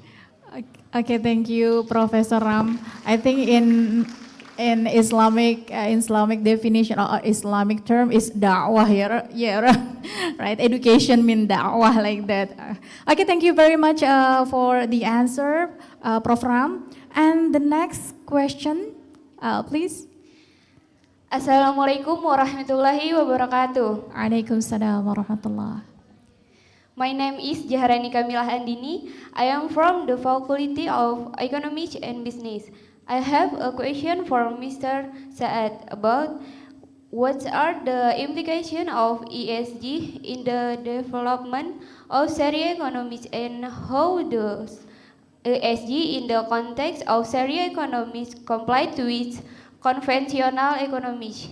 That's my only question. Thank you, Mr.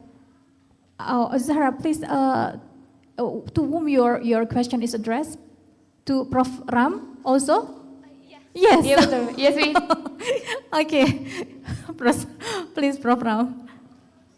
Bismillahirrahmanirrahim. So the question is about. The question, could you please, Zahra, could you please repeat again? The question is about how The impact, right? yes, about the impact or Sebentar. Implication of ESG in the development of Sharia economies and how does ESG in the context of Sharia economies comply with conventional economies? oh, the compliance, Prof. Yes, the compliance. At the moment, since frankly speaking, there is no clear guideline for ESG reporting. If I'm talking about Malaysia as well, for companies, they didn't have a proper guideline to integrate, to have the integrated reporting, ESG and zakat reporting. And then I think what we need we can see that, we can say that, so the impact is, I can say that less than 30% now.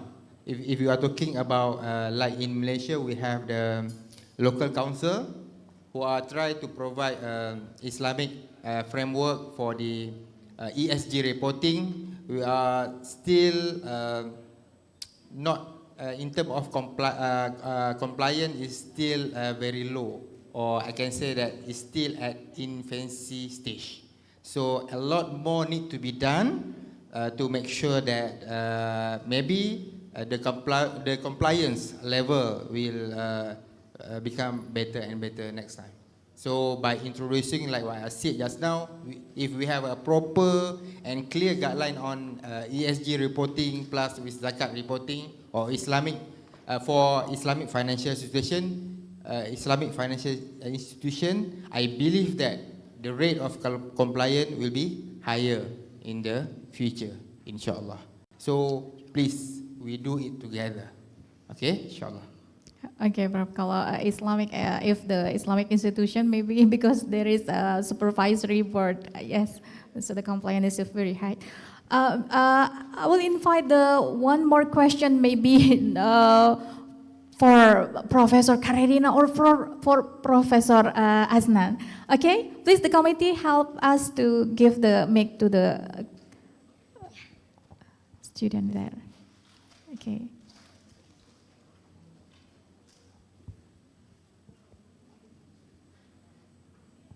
Assalamualaikum warahmatullahi wabarakatuh. Waalaikumsalam warahmatullah.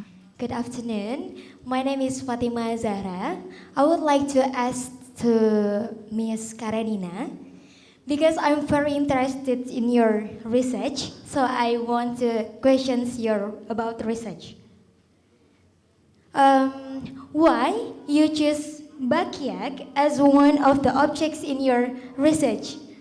Because if we look at Indonesia, Bakyak as footwear derived from traditional games that have not even been thought of as an item that can go global. So this is my questions. Thank you. Okay, thank you. Thank you, Fatima. So I hope I did get your question correctly. Why did I choose this backyard? Because backyard industry in the Philippines, especially in our area, it is situated in the rural area. So this backyard industry is somehow classified as micro, small, and medium enterprises. And the government's priority nowadays is on strengthening the activities and engagement of these MSMEs because these are local economic drivers. So these are somehow one of the contributory factors of the national economic growth as well of the Philippines. That's why it's very special. And the somehow changes on the business practices when it comes to promotion is on engaging this small, let's say, makers of slippers, or you mentioned sinelas, is on engaging them on being relevant online or being present or online, present online. So there is somehow engagement on the digital age. So Professor also mentioned something about digitalization. And also I can remember from Poland about digitalization. That is actually one of the key key promotion tools for everyone, especially if you're going to engage MSMEs with what you call omni solution. And I would like also to emphasize that even though they are small makers of sleepers and they are in the rural market, the one common tool or gadget that they have is the cell phone. So the cell phone could be a possible tool for you to engage these small makers of sleepers to be digitally active, just to bridge the digital gap or divide between the upper and the lower business people also in Nueva Ecija. Yeah, so I hope you could actually develop an app just to have this platform for aggregators, if you know aggregators, the suppliers of raw materials, and the engagement of metamediaries. Because if you have metaverse in metaverse, you also have metamediaries when it comes to distribution and promotion. So I hope I had answered your question, Fatima. Also, thank you. Give applause to Ms. Karenina. Thank you. Okay, we still have 5 minutes. If you have any question, especially in this term, we still have one question. I will invite all the participants here. If you have any question, please. Okay, maybe, yes, no more. Maybe the bakyak semen that is different from the bakyak in your countries. Yes, the bakyak in here is very big and is too heavy to bring with our... Yeah, backyard, because most of the businesses there, when it comes to manufacturing of this or making of sleepers, is located in their houses or residences.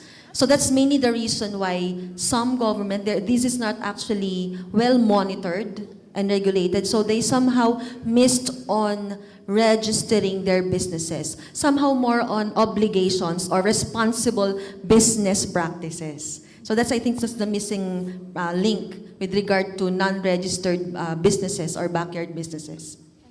Okay, thank you, Prof. Maybe I think it's enough because no more question. Oh, there is still one more question. Okay, please share your name and to whom the question is addressed, please tell us. Assalamualaikum warahmatullahi wabarakatuh. Waalaikumsalam. My name is Farhana. I'm for Economic and Business Faculty. I want to ask one question about what do you think about marketing in the era AI? As we know that AI one of the main role in era of innovation. Could be traditional marketing still exist? Thank you. Okay, thank you very much. I think this question is for Prof. Asnan. Prof. Asnan? Okay. Yes, okay, thank you for the question. Yeah, that's a very valid question because nowadays AI and new technologies are coming to, business practices, yeah? All this blockchain and cryptocurrency, AI, and many other development technology. Many practices change due to the emergence of technology, but the basic is the same. That's why the slides that I showed earlier actually to remind us all about the basics which are still relevant in today's era.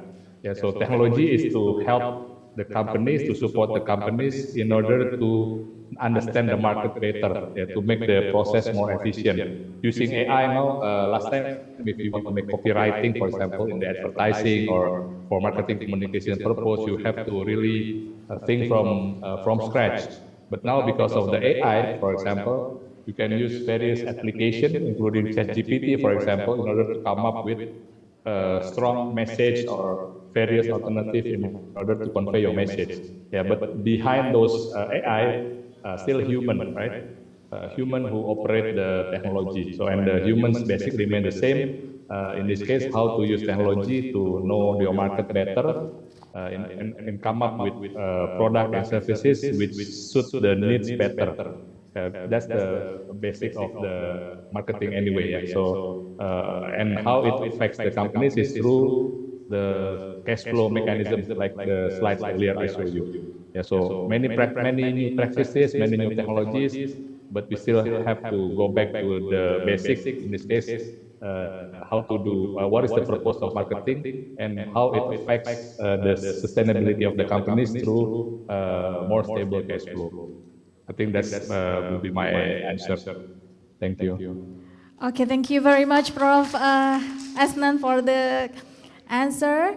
And now we have reached the end of the panel session. I would like to say thank you to all the presenters for your great presentation and to the audience for your active participation.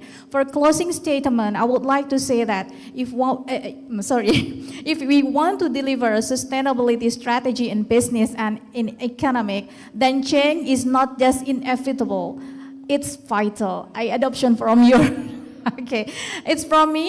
Thank you very much for your attention. See you all in the next event. Wassalamualaikum warahmatullahi wabarakatuh. Nice to meet you.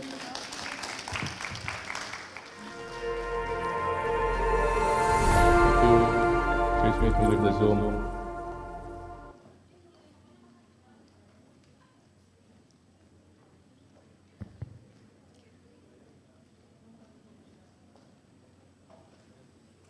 Thank you for the speaker for sharing your expertise in the sessions. And thank you to Ms. Annie for guiding the session. Ladies and gentlemen, before we go to the next speaker, I would like to inform you that you are pleased to have a coffee break that has been established in the left side of the room. And now, for our next keynote speaker, is Professor Guan Wu as the COO of PT Anugrah Neo Energy Materials. To Professor Guan Wu, the time and place is yours.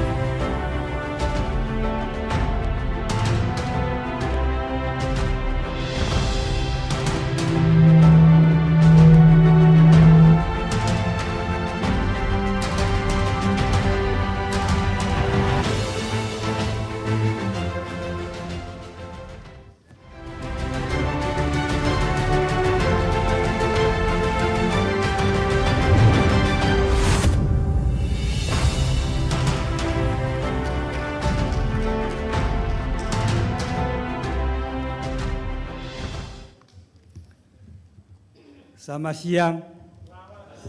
下午好. Good afternoon. Very great honor to be here to attend the first Uhamka International Conference. But as you know that I'm not the business, but I just do the research and also the industry for.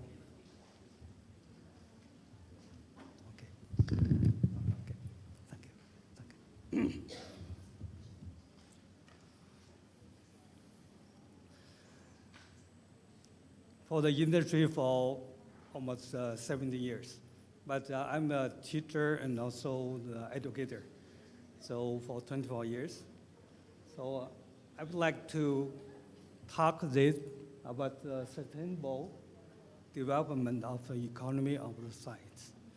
So my topic is education, cooperation, and the technology transfer for supporting the sustainable development. So, next slide. Yeah, I'm talking with 6 different topics, and remove the first one. Coordination of the sustainable development. Take this. Yeah. I think that right now is very popular and also everybody already know. But I think the most of for our scientists, so we not care too much about the environmental or some others. But happily, I'm involved in the new energy area, and also my company already stepped to the new energy and also green energy area. So actually, I'm here. I stay in, the first time I go to Indonesia, year 2007. That time, we just buy the nickel ore from Indonesia to China to smelting. But later, Indonesia government changed the policy, cannot allow the ore export. So then we stepped in to invest here to do the nickel smelting. Okay, so for the economy development, that's very important for our living standard and also for inject the nation's strengths, increase social fields. But that's normally we're talking about the technology, like industry technology, to build the products. But right now, it's more. Before, we just very high input. But right now, we care about how to produce efficiency and the economical. And also for the consumption. Before we talk high tech, you know, what things we build very good and very high level. But right now, we have to care about the consumptions. Some unreasonable consumption is not allowed. But to control the consumptions, we need a new technology. And the third, for the pollution. Actually, pollution, for the industry development, we have pollutions. We have to face them. We know the fraud, this word from London, from England, because by that time, the air already polluted. But right now, so many countries, and the air already polluted. But right now, we care about our environmental, care our future, our earth. And also, we also need new technology. So new technology everywhere. The next slide. Okay. So the sustainable development also the country centered by the people. Because everything, the people living standard getting improved. And also we can solve the common problem like material civilization and the spiritual civilization. But for economic development, it's also the foundation for the social development. Without new technology, without the new products, how can we say that we have a good level for the living, and how can we say that we have the social development? But social development also is the purpose of high tech, of industry. So that's why we have to think the balance. So not only thinking about we make a new product, we make a high level product, and also we have to care about our earth, our environmental, and also that's the purpose for the people living in the earth. Next one. And also here we call it economical. That's I already mentioned about that, because our living the earth is getting polluted, and our limited resources are already wrapped up. So we have to save the raw material for the next generation. We have to care our environmental, care our air. So that's need also some new technology. Why I talk so much about the new kind of technology? Because that's our educators' tasks to training the people to realize what we have to do next, what we can do next. So next slide. So we have to take some actions to do by ourselves. And the first, I think that for economic development, of course, we have to internalize. So Indonesia right now is very happy. So this 10 years or 20 years, they already industrialized. Industrialization in Indonesia is very good, but we have to adopt too many new technologies. Not only industry, as I mentioned, even in the food, all the environmental support, we still need advanced technology. But for the economic development, Indonesia has the Industry 4.0. It's definitely the solid step we have to do. That's also industry. Okay, and to that one, if we do this, we need the government support. So the next, we will talking something about the government support. Because with the government support, we can have a new industry driven by the marketing. Indonesia is the fourth largest population in the world. We consume a lot. So that's the market-driven. So if market-driven, we can get a new industry coming, and then the industry developing, the economy develops. And also another, sorry, come back. And another, that's resource drive. Resource-driven, actually, Indonesia already have a very good experience because the government have the policies. Year 2013, they banned nickel ore out. That's why I come here, because we do the involve the nickel, and also we do the smelting here. So the industry coming, because we have good resources, and that's resource demand, big demand. And then the investor coming. Investor coming, of course, they bring the new technology. And also they give our resource getting better value. So that's why, because of nickel, in Indonesia right now, they make a very big goal for the EV, for the battery, for the solar energy. That's followed near 5 years later. Indonesia may be the first top 3 countries in the world, I suppose, assume that.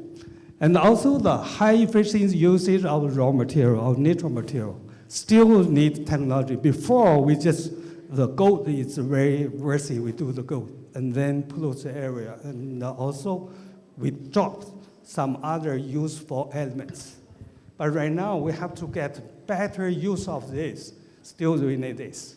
And also consuming the low energy and the safe resource is also our task, sorry. And next.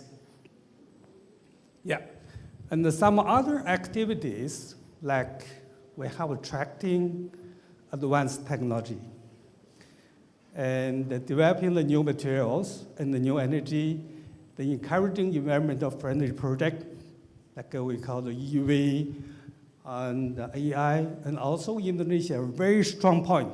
I've been to the EPP and some other university. They mentioned about biodiesel. Biodiesel from palm oil. Palm oil, Indonesia is the biggest producer in the world. So that's a good potential for that. And also the natural gas. And we have to encourage the new energy and the green energy development for solar panel, for hydro, and also geothermal. Okay, and we have to respecting the high production rate and less pollution. That's another step we have to use. Next one. Okay, let's talk about the technology transfer, because while the first year I'm here, we want to hire some people from local, but it's very hard to find the people have enough knowledge and also good language. For the translator and also for the high level of the management, still very hard. Next. So that's why I think the Indonesian government already realized this. They have many good policies to trigger, to supporting or encouraging the company or some enterprise to attract so many, to training so many talent to accept the new energy, new knowledge, and also the new techniques. So that supports the technology transfer. That's the digital technology, AI technology, and also new energy. It of course is the first top three of Industry 4.0. And also, everybody will know if you develop the industry, technology transfer is rarely needed.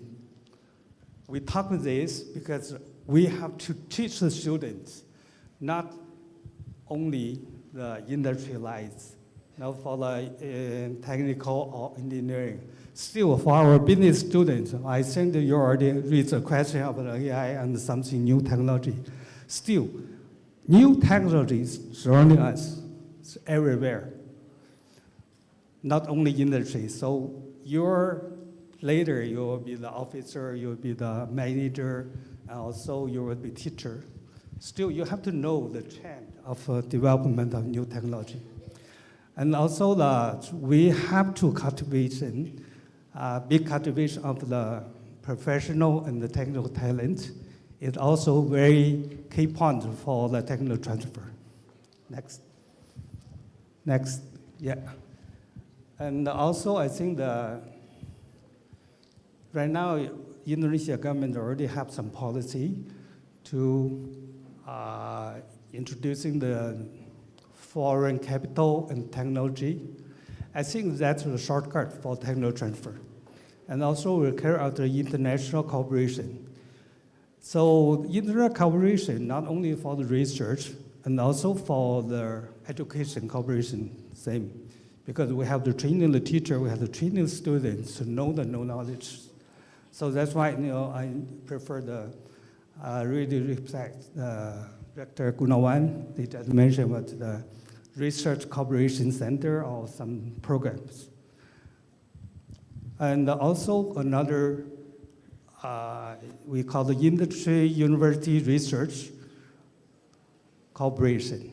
That's another from the basic knowledge to becoming the technology knowledge and the skill, and also for the real practice. And the one more, I think the R&D. R&D actually is very important. Usually R is from our universities, and the D from a company. So if some enterprise cooperation with the universities, there will be speed up our technology transfer, and we get the new knowledge and also the new technology, very high efficiency. Next one. Okay. Actually, we need more to do.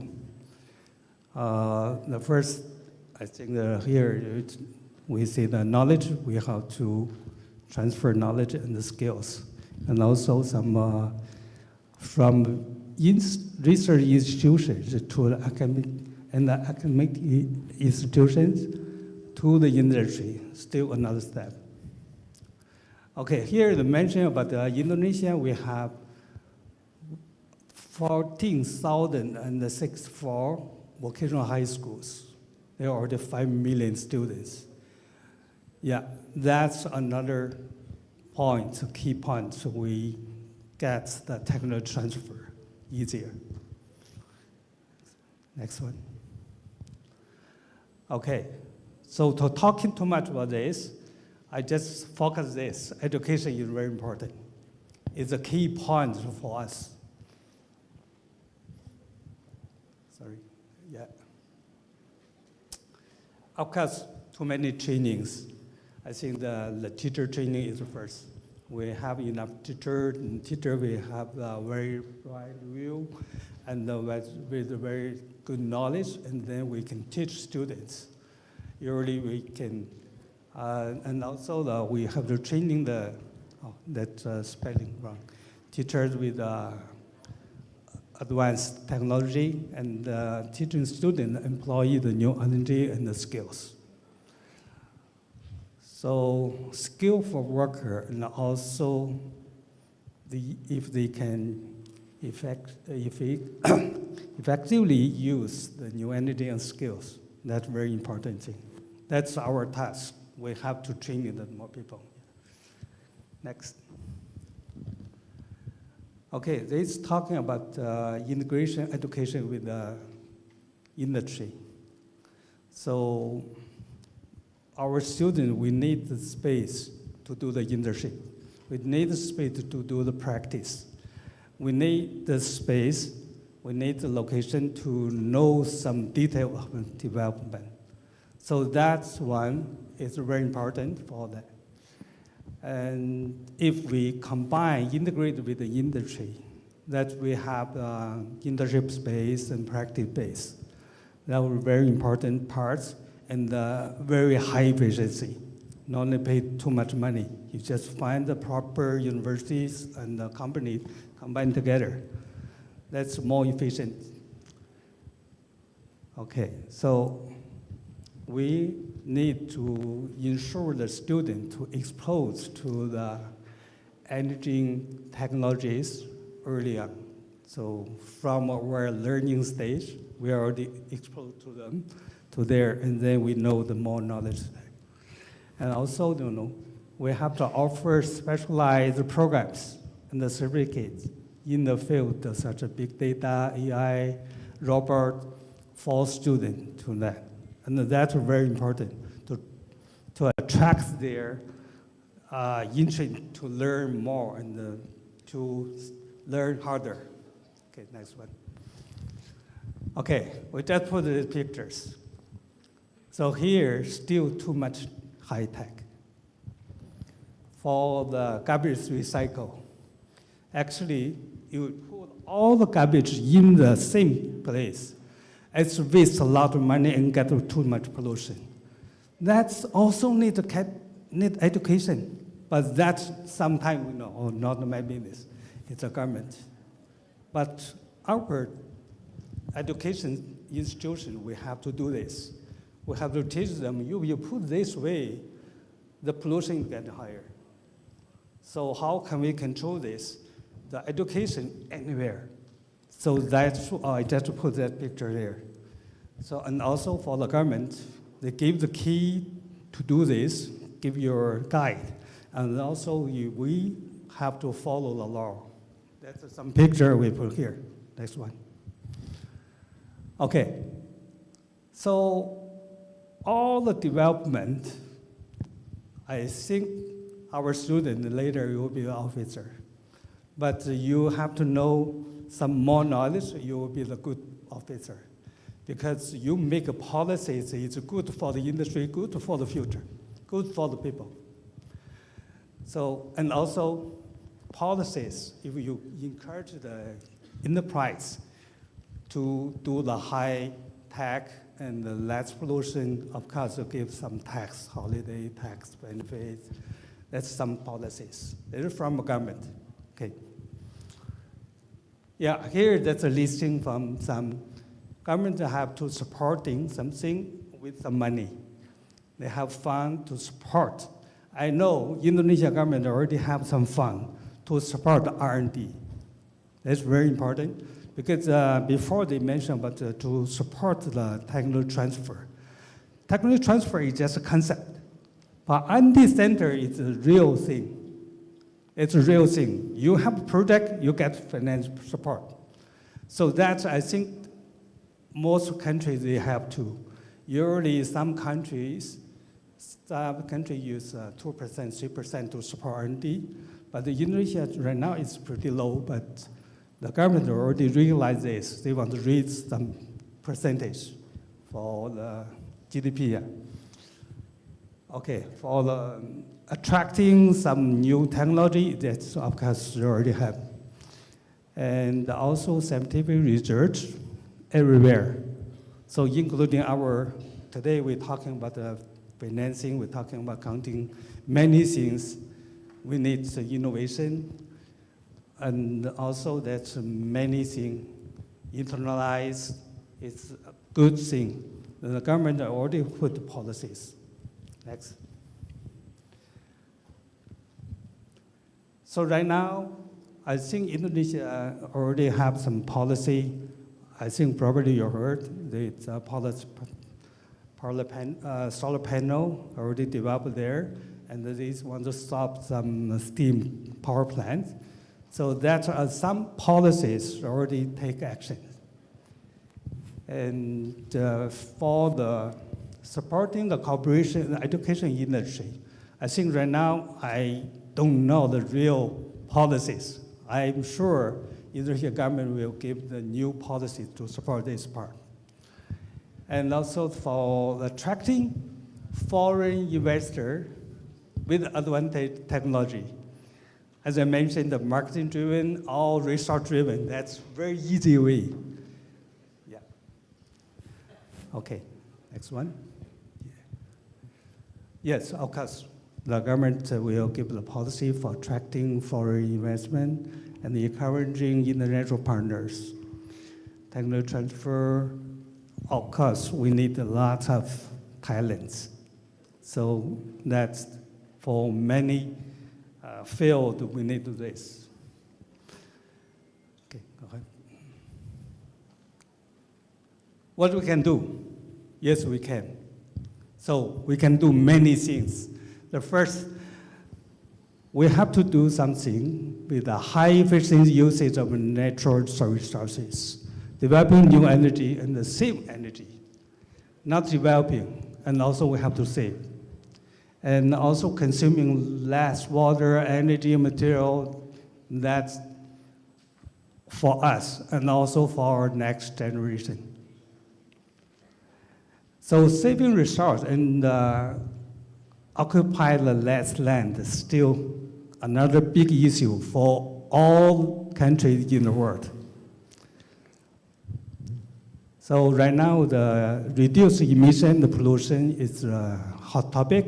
And the high production rate, the high quality is another top rate. That's why. Okay, I think the one way state the room, we share about the recycle.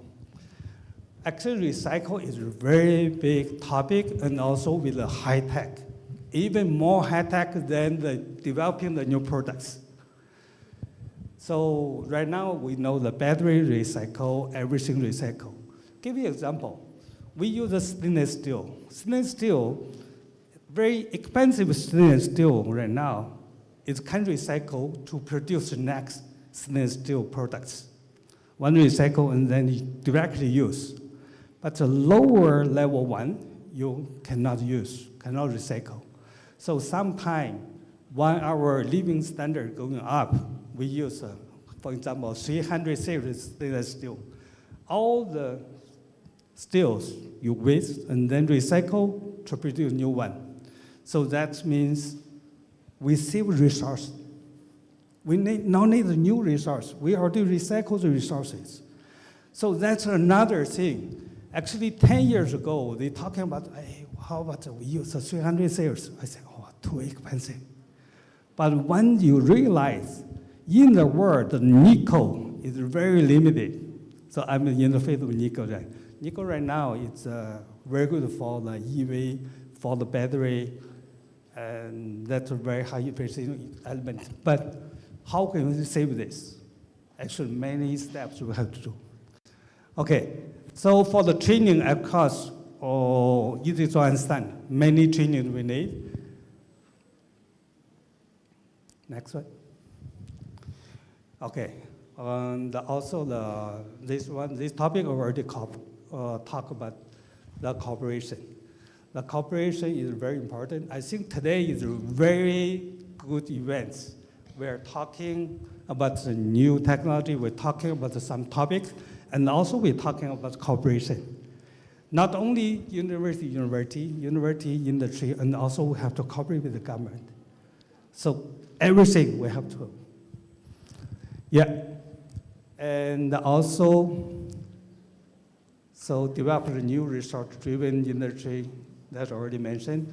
That's why we can, together with the government, we can just give some ideas after meeting. Internal meeting, we have consulted some ideas to give the officer, you better to make a policy to support this. Okay, so actually many things we can do. For vocational education is a very important thing. Yeah, because when you develop an industry, when you develop a new technology, still we need, not only for selling the coffee, but make a coffee. Yeah. Okay, next one. Okay, here just mention about two platforms. It's I'm the secretary general for this. And, this one is just to helping some cooperation between university and sometimes with enterprise.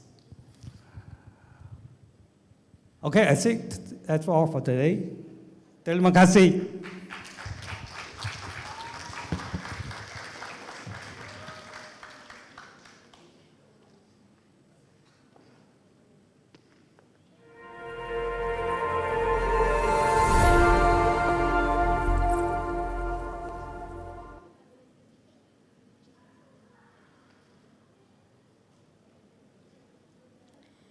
Thank you, Professor Granwu, for sharing your expertise in this session.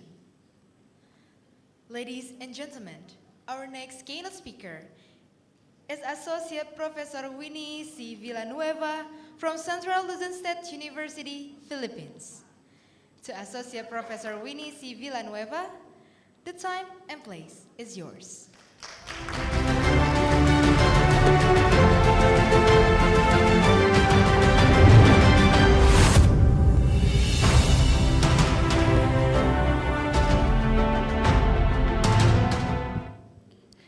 Hello. Good afternoon. I hope I would say this right. Apa kabar? Okay. Now, it's a good thing today we are blessed because Dr. Ram had introduced to you ESG and Dr. Asnan had given you information on sustainable finance. And of course, Prof. Wu had discussed about sustainability and sustainable development.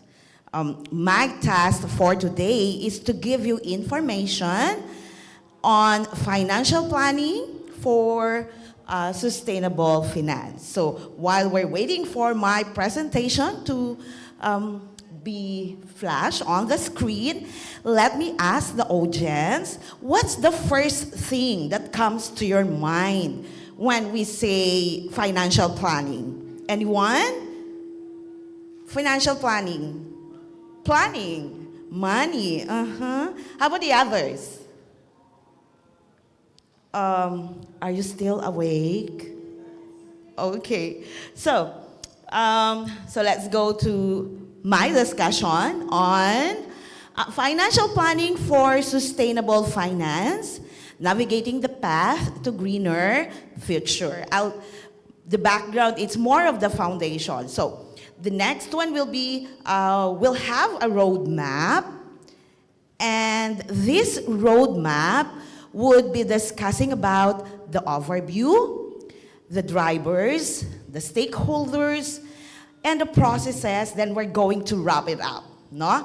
Now, let's go now to the overview, of which the overview will give you information on the definition and the concept, as well as why it matters for you to know about financial planning. I think this topic is not new to you, diba? Am I correct? Because regardless of the discipline that you are in, everyone make plans, correct? Yes. So come on, you answer so that I know if you can hear me. Can you hear my voice? Okay, thank you. So with regards to sustainable finance, we have 4 definitions. One is from the European Commission. The next one is from the Wikipedia. The third will be from Harvard Extension School, and the last one is the World Economic Forum. What I would like you to note on the given definition of this organization, two had mentioned about ESG, diba? Correct? And also, it made mention of what type of decision you have to make. In financial planning, it's so crucial for you to know what would be your input and what would be your output. The input is, in financial planning, do you know what financial statements are? Anyone who knows about financial statement, will you raise your hand? No one is raising their hand, meaning you don't know about financial statement? You don't know? You're not raising your hand. So, the input in financial planning, if you don't know, is financial statements. And that is quantitative. Now, what's the difference if we put now, or we include sustainable finance? It's not solely based on quantitative measure, but you also have to include other metrics that we know of, that we're not familiar of, rather. Because what we are familiar of with the metrics before are profit, revenue, for us to be able to plan. Because plan with us is making budget. Do you apply budget in your life? Yes, and that's financial plan. The output of financial plan is budget. Also, you have to do tax planning, no? So, going to the next one, and it says that financial planning is looking at decisions, and decision is the output. So we need a financial statement, that's the quantitative aspect, and the qualitative aspect, making use of other metrics, which now includes ESG. We need to measure, no, the environment, the social aspect, and governance. When we do financial plans, we have to include that. That's the only thing that you need to think of in financial planning for sustainable finance. That's why looking at the definition, it talks about evaluation, strategic decisions. You have to be able to make informed decisions. So how am I going to do that? So we have, why does it matter? Because it has to be one, you have to go through, look at long-term performance. And long-term performance, the key in sustainable finance is the long-term word. The reason it is called sustainable, it is because it relates to long-term, not short-term. But of course, you need short-term decision for you to maximize your long-term decision. And why performance? What do we know? How do we measure our performance? As a business, or even as an individual, how do you measure your performance as a student? Anyone who can tell me how you measure your performance as a student?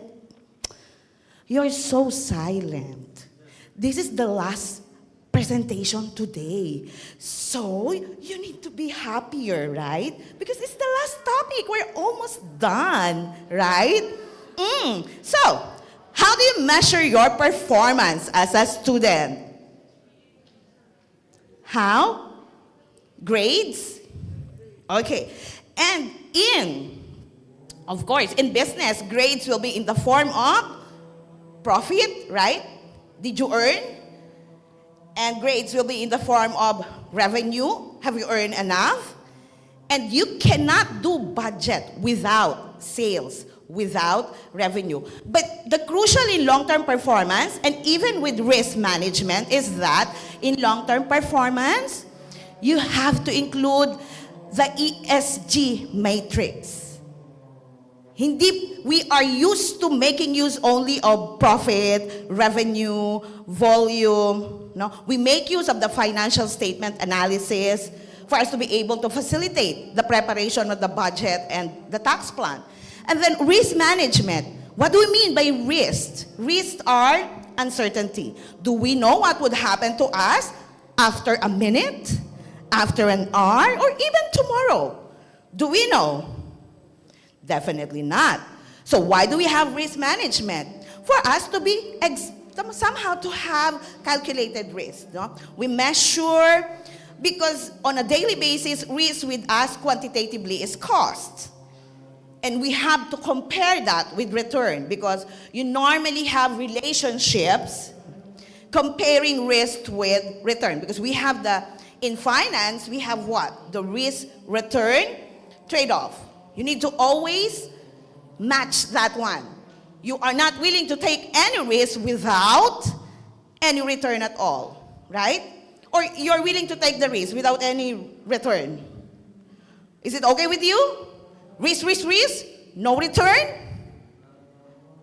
Oh, you're really silent. You're not answering the question anyway. But I would still ask you, even if you're not answering. Yeah, maybe later you would answer me. Yeah, but definitely the reason that you are willing to take the risk is because you know that you are going to receive something out of it, and that is return. And when we say risk management, that is why are we going to apply that in financial planning? Because it's long term. The time horizon is long term. We don't know what would happen to us, so we need to apply risk management. And there are a lot of models in risk management. We have ISO 3100 to apply, and even ISO 4100. Okay, then the next one would be, after being able to look into the exposure that we're going to have with the task that we're going to do, whether we like it or not, we need to comply with the regulators. And later we need to really know what are the mandates. Because we cannot do away with what is being asked of us. Because we have a lot of stakeholders, right? We cannot just do what we wanted. We need to conform with the society. We have the social aspect, right, in ESG. And with the regulatory compliance, this would talk about how you're going to report yourself in terms of the progress of your business, and in what manner would financial plan be related to that with the regulatory compliance. Because the regulators would give us the framework, the standards, the principle. Remember, the standards will be our benchmark. And if we do not start right, if we do not do it, no, the first thing that you would be following, no standard at all, I don't think we're going to be well guided, right? So that's why we have to know what are the regulators' requirements. And good thing, our input in financial planning is financial statement. Internationally, this year, there are 2 sustainability standards which had been issued already by SASB, no? Because our input is financial statement. We were told that garbage in is garbage out. Since we have already the standard, then we are guided with regards to the financial reporting, no? In the form of financial statement. Then after looking at the regulatory compliance, what else do we need to look at? We have to consider the client preferences. Why is that so? Because as a business, without considering client preferences, I don't think your budget, your plans will come into fruition. You have to look into demand and the supply. As a businessman, you're the one supplying the needs of your client. And when you make budget, what is the first thing that you did? Project sales. So you have to know your client preferences. After knowing your client preferences, the next thing that you need to look at would be resource efficiency. Why? Because we know that there is scarcity with resources. So we have to make the most of what we have. And besides, we only have one Earth. That's the very reason why ESG had been part of financial planning. So there's already Dr. Asnan told us that we cannot do away with sustainable finance anymore. We have to be part of it. Because take a look at what's happening with Earth, right? It's hotter, there are more floods. In our place in the Philippines, Mindanao region before, there's no flood. They do not experience that. But now, they're experiencing it. Even earthquake. 5 decades ago, none. But now, they have. So there are really a lot of changes. So whether we like it or not, we have to include it as part of recognition of the business. If we want to live forever as a business. Who wants your business to fail? No one. We like our business to live longer. And how can we live longer? Do sustainable finance. Because finance is effort. It's about the future. And we are going to make use of financial information from accounting, information from marketing, information from economics, from management, for us to be able to sustain operation, for us to have sustainable development. So financial planning, you cannot do away with resource efficiency because there is scarcity with resources. And the good thing with ESG, it would give us the tool to allocate resources. After that, what would be our next concern? Our next concern would be opportunity identification. How can we know? Because you know your limits already. You know your capacity. By knowing your strengths, your weaknesses, that's the very reason why we have management, is for us to be better in identifying what are our capacity and where we can push or somehow, okay, do not do it yet because I'm not yet capable. No? Because if we know our client preferences, if we know our efficiency then and where we are effective at, then we can identify our opportunity. You need to include that as part of your financial plan. You cannot do away with this. You have to include all your opportunity in your financial plan because that's your starting point. That's your basis in setting. Plan is equal to looking at setting goals, right? You cannot do away with goals and plan. They're together. And after knowing your opportunity, what's next? You have to be able to maintain your reputation. And you have to be able to maintain branding. Or, since you were able to identify a new opportunity, then you will have a better reputation. You will have better branding. And this one is marketing. And how come it would form part of financial planning? Because you start with budget. You start with sales. That's the old school. But the new school now is include sustainable finance. And one driver there is ESG. But not only ESG, no? It's just one. Then, stakeholder expectation. We will be discussing later who are the stakeholders. But why do we need to include that as one of the relevant items when we are doing financial plans? Because they are the ones directly affected by what we are doing. We are in a relationship with them. So if they are your partner, should we satisfy them? The expectation of your partner, should you satisfy? Or you don't satisfy the expectation of your partner at all? Normally, so let me say, what's normal? Normal is you satisfy the expectation of your partner so that your partner will be happy, right? Happy people makes good relationship, right? So, now, how can we measure expectation? That's why you have ESG. You need to look at the environment metrics. You have to look at the social aspect and the governance aspect. Then later we'll go into that. Then lastly, why does it matter? Of course, for us to be able to move forward. Everybody has to innovate.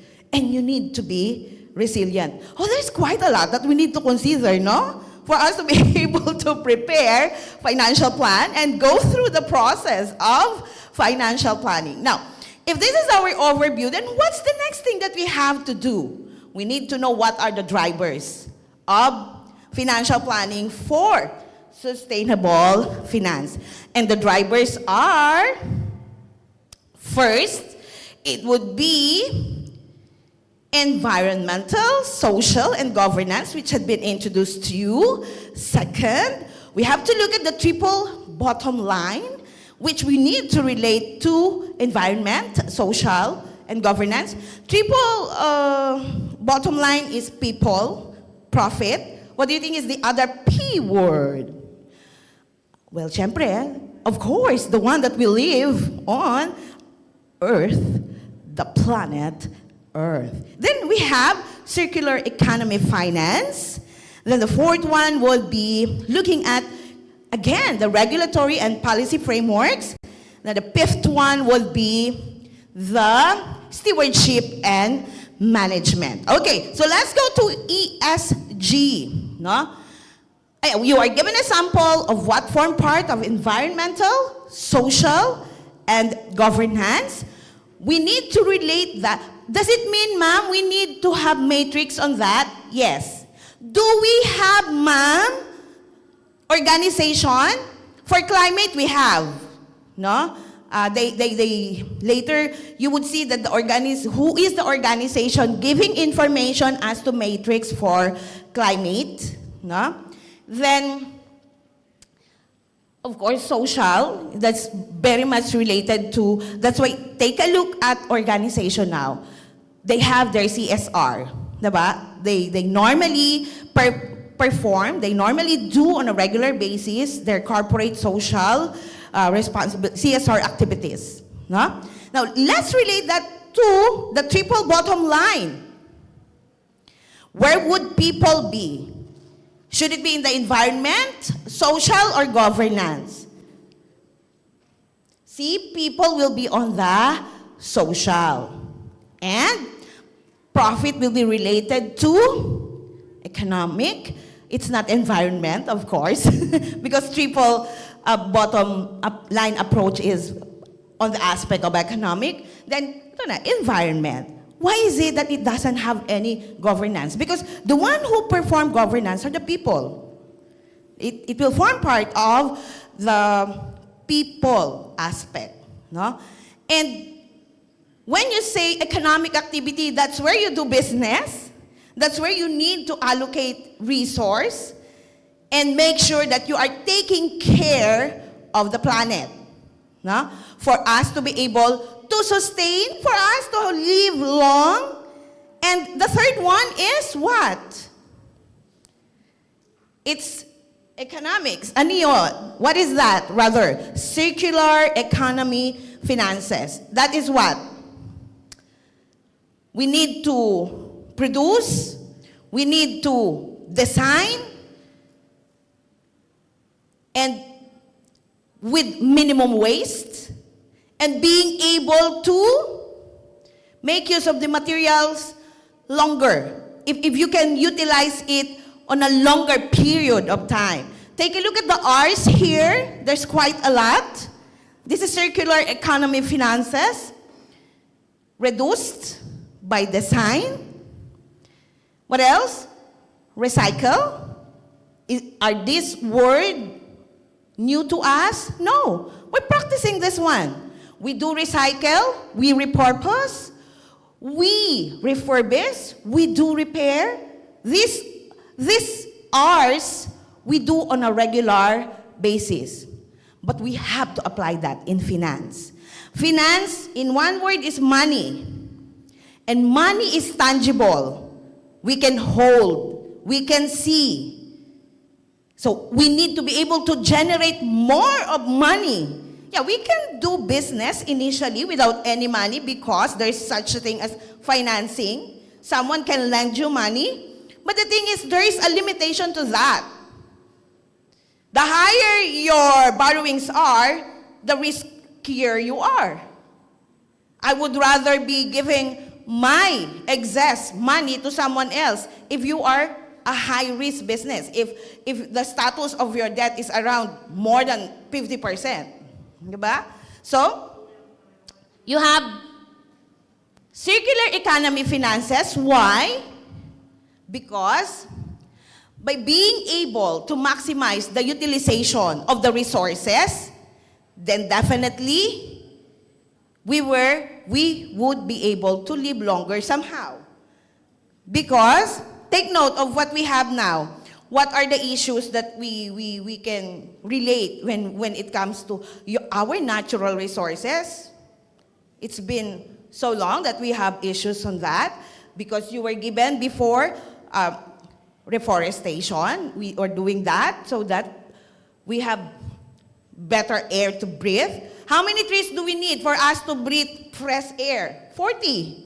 And how many we are in this room? So how many trees do we need for us to breathe fresh air if we have 40 trees per person? See? So it's really challenging, right? For us to live longer, right? Then, after looking at circular economy finances, let's go now to the regulator. What is the role of UNEP? Of course, when you say UN, United Nations, no? They're the ones who would normally give us the framework. What type of framework are they going to give us when you say United Nations for responsible banking, and PRI is actually related to United Nations as well, no? But this one is responsible investment. They are the ones who would give us the framework. Then the next two would be the regulators. These are the regulators in the Philippines for business organization, the Securities and Exchange Commission. Although all countries have their Securities and Exchange Commission, then with us, we have the Bangko Sentral ng Pilipinas. They're the one regulating our finances. Then after, we have Green Finance Initiative. They're the ones who would give us the principles to follow to be able to implement sustainable finance well. And Global Reporting Initiative and your Task Force in Climate-Related Financial Disclosure. These are the organization that's actually looking at reporting requirements, meaning they're the ones who give us the standard, the disclosure, when we need to report our financial information on sustainability, okay? Aside from SASB, but that's in accounting already.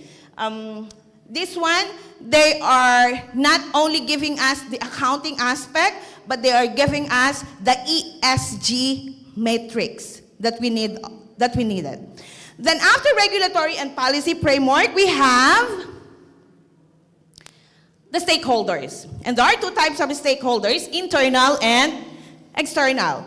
Our internal are the employees, the board of directors, the shareholders, then customers, suppliers, and government and regulatory bodies are external. Then the internal stakeholders, their functions are, for employees, they would actually be involved in data collection and reporting. For the board of directors, they would do the oversight and the strategic decision, and as to the direction of the organization, they're directly involved, no, in the financial planning. And also, the question is, who would do the tasks of financial planning? Of course, your CFO, those in the finance department. Controllership and finance unit are two separate units in any organization, and financial plan is part of the CFO tasks. Then, external would be what's the role or what would be the outcome with regards to the customer.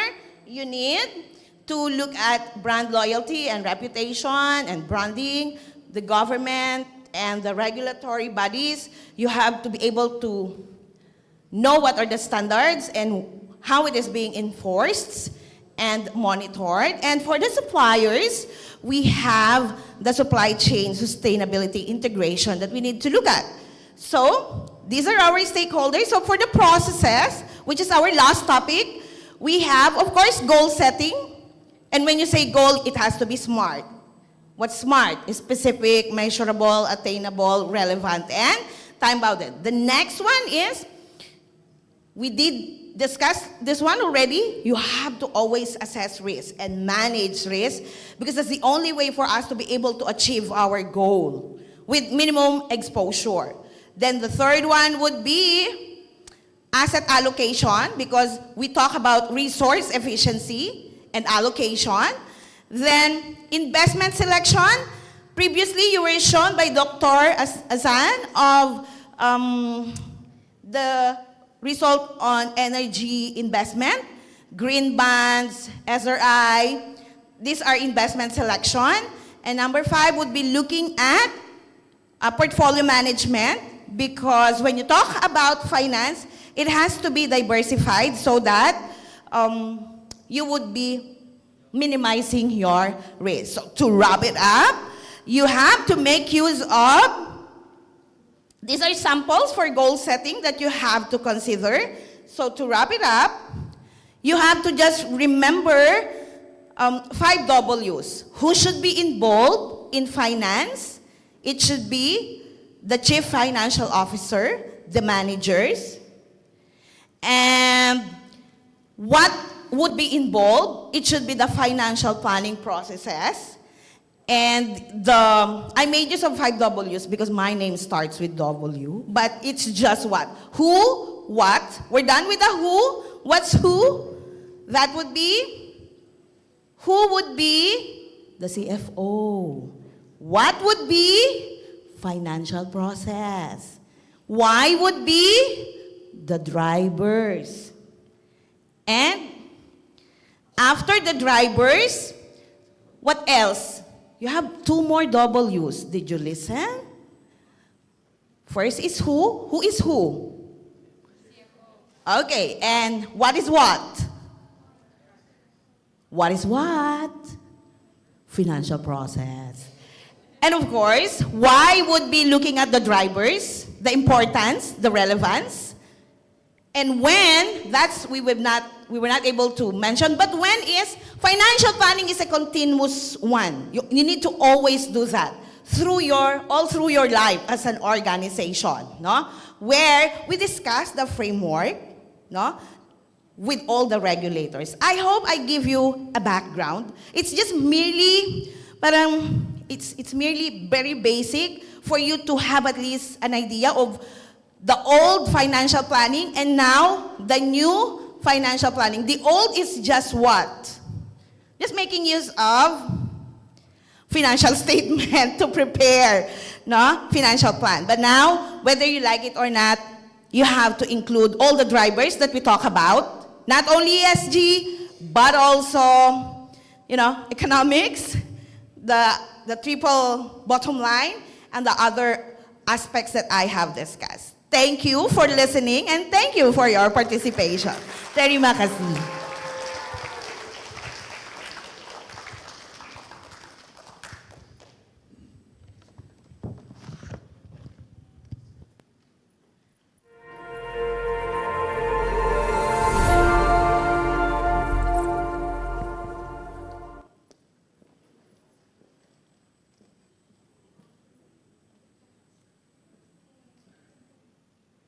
Thank you, Ms. Winnie C. Villanueva, for sharing your expertise in this session.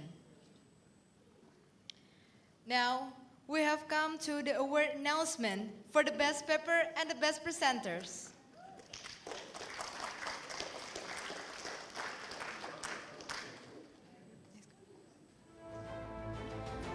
For the best paper of International Conference on Economic and Business 2023 goes to Dr. Kumara Aji Kusuma, SFIE, is SEFP.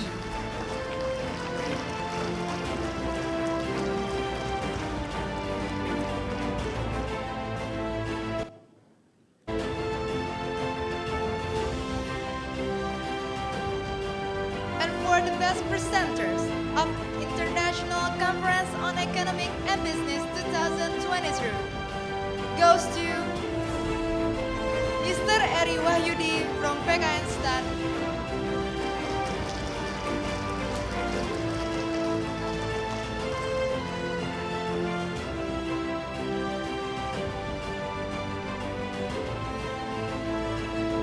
Congratulations to all the winners. And now, I would like to invite all the winners to come to the stage to receive the award.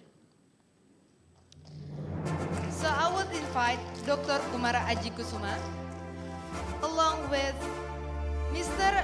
Eri Wahyudi from PKSA. But since Dr. Kumara is not with us right now, I would like to call Miss Sekar for being his delegates today. Also, I would like to invite Mr. Tohirin and Mr. Edi Setiawan to give the awards to the winners.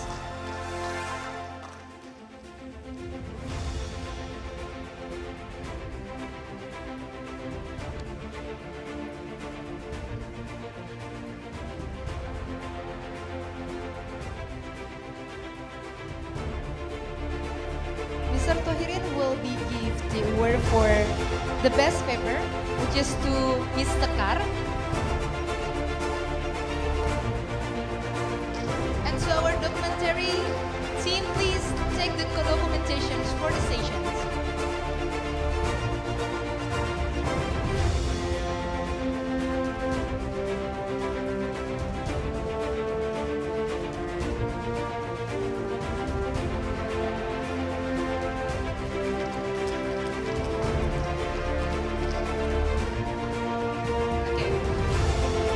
We come forward to Mr. Edi Setiawan to give the award for the best paper to Mr. Kumara, each delegated by Ms. Sekar.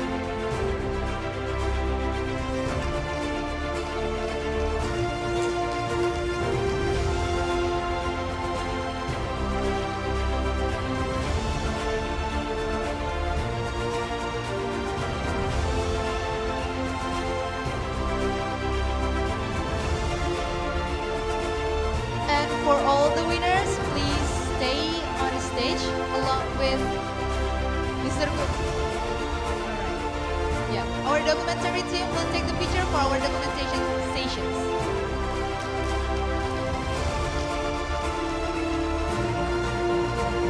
To all the winners and Mr. Edi Setiawan and Mr. Tohirin, you may return to your seat.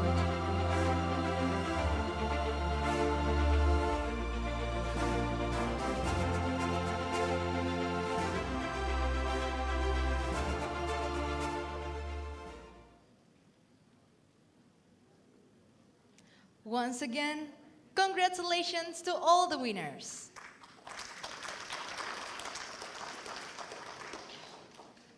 Finally, ladies and gentlemen, we come to the very last agenda.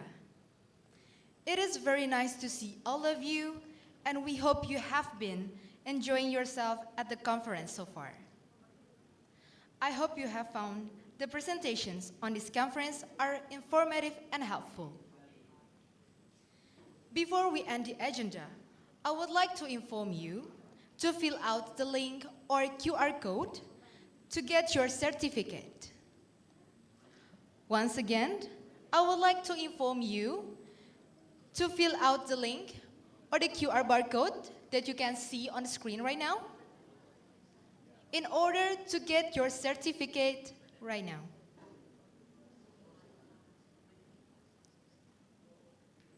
And now, to end the day, I will leave you with the quote by Stewart Brand, an author and informative, innovative thinker, who once said, "We can see the past but not influence it. We can influence our future but not see it." Let us all be guided by all the things we have learned and heard throughout the conference and be able to influence our future.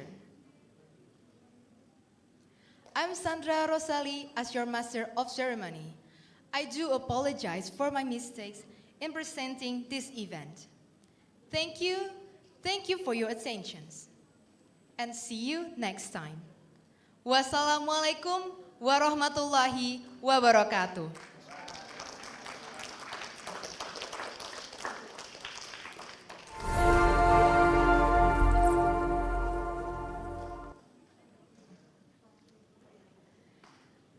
Okay.